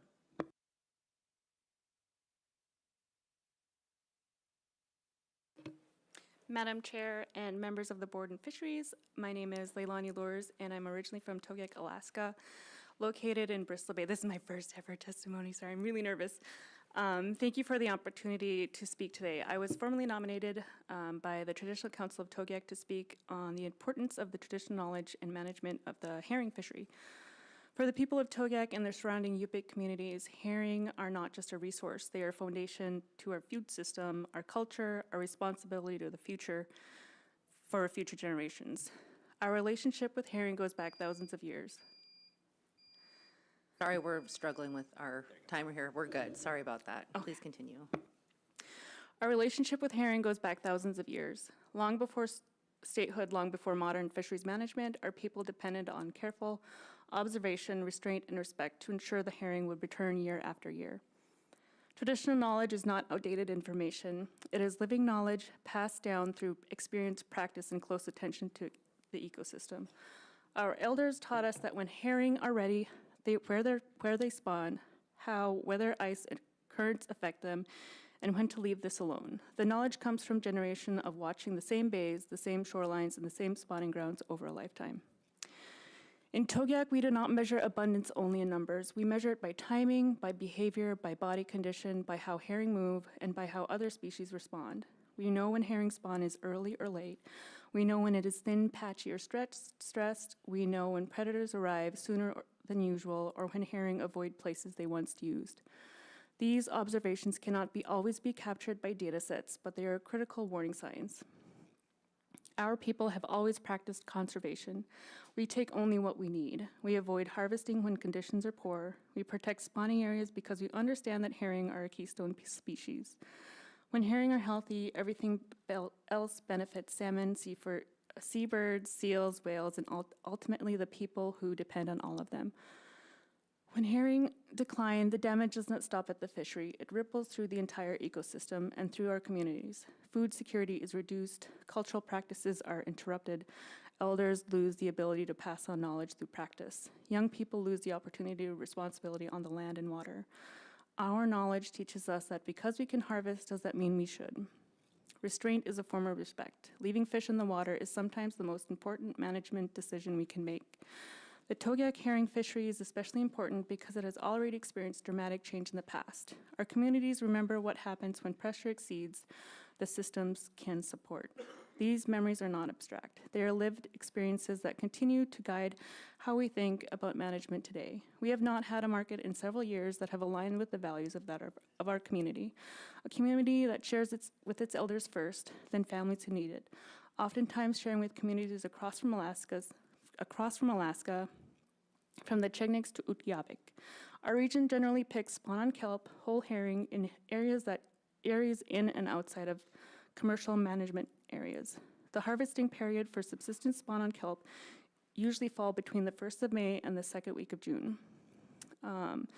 When decisions move farther away from community-based observations, people lose trust in the process. Effective management depends on the trust and cooperation of the people and the people who manage our fisheries.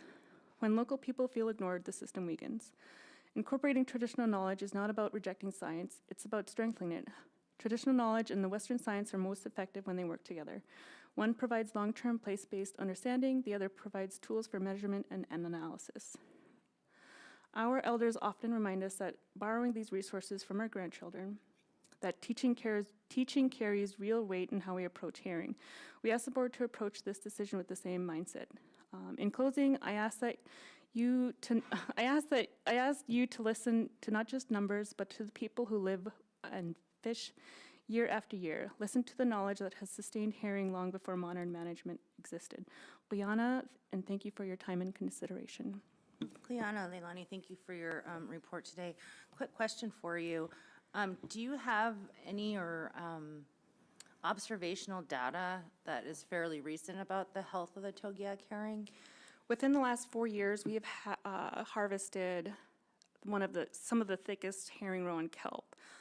Whether that's due to it being commercially fished or not, but it's some of the healthiest herring roe and kelp we've harvested. Thank you. Any other questions? Thank you for being here today. Appreciate you. Did you have one, Olivia? Oh, sorry. Go ahead, Ms. Irwin. Sorry. Thank you, Madam Chair. I was trying to think of it. Do you or the Togiak tribe have any concerns or comments about the proposal 188, which is with regards to the herring management plan? And if not, I hope you're around for committee of the whole, and maybe we could hear from you then. We do. We strongly oppose the 15% catch of herring. Thank you for your report. Mr. Swenson. I just have a quick question for you. Thank you for that information. Yeah, I didn't understand until a year or so ago the herring go back to sea if they're not kept. So what if you put out, is there any advantage to putting out these collections that can collect the, like build almost a dock, and then you put the kelp on it, and then the herring come, put their eggs on that, you get the eggs and they go back to sea. Has that ever been considered? No, because our kelp grow relatively quickly after, like the next year, and when we go to the same rookeries, they wouldn't spawn in our bay either, and to build a dock. Okay. It's not. Okay, thank you. Mr. Wood. Yeah, thank you. In terms of the marine mammals and walrus in particular, how much of a connection is there between the walrus and where they're hauling out and the herring? And are they using that as a food source? Is it supplemental to the shellfish?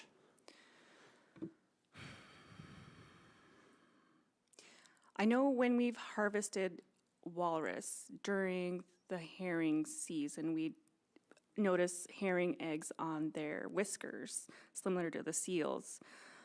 I personally have not cut open the guts to see if they're eating actual herring. Maybe one of the ones that hunt the walrus and would actually cut into the guts would know that, but I personally do not know if they're eating herring. But I wonder if I'd have to look. Thank you. All right. Thank you very much for being with us today. Thank you for the opportunity. And the next person on the list is Mr. Everett Anderson. I understand he will be here tomorrow, so we'll pick him up at the conclusion of the public testimony portion of the agenda. Is Tim Troll here?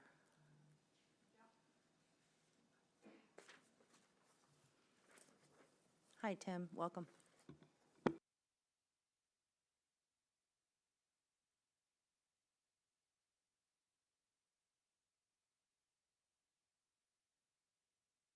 Nope, just make sure that the red light comes on when you push the button. Hello, my name is Tim Troll, Madam Chairman, members of the board. I'm the Executive Director of the Bristol Bay Heritage Land Trust, and I also coordinate what's called the Southwest Alaska Salmon Habitat Partnership, one of 22 national partnerships recognized by the U.S. Fish and Wildlife Service. But I'm here mostly just today on a fun fact to let everybody, the board and members of this people here, that Bristol Bay is approaching this year a very significant anniversary. 75 years ago in 1951, the Bristol Bay fishery transformed from a sailboat fishery to a power fishery. 1951 was the first year that powerboats were allowed in Bristol Bay. That year there were probably only 85 sailboats, 85 powerboats versus 600 some sailboats. By 1952, the number of powerboats had increased tenfold to about 850, 200 some sailboats left. By 1954, there were no sailboats left. So 75 years is a remarkable period of time over that fishery, because from 1884 to 1950, it was exclusively a sailboat fishery. In 2022, we restored one of those sailboats and in Homer and sailed it back to Bristol Bay. It now resides in Naknek. We're slowly trying to restore the traditional way of fishing in Bristol Bay with sailboats. So if it ever gets too busy for you here and you would like to return to a sailboat fishery, we have one available, and you'd only have to manage one boat. So, but I primarily wanted to make you aware that this is a significant year in the history of Bristol Bay's fishery, because the change to power, of course, changed everything. So that's my testimony. Thank you, Mr. Troll. Is that sailboat less than 32 feet? That's why that's how the 32-foot limit came out. Yeah, it's 28 feet long. Interesting. Thank you. I've long wondered that. Thanks for that, Mr. Wood. Yeah, I just want to say I visited the Naknek, the museum in Naknek, and even went to a board meeting, watched that process, and it's an awesome place. What a resource. I learned so much being at that museum and checking out the history. So I'm glad that's in the community. Yes, the boat now belongs to the Bristol Bay Historical Society. We did get it back in the water this year, just to swell it up. We did fish it in 2022, just briefly, the biggest year ever in Bristol Bay. And we hope to get it back in the water and have it at least sailing for people to get a chance to see it and be in it at least once a year. So, but look for it out there. It's a beautiful boat. All right, I don't see any other questions. Thank you for being here. Appreciate it. Thank you for the opportunity. Next on the list, we have Gayla Hosseth, Frank Woods, and Tommy Tilden of the Chukung Tribal Council.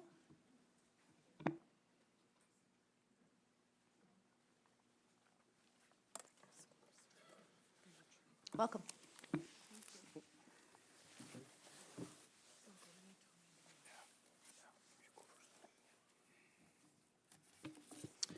Good morning, Madam Chair and members of the board. My name is Gayla Hossett, and I'm the first chief at Chuggan Tribal Council located in Dillingham, Alaska. And with me, I have Thomas Tilden, who's our second chief, and Frank Woods, who's a member chief. The Chuggan tribe consists of 3,216 tribal citizens.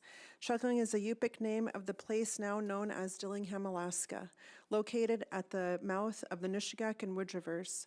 For thousands of years, this location has been a central gathering place for Alaska Native peoples due to the abundant salmon runs, access to fresh water and marine resources, and its role as a travel corridor between river systems.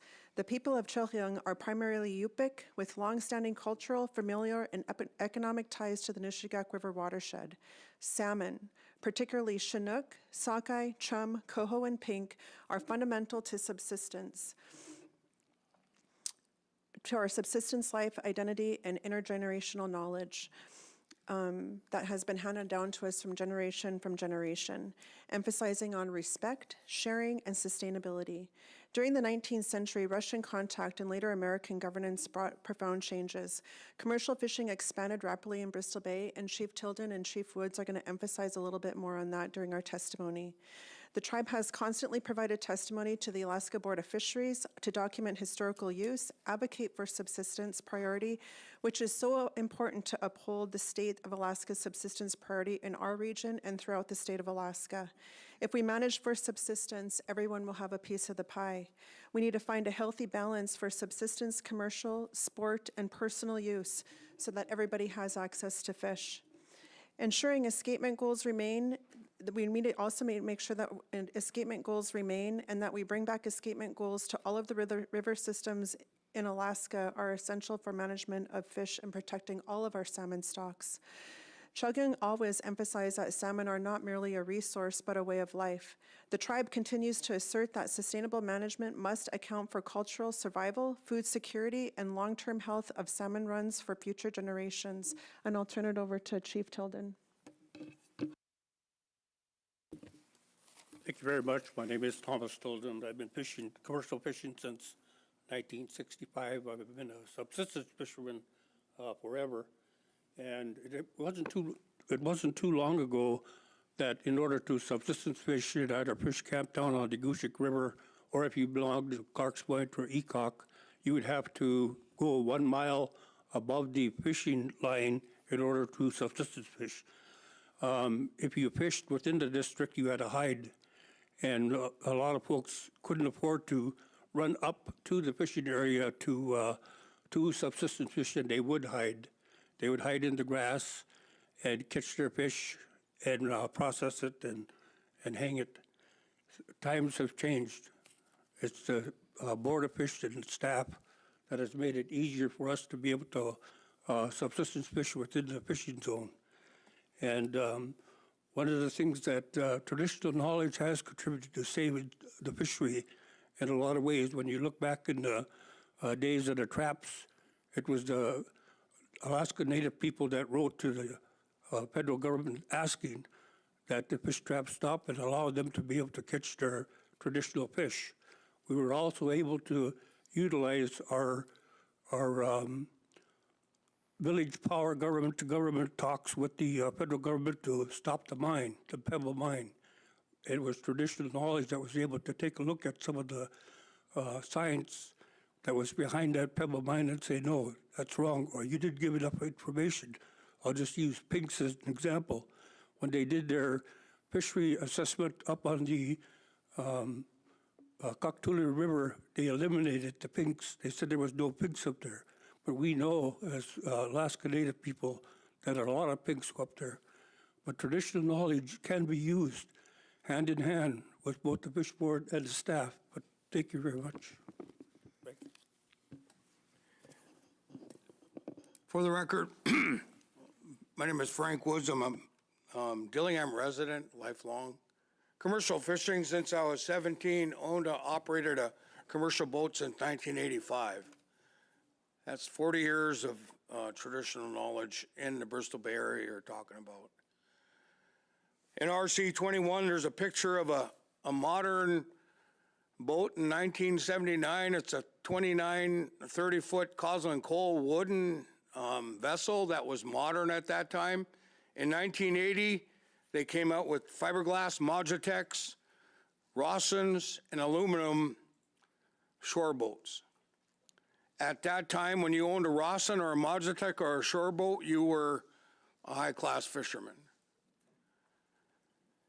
I have a picture in my office where a Modutech looks like a skiff. My last bow picker was 13 and a half wide. It looks like a modern vessel. I now own a 15 wide, looks like a monster of a boat. And even that boat getting too small. I say that with some zealous because number one, the fisheries has changed and how commercial fisheries is important to subsistence.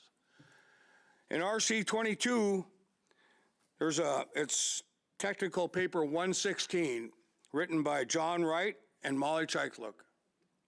I'm going to reference a bunch of material there in the subsistence harvest of the herring togiak on kelp. Togiak District of Bristol Bay is one of the very first technical papers in the early 90s that was presented to this board. I read it and I was impressed with all the technical detail, the history of the whole area, the importance of subsistence herring, and the methods and means and its impact on the local village of all of Bristol Bay.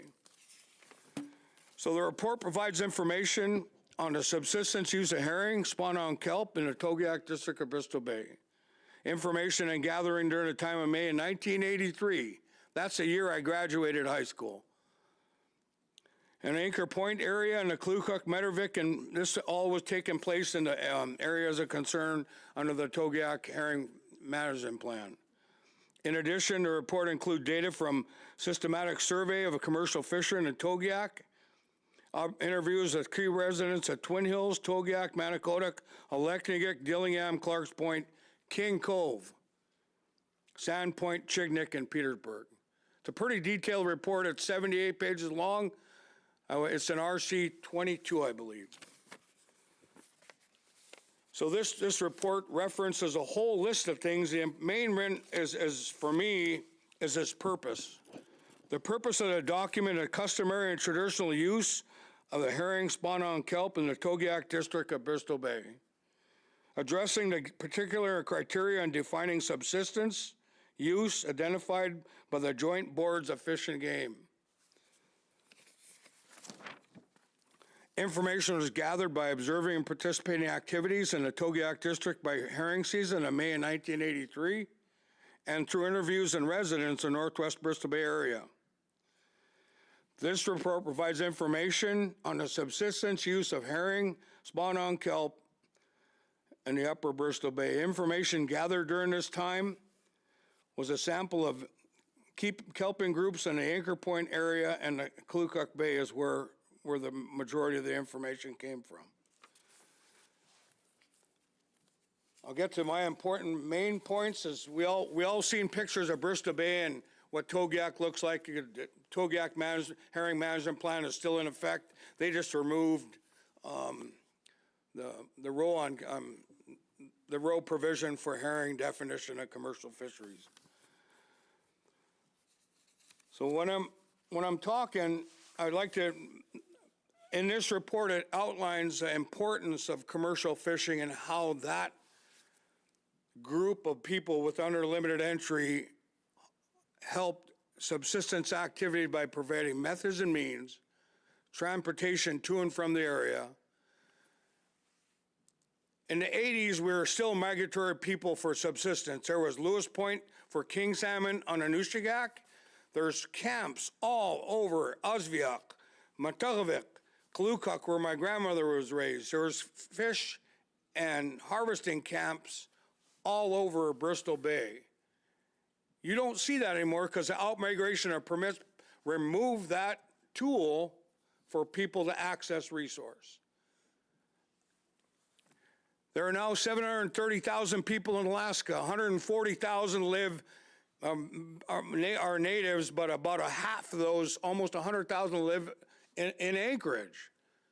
A prime example would be our village, our village corporation, which isn't the tribe. Our for-profit corporation, half our shareholders live in Anchorage surrounding. So that means out of 11,000 shareholders, we have 5,000 living in Anchorage that we got to help supply a steady supply of subsistence food.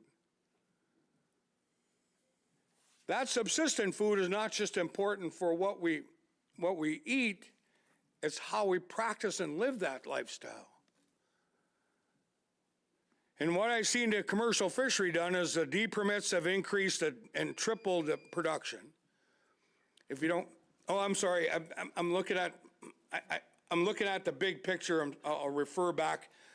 The fishery has changed, so it's so aggressive that that commercial fishery is no longer viable for the average local resident. It's even less viable for the native population that depends on the resource to live. About 10 years ago, I did a income by zip code. Manicota, Togiak, Stuyahawk, Dillingham, King Salmon's the richest community in Bristol Bay by zip code. Those villages that depend on resource, moose, caribou, fish, and subsistence are actually growing. And there's actually populations in the study. The villages that are dying have less access to resource and don't have a limited entry system to help fund that activity. So Madam Chair, I appreciate your, I was tasked with this morning. I hope I did a good enough job to pass on information.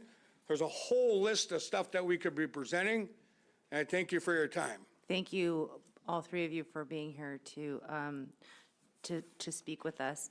Quick question for you all. I don't know if it's quick, but you know, I'm looking at 150 plus years, probably conservatively, of knowledge of the area right now in front of us. And my question is related to king salmon on the Nushagak specifically, and whether or not there's any observations that either of you have about any subsistence impacts. Have there been any felt in recent years, or has it been, you know, largely mitigated, or you're not feeling those Chinook subsistence impacts?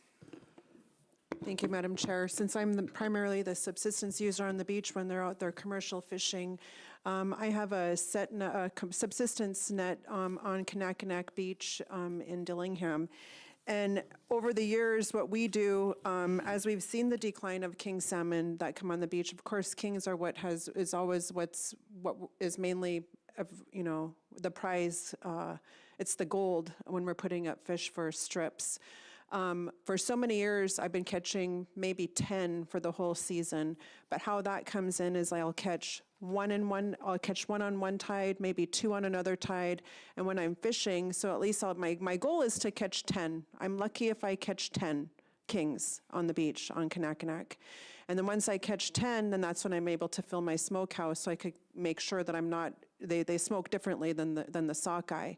So we're seeing decreases on that. I know that on the beaches this summer, there was just a couple of tides when the wind blows right that they hit the Dillingham beaches, or where people were able to get kings.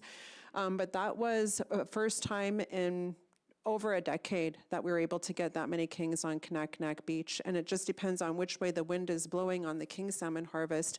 And a lot of people rely on, you know, we were talking about the home pack, or you guys were talking about those questions earlier. And a lot of times as these guys are out there commercial fishing, because we aren't getting our king salmon on the beach for subsistence, people will hold their kings for the ladies on the land to put up king salmon for the winter months. So it's a whole check and balance. And I really want to emphasize too that during the commercial fisheries, I come from a family background of commercial and subsistence fisheries. My family's been involved in commercial fisheries as my grandparents. And when my grandmother was out there fishing, that's what they did. They would take their kings, they would put them in the freezer. My grandma was side by side fishing with my grandpa. And when they were done fishing for the season, then she would go and smoke her fish after fishing was over. So it's just a matter of what do we have available to us at the time.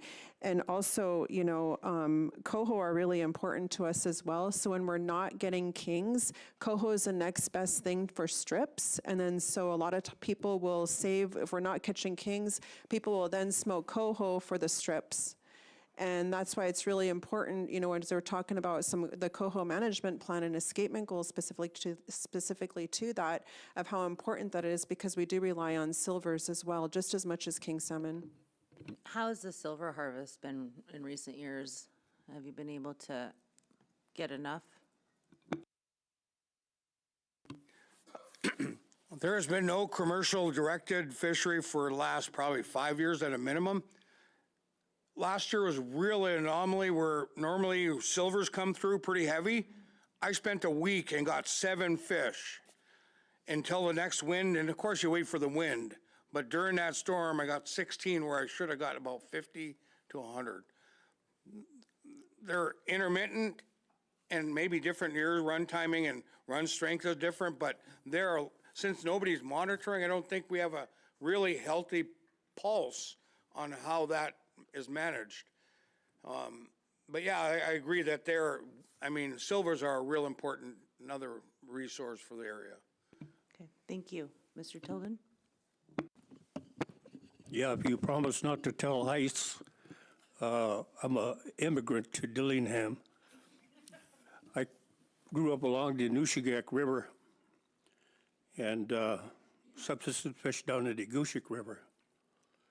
And as a young boy, back in the 60s, I could remember going down to the beach with my long birch pole and my line and hook, and I would catch a king and run up on the beach. Kings were very thick along the Nushagak River back in the 60s. You got to do that now. It's like the Kenai River battleground. And so the kings have definitely changed, and people who catch them have changed over my lifetime. And the same thing goes with silvers. And,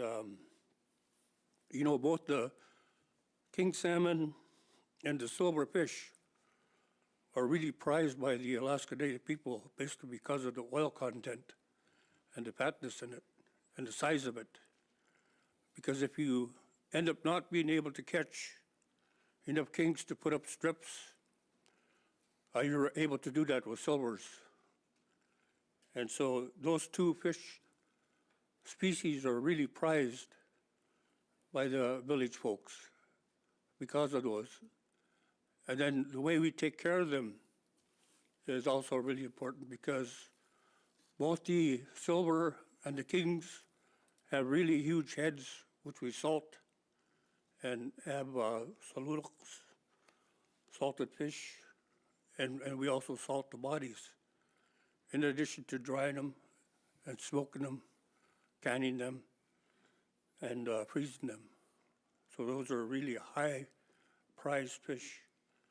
But I really think it's important to remember that no matter how much fish we catch, I believe that there are studies to show that it is 1% of the total catch. And I think it's really important to remember that when you're making decisions regarding subsistence and the way that we use it in our way of life. Thank you. Ms. Irwin. Mr. Godfrey. Thank you, Madam Chair. Koyana, for your traditional knowledge report, thank you very much for all that you shared. I'm thinking also about the Nushagak Kings and this issue that we're having with trying to figure out how to manage this mixed stock fishery and providing opportunity, but also recognizing the need to conserve populations and species that aren't doing as well. Are there traditional values or traditional knowledge that you could share with us that could aid in our journey to try to figure out how to continue to best manage this mixed stock fishery? Through the chair, cooperation. Share the burden. Native people have been really known for sharing not just experience, but resource. We are resource poor in Bristol Bay, resource poor in a human aspect, that we can't provide enough information, enough technical assistance, and resources to help all the influence that we have in Bristol Bay. The Lower Kuskokwim Intertribal Council manages the Togiak fishery under co-management agreement. The state, the feds, I believe, and the tribes along the Lower Kuskokwim is successful. I know that I have family on the Bethel area in Kuskokwim where that cooperative management between the three entities, including the sportsmen and the commercial fisheries, help each other. They all share the burden of concern.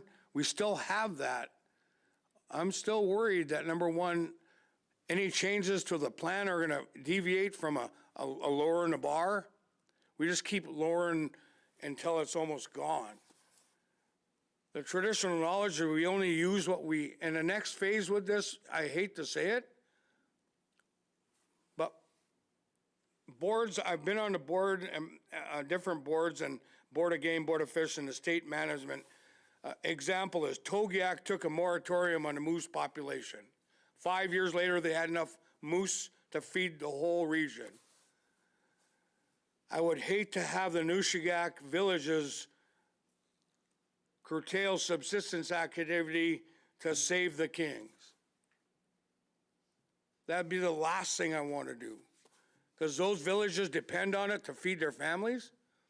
It's also a cultural activity that keep people and families together, but it's also a resource they depend on. So anything that you could do to either operate under a co-management agreement, keep all the villages informed, keep us as tribal members, citizens engaged, we're there to help. So, yeah, thank you. Gayla, and then Mr. Godfrey has a question. Thank you, Madam Chair, and through the chair. Specifically with the King Salmon Management Plan, our tribe has a position as status quo, that there's no changes to that management plan to let that plan work. And for the life, it hasn't even gone through a life cycle of a salmon yet. And, you know, with the burden of conservation, I mean, subsistence is the last to go.